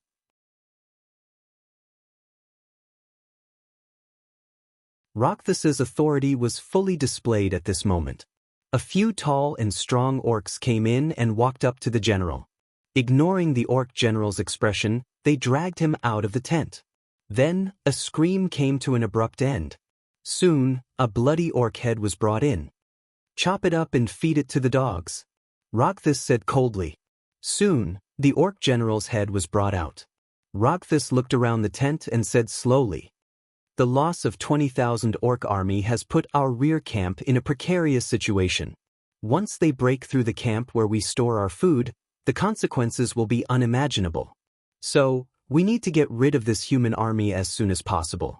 Chieftain, our main forces are fighting in Cult City. The number of soldiers left is limited. Send 10,000 elites from the front line. Chieftain, I'm not sure if you've noticed the special characteristics of this human army, the old great shaman suddenly said. Great shaman, what special characteristics do they have? Rogthus asked curiously. The other orc generals also looked over. Did you notice? Although this human army is attacking our rear camp, the camps they're attacking and occupying are the ones where we keep our human slaves? The great shaman said slowly. Yes, that's right. After the great shaman's reminder, Rogthus also realized what was going on. Why do they only attack the camps with humans? The great shaman continued to ask. Without waiting for the other orcs to answer, he continued, there's only one answer. This human army is here for the human slaves we've captured. Human slaves? Rogthus's face was filled with shock. Yes, human slaves, the great shaman said with certainty. Look, there were a few times when they could have broken through the camps where we store our food, but they didn't. Also, although the logistics teams were also robbed, they left as soon as they came in. They didn't stop at all. These people are looking for the camps where the humans are kept. Why are they doing this? Rogthus was puzzled. Was rescuing the humans worse than cutting off the food supply of the orc army to help the humans win? That's the problem. There's only one reason these humans are doing this. There's a problem within the human kingdom, the great shaman said with a wise face. It was as if he had already seen through everything. You're saying that there's a conflict within the human kingdom? Rogthus's eyes lit up. If there really was a conflict within the human kingdom, it would be a once-in-a-lifetime opportunity for them. Sulen didn't know that his actions of rescuing the refugees had caused the orcs to be on high alert. These orcs were also imagining things on their own. He was still recruiting refugees in the Blackstone Fortress.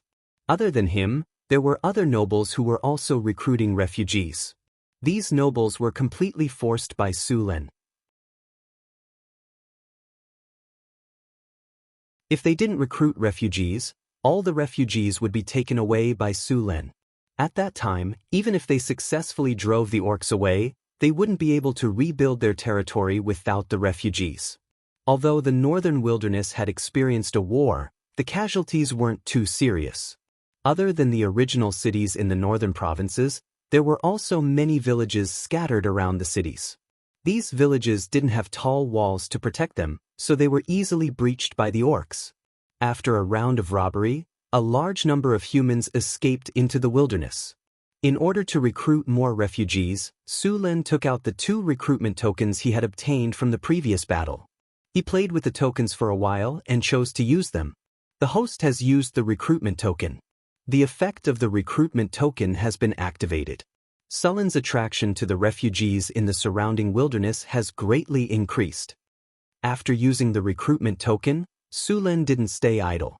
He began to prepare the soldiers. The recruitment token was very effective. In just half an hour, Su Lin received a report from a guard.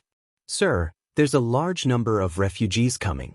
They want to join our northern town city," a guard said excitedly. "How many people?" Su Lin asked. "I'm sorry, sir. I didn't count, but there are at least 1,000 people." 1,000 people? The recruitment effect is so good this time?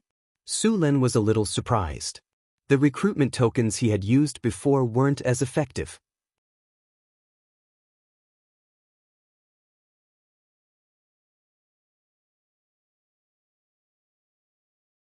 Chapter 267.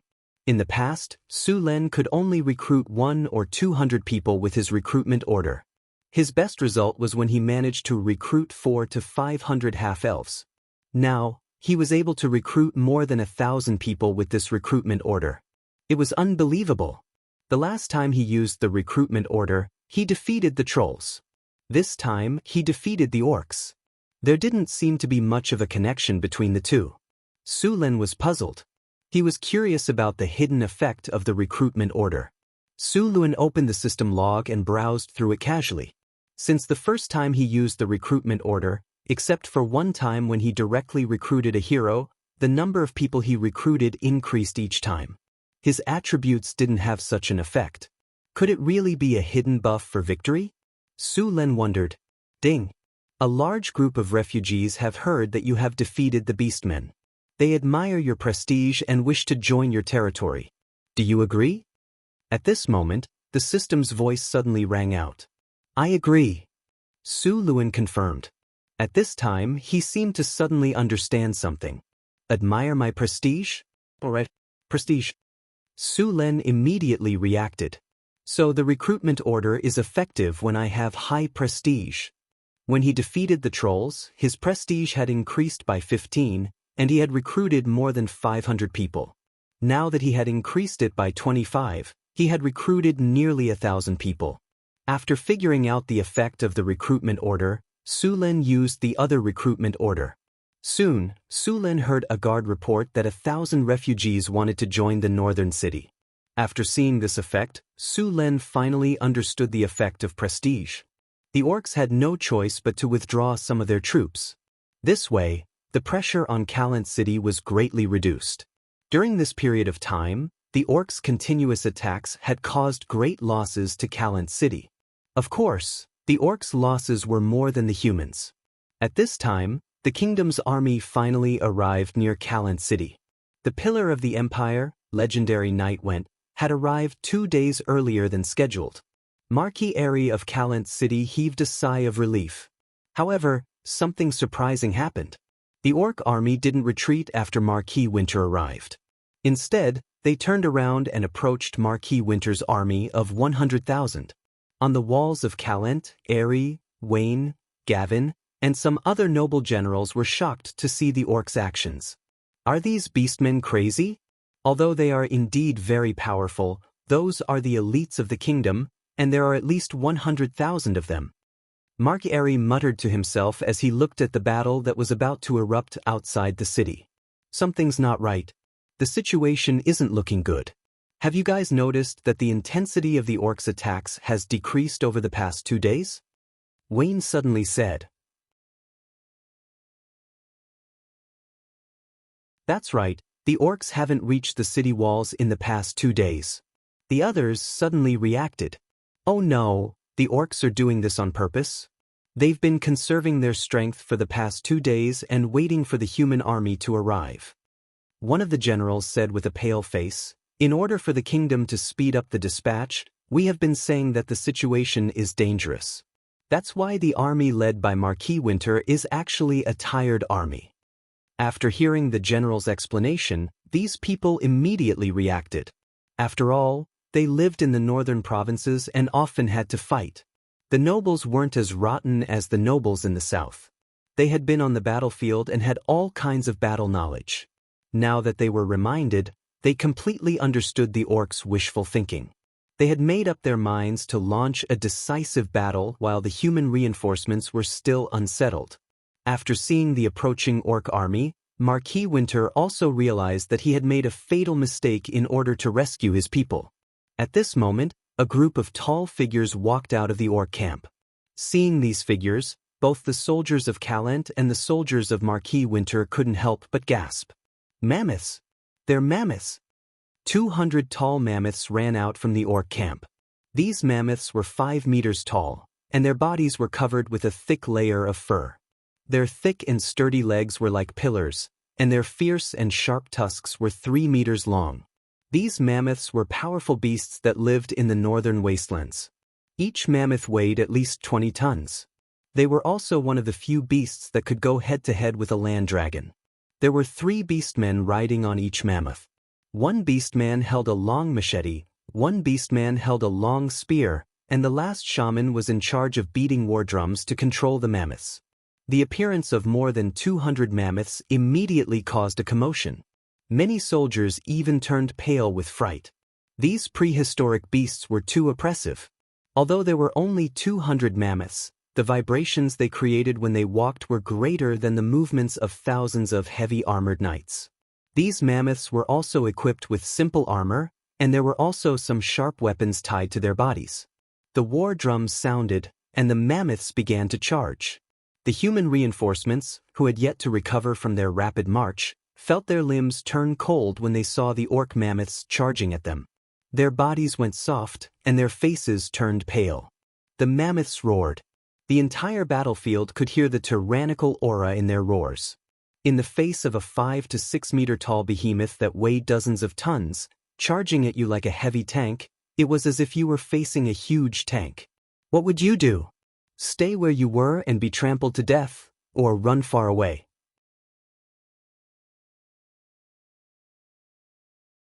Under the control of the orc shamans, the 200 mammoths charged into the vanguard of the human reinforcements.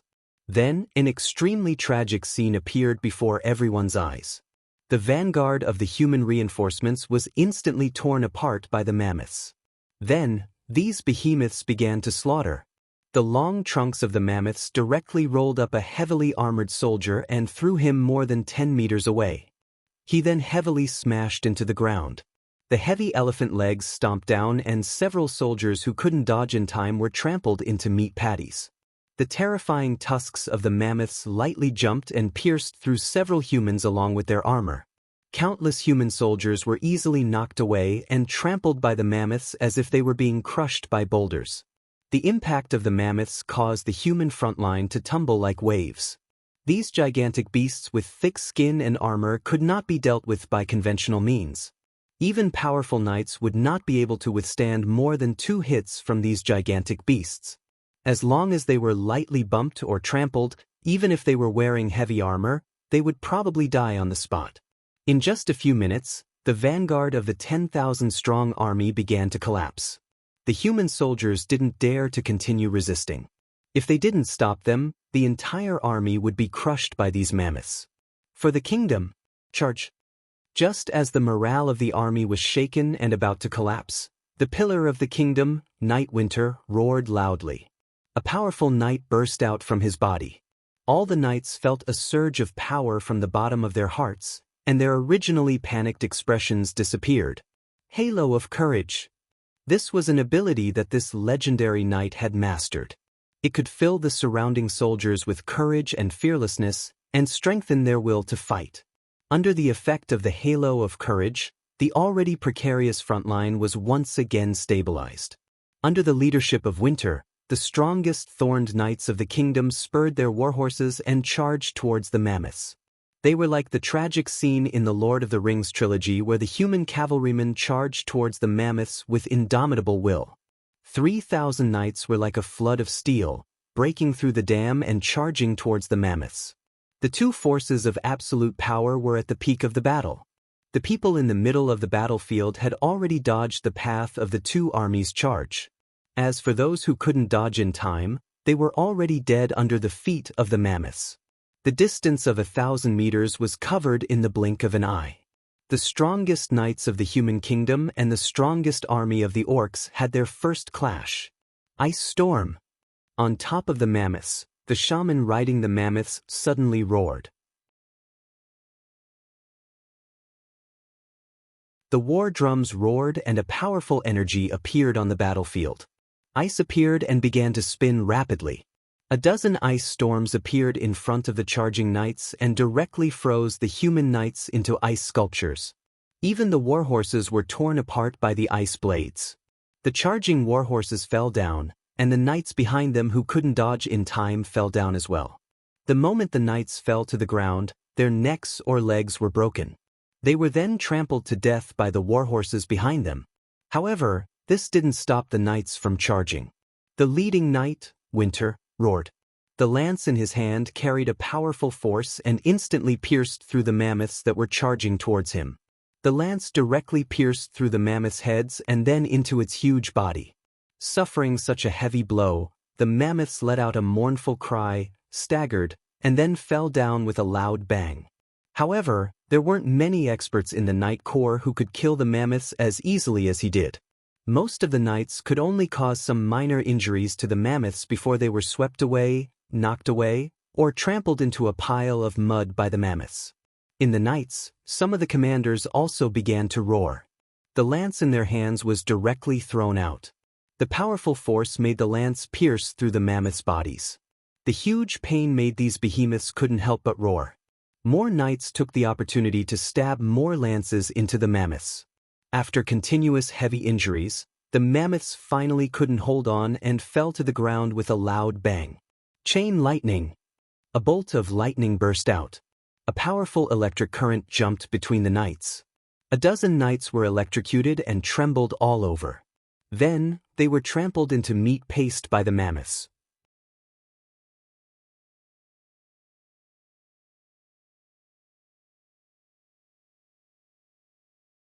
Chapter 268. War Trample. The strongest mammoth raised its head and roared. Its voice resounded throughout the battlefield. It raised its two thick front legs and stomped down heavily. Boom! A muffled sound, like a muffled thunder in the winter, was low but shocking.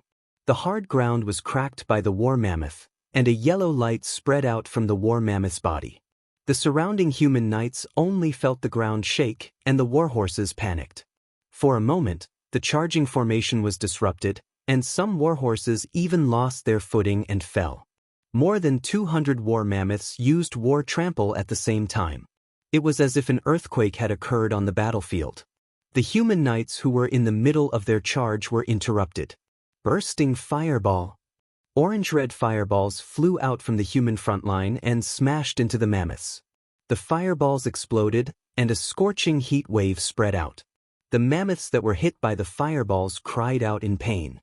The flames continued to burn their bodies, and the intense pain made these mammoths very crazy. They charged left and right, and directly threw off a few orcs on their backs. Under the burning flames, the mammoths became even crazier. They even collided with another mammoth next to them. The two mammoths collapsed. The battle became more and more tragic. The human knights suffered heavy casualties. The mammoths were huge creatures with thick skin and thick flesh.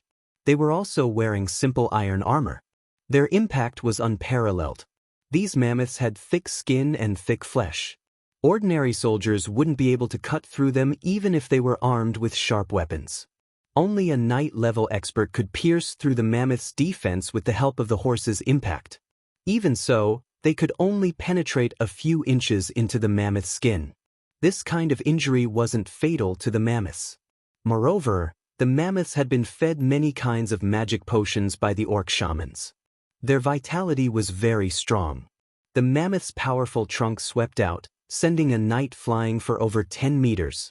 There was an obvious dent in his chest armor made of fine iron, and blood gushed out from his mouth.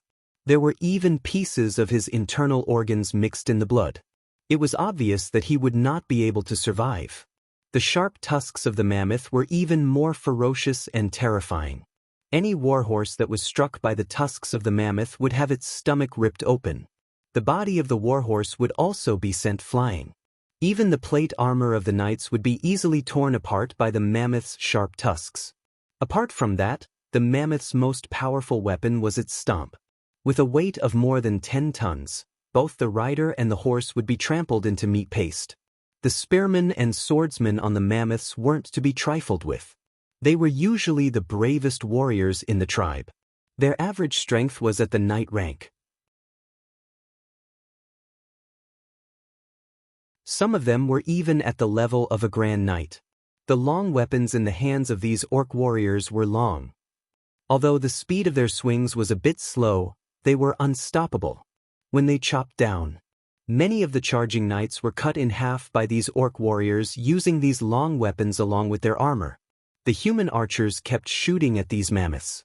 Wave after wave of arrows rained down. However, the damage caused by these arrows was almost negligible to the mammoths. When the arrows pierced their skin, it looked more like the mammoth's long hair. After seeing the limited effect of attacking the mammoths, many knights began to aim at the orc warriors on the mammoths. Although these orc warriors weren't weak, they didn't have the thick skin of the mammoths. Their armor couldn't withstand the powerful attacks of the knights. For a time, the casualties of the orc riders began to increase. The battle had reached its climax. The orc army relied on the charge of the mammoths to tear apart the human army's defensive line. Behind the mammoths, a large number of orc soldiers followed closely. The human knights stubbornly blocked at the front, but the two flanks were gradually unable to resist. Originally, the human reinforcements had traveled a long distance. After arriving at the battlefield, they didn't even rest and directly entered the battle. This was a cruel test of the soldiers' physical strength. In the face of the orcs' charge, the human army's counterattack was powerless. The two flanks of the human army were defeated by the orcs' attack. Seeing this, the nobles of Cult City couldn't sit still. If the reinforcements outside the city were defeated by the orcs, Cult City wouldn't be able to hold on. The only reason Cult City didn't collapse was because they knew the kingdom's reinforcements were about to arrive. If the reinforcements failed and retreated, Cult City would lose foreign aid. Without reinforcements, the morale of Cult City would collapse. When the orc army besieged the city, Cult City would most likely fall. Seeing this, Marquis Airy quickly made a decision. He took the initiative to attack. As the strongest lord of the northern provinces, Cult City's strength was still very strong. It didn't take long for more than 2,000 knights to gather in Cult City, including Gavin's knights. This was the strongest mobile force in Cult City. The tightly shut city gates opened with a loud bang. Then, 2,000 knights formed a steel torrent and rushed in like a flood breaking through a dam. The knights purposely took an arc and rushed in from the side of the battlefield. The orc army didn't even have time to adjust before they were torn apart by the human knights. The unstoppable orc army's attack was stopped in an instant. Damn it! Seeing the sudden appearance of the human knights, Rogue thus was enraged. Originally, there were more than 80,000 orcs on the battlefield. They died in the siege. Because of Sullen's attack from the rear, more than 10,000 orcs were mobilized. Now, there were only 60,000 orcs left. Facing the human army of 100,000 orcs, except for the soldiers guarding Cult City, the rest were all on the battlefield. Cult City didn't send out any infantry. Instead, they sent out a group of knights. The orcs' victory was once again tipped back to balance. An old orc riding a wild bull appeared on the battlefield. The old shaman looked wobbly as if a gust of wind could blow him away. However, as soon as he appeared, a strange energy began to gather. Powerful elemental energy quickly gathered. A few flashes of light flashed on the old orc's body. A yellowish energy barrier appeared on the surface of his body. The wind blew fiercely, and a dark cloud suddenly appeared in the originally clear sky. The dark cloud seemed to have a life of its own as it kept spinning. A large amount of lightning flashed in the dark cloud vortex, and a large amount of lightning swam in the air. Under the cover of the dark cloud, it was like the end of the world. Not good. Wen's expression changed drastically. However, before he could react, bolts of lightning suddenly fell from the dark cloud. Thunderbolt. Lightning flashed, lighting up the entire battlefield. Hundreds of lightning bolts struck down, and the human knights below the dark clouds were instantly hit. Lightning flashed, and a large amount of lightning jumped on these knights. The powerful lightning power slightly melted the armor on their bodies. This space turned into a thunder prison in an instant. The space was completely filled with thunder and lightning. 200 to 300 knights were directly submerged in this thunder prison. They were blasted into charcoal by the power of thunder and lightning in the sky before they could even let out a scream. Many craters were formed on the ground. Countless bolts of lightning were like thunder snakes, spreading to the surroundings at an extremely fast speed. The metal armor of the humans was the best conductor of lightning. The power of lightning flashed quickly on the bodies of these soldiers. These soldiers were electrocuted until their bodies convulsed. A burnt smell appeared on the battlefield. A large number of soldiers directly fell to the ground, losing all signs of life. This spell was like the might of the heavens. The entire battlefield was speechless at this moment. Even legendary knights couldn't do this. Only spellcasters could release such amazing power. This was also one of the reasons why wizards could achieve such a high status.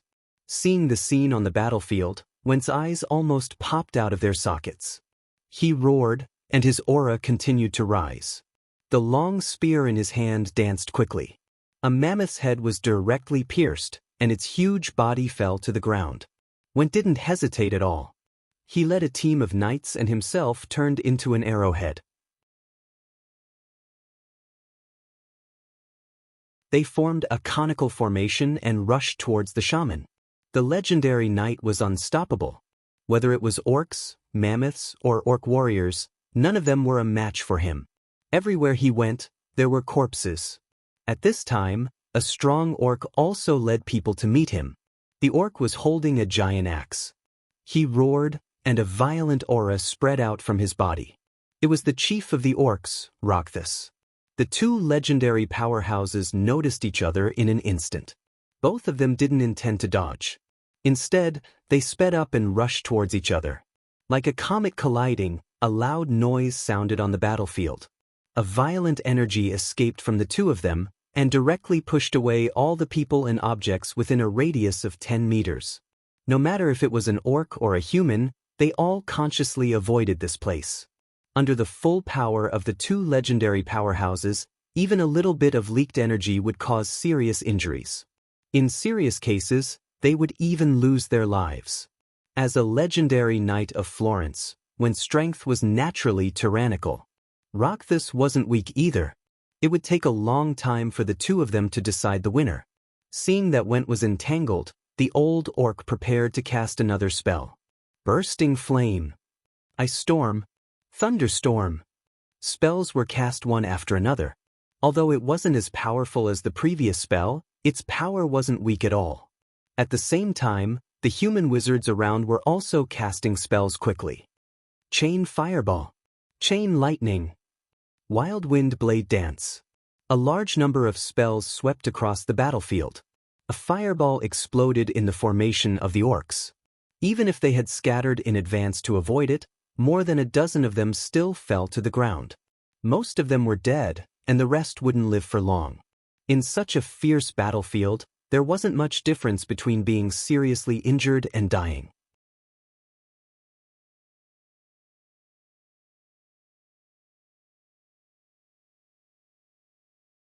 Chapter 269. While the battle was going on in Cult City, Su Len had already left Blackstone Fortress with his army. He didn't plan to be the main force in this battle, but he could still get some benefits from it. In a battle of this scale, a few thousand people from northern Battlefront City wouldn't even be able to cause a few ripples. Therefore, he had to be careful. On the battlefield of 200,000 people, the flames of war spread for more than 10 kilometers. Su Luen did not get too close to the battlefield. At this time, all kinds of elemental energy were constantly released on the battlefield, which made Su Luan feel frightened. The orc shamans had already made their move, and the human wizards were not backing down either. Su Len could already sense at least 4 legendaries on the battlefield. As soon as the orc shaman made his move, a middle-aged priest stepped up. At the same time, more than 10 wizards stepped up to help. Even so, they could barely hold on. Fortunately, the remaining adepts and priests were much more powerful. They gradually suppressed the orc shamans. Su Luan's heart shook when he saw the beastman mammoths charging. These things were simply weapons of war. If these 200 mammoths were to charge at the Northern Citadel's army, then even if the Northern Citadel's army could resist them, they would suffer heavy losses. It was even possible that the entire army would be wiped out. 1 or 2 of these mammoths were easy to deal with, but once there were enough of them, they would be unstoppable. Su Len was curious about the orcs' plan. He didn't expect them to have such a trump card. If Marquis Winter didn't make a prompt decision to lead his knights forward, the entire human army would have been crushed by these mammoths. If the orcs had 500 mammoths, even Marquis Winter's knights wouldn't be able to hold on. These mammoths were powerful creatures on par with the land dragons. Although the human knights managed to stop these mammoths, they still suffered heavy losses. Out of 3,000 knights, it would be a miracle if a third of them could survive. No matter how this battle turned out, the Kingdom of Florence had suffered heavy losses. Compared to the battle between the orc chief and Marquis Winter, Su Len focused on the battle between the orc shaman and the human wizard priests. Both were legendaries, but the shaman was powerful enough to suppress a legendary priest and several great wizards. Other than being able to use divine spells, this shaman was also a wizard. His casting speed was shockingly fast. Bursting fireball.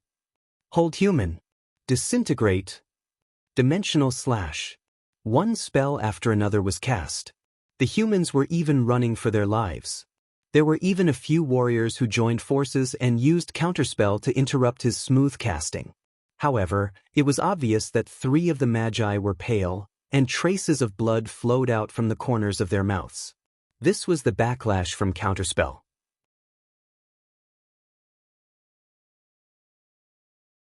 Their intelligence was lower than the orc shamans. Fortunately, the human spellcasters outnumbered the orc shamans. Together with the priests from the temples, the human spellcasters had a slight advantage. After the 2,000 soldiers from Cult joined the battle, the balance of the war finally shifted in favor of the humans. More than half of the 200 mammoths had fallen under the fearless attacks of the human knights. The humans had also paid a heavy price. On the right side of the battlefield, the elite beastman warriors were brandishing their heavy spiked clubs as they broke through the human defensive line. These fearless beastmen endured the spells and charged forward. Many of the beastmen had already been burnt black, but they were still crazily swinging their spiked clubs. Some wolf riders wandered around the edge of the battlefield. Since Su Len killed 3,000 orcs, there were only 4,000 wolf riders left. These wolf riders swung their machetes and followed the orcs into the human formation. Then, they tore the human formation apart bit by bit. The human spearman formation was directly broken through by the wolf riders. In a short period of time, the human spearmen were divided into a dozen groups. If there were no accidents, these human spearmen would soon be devoured by the orcs. However, at this moment, fireballs fell into the wolf riders. The violent explosion sent more than 10 people flying. A wolf rider instantly twisted his body and hid beside his wolf. The wolf was blasted into a bloody mess on the spot. He was also sent flying for more than 10 meters and fell heavily. Before he could struggle to get up, a long spear had pierced his throat. With the support of the wizards, the human spearmen launched a counterattack against the wolf riders. Asterisk clang. Asterisk a loud sound was heard. Roges's figure descended from the sky and swung his giant axe. Marquis Winter held his spear with both hands to block, but the result was that he was sent flying a few meters away with his spear. The orcs could suppress the humans in terms of strength. This was true even for legends. The only human race that could compete with the orcs in terms of strength was the barbarians. Marquis Winter stomped hard on the ground to stop himself from falling back. He then roared and rushed up. A flash of light flashed on his body, and the wind created by his spear was ravaged by him. Dang, dang, dang. Sounds of collisions rang out one after another as intense energy surged out from between the two of them. Under a series of rapid attacks, Rogessus couldn't dodge in time and was directly hit. However, the injuries weren't serious. The fierce battle also made Marquis Winter's hand that was holding the spear slightly tremble. Very good, I'm going to twist your head off and use it as a wine vessel. The orc chief roared with blood all over his body. Marquis Winter let out a low roar. All the muscles on his body bulged, and twisted blue veins appeared. A bloodthirsty light flashed in his eyes as he said, "You will become my stepping stone to become stronger." Bloodthirsty rage. The orc chief roared, and the energy on his body rose again. His eyes had turned completely red, and his already tall body began to expand again. Rogessus looked at Winter, and his eyes were filled with killing intent. He then rushed up with his giant axe. The giant axe tore through the air and swept over with a sharp whistling sound. There was not a single soldier within a few dozen meters of the two sides. This kind of battle was not something that anyone could interfere with. Anyone who got close might be implicated. In his berserk state, Rogessus' strength became even more powerful. As soon as Winter came into contact with him, his entire body was pushed back by a powerful force. Facing this situation, Winter's expression changed, and the energy in his body also erupted. Even so, he was still pushed back by the orc chief's attacks. Following the orc chief's roar, the giant axe heavily smashed down. Winter's expression changed greatly, and he rolled forward to dodge. The giant axe smashed into the ground, and a 10-meter-long crack appeared on the ground. After dodging this attack, Winter didn't relax at all. The spear in his hand flashed with light. Berserk assault. His body suddenly sped up several times, and before Rogessus could completely turn around, he instantly stabbed out. The distance of 10 meters was crossed as if he had teleported, and the spear fiercely stabbed into Rogessus' back. A sharp pain came, and Rogessus waved his arms, and a fierce expression flashed across his face. Whirlwind slash. His gigantic body spun rapidly under the influence of the giant axe. He didn't seem to care about the terrifying wound that the spear had left on his body. The giant axe swept out horizontally, causing blood to splatter everywhere. A figure quickly retreated, but even though he was already moving at an extreme speed, the sharp giant axe still swept across his chest. Marquis Winter's body flew back, and he rolled before crouching down. A large amount of blood gushed out from the terrifying wound on his chest. The white bone stubble made one's heart tremble, and one could even clearly see the squirming organs inside the wound. This attack almost cut Marquis Winter in half, but the orc chief didn't have it easy either. A terrifying wound appeared on his back, and one could even see his spine. However, with the powerful body of an orc, this kind of injury wasn't fatal. Soon, the surrounding muscles contracted, and the wound gradually stopped bleeding. At this moment, the Beastman chieftain let out a crazy roar as he brandished his great axe and rushed towards Marquis Winter. The great axe was as big as a millstone, and it looked like a light toy in his hands.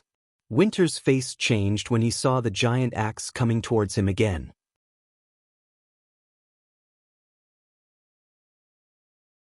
The wound on his chest had greatly affected his body's flexibility, which was very deadly in battle. While Winter was in a tough battle, the human army began to counterattack with the help of the wizards. The 200 war mammoths had all been killed, and the human knights had also suffered heavy casualties. However, without the war mammoths, the remaining human knights began to charge again. The orcs no longer had any powerful soldiers that could stop the charge of the human knights. The knights of Cult City had merged with the reinforcements, forming an army of 2,000 knights.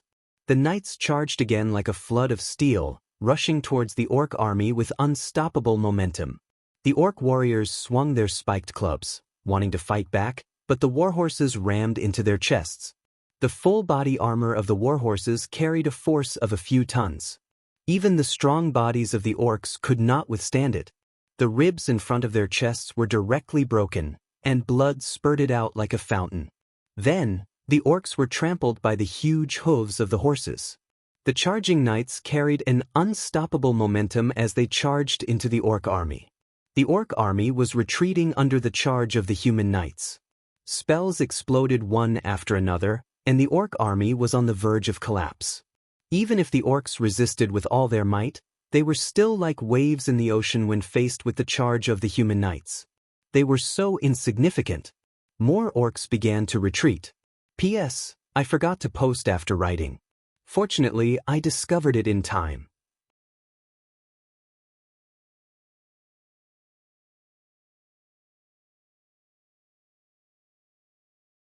Chapter 270. The orc army began to crumble. With the charge of 2,000 knights and all kinds of spells from the wizards, the orcs finally couldn't hold on any longer. In fact, the human army had also reached their limit. In fact, if it wasn't for Su Len defeating the orcs in the back and forcing the orcs to send out another 10,000 men to stabilize the rear, this battle would have continued for a while. Now that they had lost 10,000 men, the orcs were clearly not strong enough. As time passed, the humans' attacks became stronger and stronger, and the orcs' counterattack became weaker and weaker. The army was collapsing like a mountain. At the same time, the battle between Marquis Winter and Raucus had reached the most critical moment. Haha, did you see that? Your orc army has been defeated. If you surrender now, I can consider letting you live. Marquis Winter laughed as he saw the orc army crumbling. He looked a bit miserable right now. Although the wound on his chest was no longer bleeding, his fighting power had decreased a lot. Really? As long as I kill you, the human army will lose their commander, and the orcs will be able to turn the tide. Raucus said coldly. Raucus, I admit that you are very powerful. I am not your opponent, but it won't be that easy for you to kill me. Marquis Winter's face slightly changed. At this time, a terrifying power suddenly emerged from Rogessus's body. A blood-red radiance seemed to have materialized as it enveloped his body. Blood kill cut. The blood-red light quickly spread on his body and wrapped around the weapon in his hand. The dazzling blood-red light covered his vision, making him look like a red lightning bolt. A red light flashed across the sky. It looked like it teleported and directly appeared next to Winter. The giant axe in his hand left behind a series of afterimages as it slashed across. Everything happened so suddenly. Winter only made a few dodging gestures, but the giant axe had already swept past him. Everything in front of him was split apart. Raucus' speed was beyond human vision. In the next second, Marquis Winter was chopped in half by the giant axe. Plop! Whence tall body fell to the ground, and Raucus slowly got up. His breathing was very rapid, and his expression was very tired. The hand that was holding the giant axe was even slightly trembling. The back that was no longer bleeding ruptured again, and blood gushed out like a fountain. It was obvious that the attack just now had also caused him to suffer heavy injuries. You've been raised for a long time, but you haven't experienced a battle of deep thought. You seem to have forgotten how to fight. Didn't your teacher tell you not to talk too much in battle? Rogue thus raised Marquis Winter's head and said slowly, "Don't let your guard down until the battle is over." After killing Went, Rogus grabbed his head and roared, "Went is dead." The deafening sound instantly spread throughout the battlefield. Even in the chaotic and noisy battlefield, this sound could be heard clearly. The human army that was chasing after the orcs suddenly stopped when they heard this voice. Don't believe his lies. At this moment, a gentle and deep voice sounded in their ears. The voice was like a spring breeze, making them involuntarily choose to believe him. Continue to attack and drive these orcs out of our homeland. The hesitant human army no longer cared about anything else and continued to pursue the orcs. On the other side of the battlefield, a few figures in wizard robes looked at the chaotic army in front of them and said, "Durayan, luckily you made a move in time. It's just a pity about Marquis Winter." A wizard in a red robe next to them said with pity. When they saw Marquis Winter die in battle, these wizards knew things were not going well. They immediately used a spell to amplify and hint to minimize the impact of Marquis Winter's death. Seeing that the human army did not collapse as he expected, and instead continued to chase after him, Rakas's face finally changed. However, the general situation of the battlefield could no longer be changed by him alone.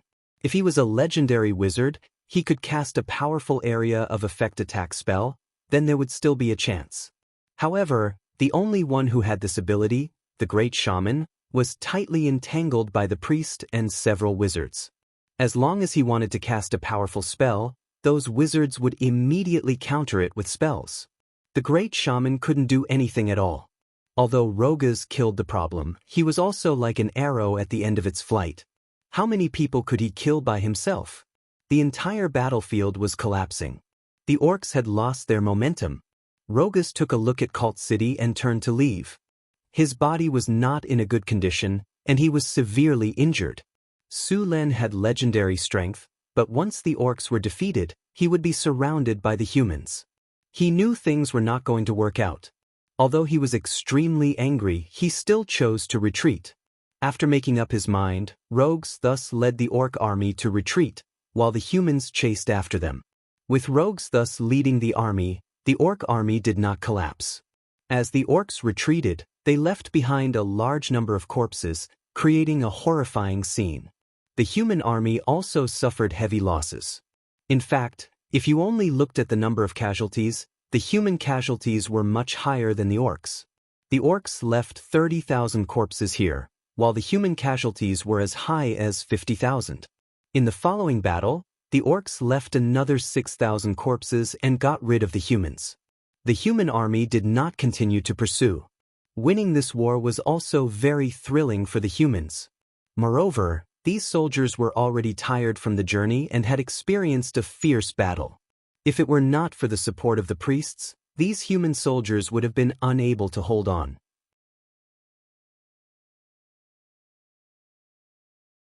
After the orcs were defeated, some people could not hold on anymore. Therefore, the humans did not pursue the orcs. After the cruel battle, they also needed time to rest. However, in Cult City, some nobles did not intend to let go of this good opportunity. In the battle that just ended, these nobles did not go to the battlefield. They hid in the city and watched. Now that the orcs were defeated, these nobles finally had the courage to rush out of the city and pursue the orcs. After winning, the human army began to seize the time to reorganize. At the same time, the death of Marquis Winter cast a shadow over this victory. As the most important legendary figure of the Florentine royal family, his death greatly damaged the strength of the Florentine kingdom. At the same time, there was a slight deviation in the original balance. The Florentine kingdom was not dominated by the royal family alone. There were many nobles who had the right to inherit the throne. Among them, the 3 strongest electors were not as strong as the royal family, but they were not much weaker. In the past, the Florentine royal family had 2 legendary figures. Now, with Winter's death, they had lost their absolute advantage. The victory of the battle made the human army excited, but Winter's death was undoubtedly a bolt from the blue. A legendary powerhouse had died so easily in this battle. The next morning, the human army had an early breakfast and continued to pursue the orcs. Marquis Winter was still very popular in the army. Because of his death, many of the human army shouted for revenge and began to counterattack the orcs. In addition, since the start of the battle, the humans had lost more than 100,000 soldiers and the hatred between both sides was very deep. The orcs were not any better. Including the orcs killed by Su Len, they lost 50,000 to 60,000 people in this battle. The remaining soldiers were basically all injured and their morale was low. But fortunately, the orcs left 10,000 orc soldiers in the rear camp in advance. With the addition of these fresh troops, the orcs did not collapse all the way.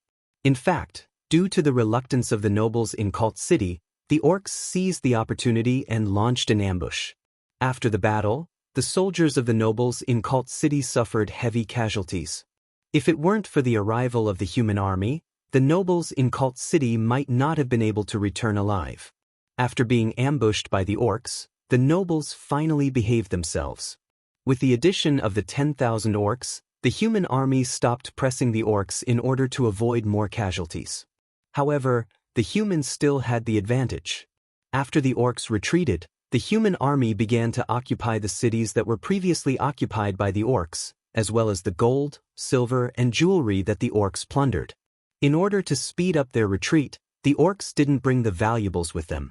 Instead, they only transported the food that they plundered. The large amount of wealth made the generals jealous.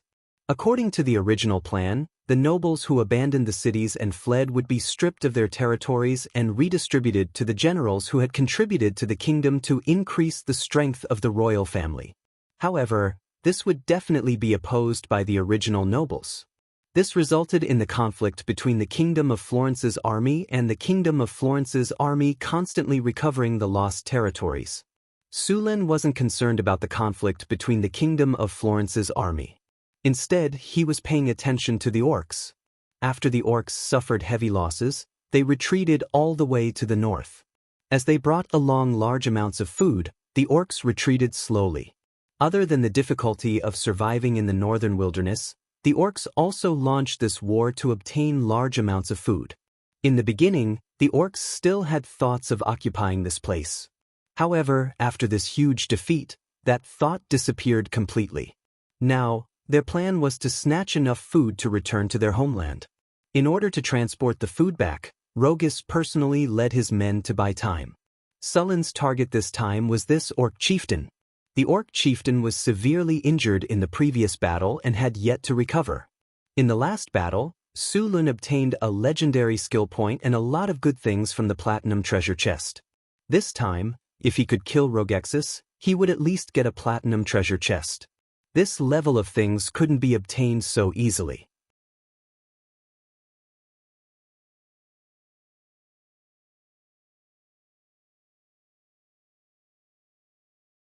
Chapter 271. At night, there was not a single ray of light in the sky. Even the stars were covered by thick dark clouds. Bonfires had already been lit up in the orc camp. More than 5,000 orcs were led by Rogessus to cover the rear. At this moment, Rogessus was feeling a little uneasy in his simple tent. Although they had suffered heavy losses in this attack on the human kingdom, the food they had obtained was enough to feed the entire tribe for a year or two. They had also killed a legendary human figure, which made the enemies behind them feel a lingering fear. Without a legendary figure chasing after them, Rogessus didn't put the humans in his eyes. However, he was feeling very restless tonight. About 10 kilometers away from the orc camp, Sulin was observing the movements of the orcs through the strategic map. Among the red marks, there was a purple mark. It was the orc chieftain Rogessus. Time slowly passed. When he turned on the magic clock, it was already 2 o'clock in the morning. This was the time when the orcs were sleeping the most, and also the time when they were most vulnerable to sneak attacks. Let's begin. Sulin looked at the time and said to Alex. Alex was already prepared. Under her command, the harpies that were resting in the trees immediately woke up and flew towards the orc camp under her lead. These harpies had lived in the underground world for a long time, so they had night vision. They were completely unaffected in this kind of dark night. 3,000 harpies flew into the sky under Alex's lead. They then identified the direction and flew towards the orc camp. After the harpies set off, Sulin also led the rest of the troops and began to move. In order to deal with these orcs, Sulin had brought more than half of the northern city's army. It wasn't easy for an army to march in the dark. Luckily, many of the northern city soldiers had night vision, which greatly reduced the difficulty of marching. Under the effect of magic, the sound of thousands of soldiers marching was minimized. The northern city's army wasn't slow at all. It only took them 10 minutes to cover the distance of 10 kilometers. Just as they arrived, the harpies launched their first wave of attack. 3,000 harpies flew to the sky above the orc camp. Then, a large number of simple incendiary bombs filled with kerosene, charcoal, and white sugar fell from the sky. These incendiary bombs shattered when they hit the ground, and the kerosene inside them rose up to a meter high. This kerosene had charcoal and white sugar added to it, so it was very sticky. Kerosene splattered everywhere and ignited the surrounding tents. The sleeping orcs were startled awake, and those who were slow to react were quickly engulfed in flames and burned to ashes. A large number of Molotov cocktails fell from the sky like a meteor shower, filling the sky with flames. Su Lin gave each of the harpies 10 Molotov cocktails. The 30,000 Molotov cocktails consumed all the kerosene in Northgard City. Even more than half of the white sugar produced this month had been consumed. However, the effect was very good. Many beastmen woke up and tried to put out the fire, but they quickly discovered that these flames weren't ordinary flames. Many beastmen who were infected by these flames kept rolling on the ground, trying to put out the fire, but the result was that the flames spread all over their bodies. A few beastmen who wanted to help were also caught by the flames when they approached, scaring them into running away. A large number of beastmen screamed and frantically tried to put out the fire. In the end, in just a few breaths, these beastmen were turned into human-shaped torches. The entire camp was completely engulfed in a sea of fire. More than 30,000 Molotov cocktails were quickly thrown down. The harpies who had completed their mission began to evacuate under Alex's lead. Rogthus was awakened by the noise outside. When he opened his eyes, he saw that the entire camp was engulfed in flames. Seeing this situation, Rogthus made a prompt decision and immediately led his people to rush out of the camp. As soon as they arrived at the camp, they saw a group of well-equipped soldiers waiting outside. The flames in the camp were constantly burning. There weren't many options left for them. If they didn't want to be burned to death, they could only rush out. "Despicable humans, I'm going to kill you." A large number of orcs were burned to ashes in the flames. Rogthus' eyes were about to pop out of their sockets. When he saw the humans blocking his way, he roared and rushed out with the rest of the orcs. "Archers! Rain of arrows!" Seeing the orcs rushing up, Su Lin didn't have any expression and directly ordered. The archers of the northern city immediately started shooting at the front gate of the camp. Arrows rained down from the sky. Because these orcs were under fire attack, they didn't wear any protective gear. Facing this kind of dense rain of arrows, they simply couldn't resist. When the rain of arrows fell, a large number of orcs were directly shot into hedgehogs. Only a few powerful orcs relied on their weapons to deflect the arrows. The orcs who rushed out of the camp suffered heavy casualties in an instant. After that, the archers didn't stop and continued to shoot. Although it wasn't as dense as before, it was still continuous.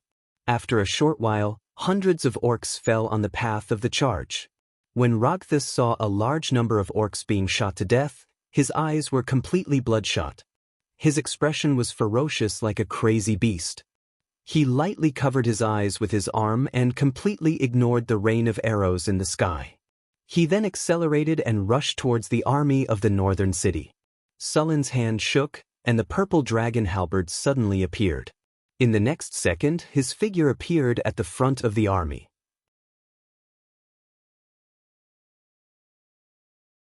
Facing this kind of legend rank expert, even if he was injured and couldn't use his full strength, it was still not something that could be stopped by anyone below legend rank. If he rushed in, the army of the northern city would definitely suffer heavy losses. Lightning constantly jumped on his body, and there were also large amounts of lightning arcs jumping on the purple dragon halberd. As he continued to move forward, the lightning became more and more intense. Legend rank? Seeing Sullen's performance, Rogthus's scarlet eyes slightly shrank. He didn't expect the humans to send another legend rank expert so quickly. This caught him a little off guard. If he was in his peak state, he wouldn't be afraid of any legend rank expert. However, with his current combat power, it was hard to say who would win against this legend rank expert. So what if you are a legend rank expert? If I can kill Went, I can also kill you. Seeing the lightning flashing on Sullen's body, Rogthus roared and then accelerated towards Su Lin. As Rogthus roared, he actually directly waved his giant axe and cut open a wound on his body. Then, scarlet blood gushed out from his body. As if it contained some kind of powerful magic, after the blood appeared, it burned like kerosene. Rogthus looked at Su Lin with a crazy expression. The flames on his body were naturally not real flames, but they were much more powerful than real flames. Blood flame. It was said that only some strong people could use this powerful skill. This skill could provide a large amount of power for a short period of time, but the side effect was also very strong. This was a kind of power that burned one's life. Every second consumed one's life. Although the lifespan of a legend rank expert was several times that of an ordinary person, very few people would use this skill. However, for Rakthus, he had no choice but to use it. If he didn't use it today, then it was very likely that he would never be able to use it again. Since that was the case, he would naturally use it to fight with his life. If he failed, then everything would be over. If he won, then naturally it would be better. The red blood flame wrapped his whole body, and even his weapon was wrapped in a layer of blood flame. In this case, Rakthus naturally wouldn't waste time. He charged towards Su Len.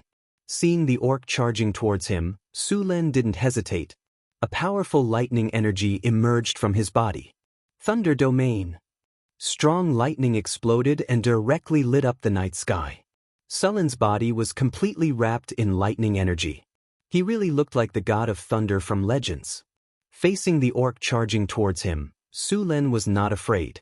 He directly moved his body and rushed forward. He couldn't dodge. Once he dodged, Rakthus would rush into the army of the northern city. With his blood flame activated, all the soldiers of the northern city were no match for him.